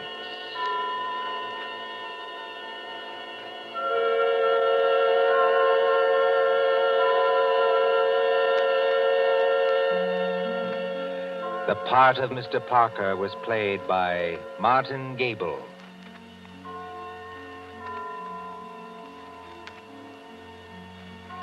Again next Tuesday at 9:30 p.m. Eastern Wartime. A story dedicated to the thrill of the nighttime, the hushed voice and the prowling step. Another adventure in suspense. William Spear, the producer, John Dietz, the director, and John Dickson Carr, the author, are collaborators on Suspense. This is the Columbia Broadcasting System.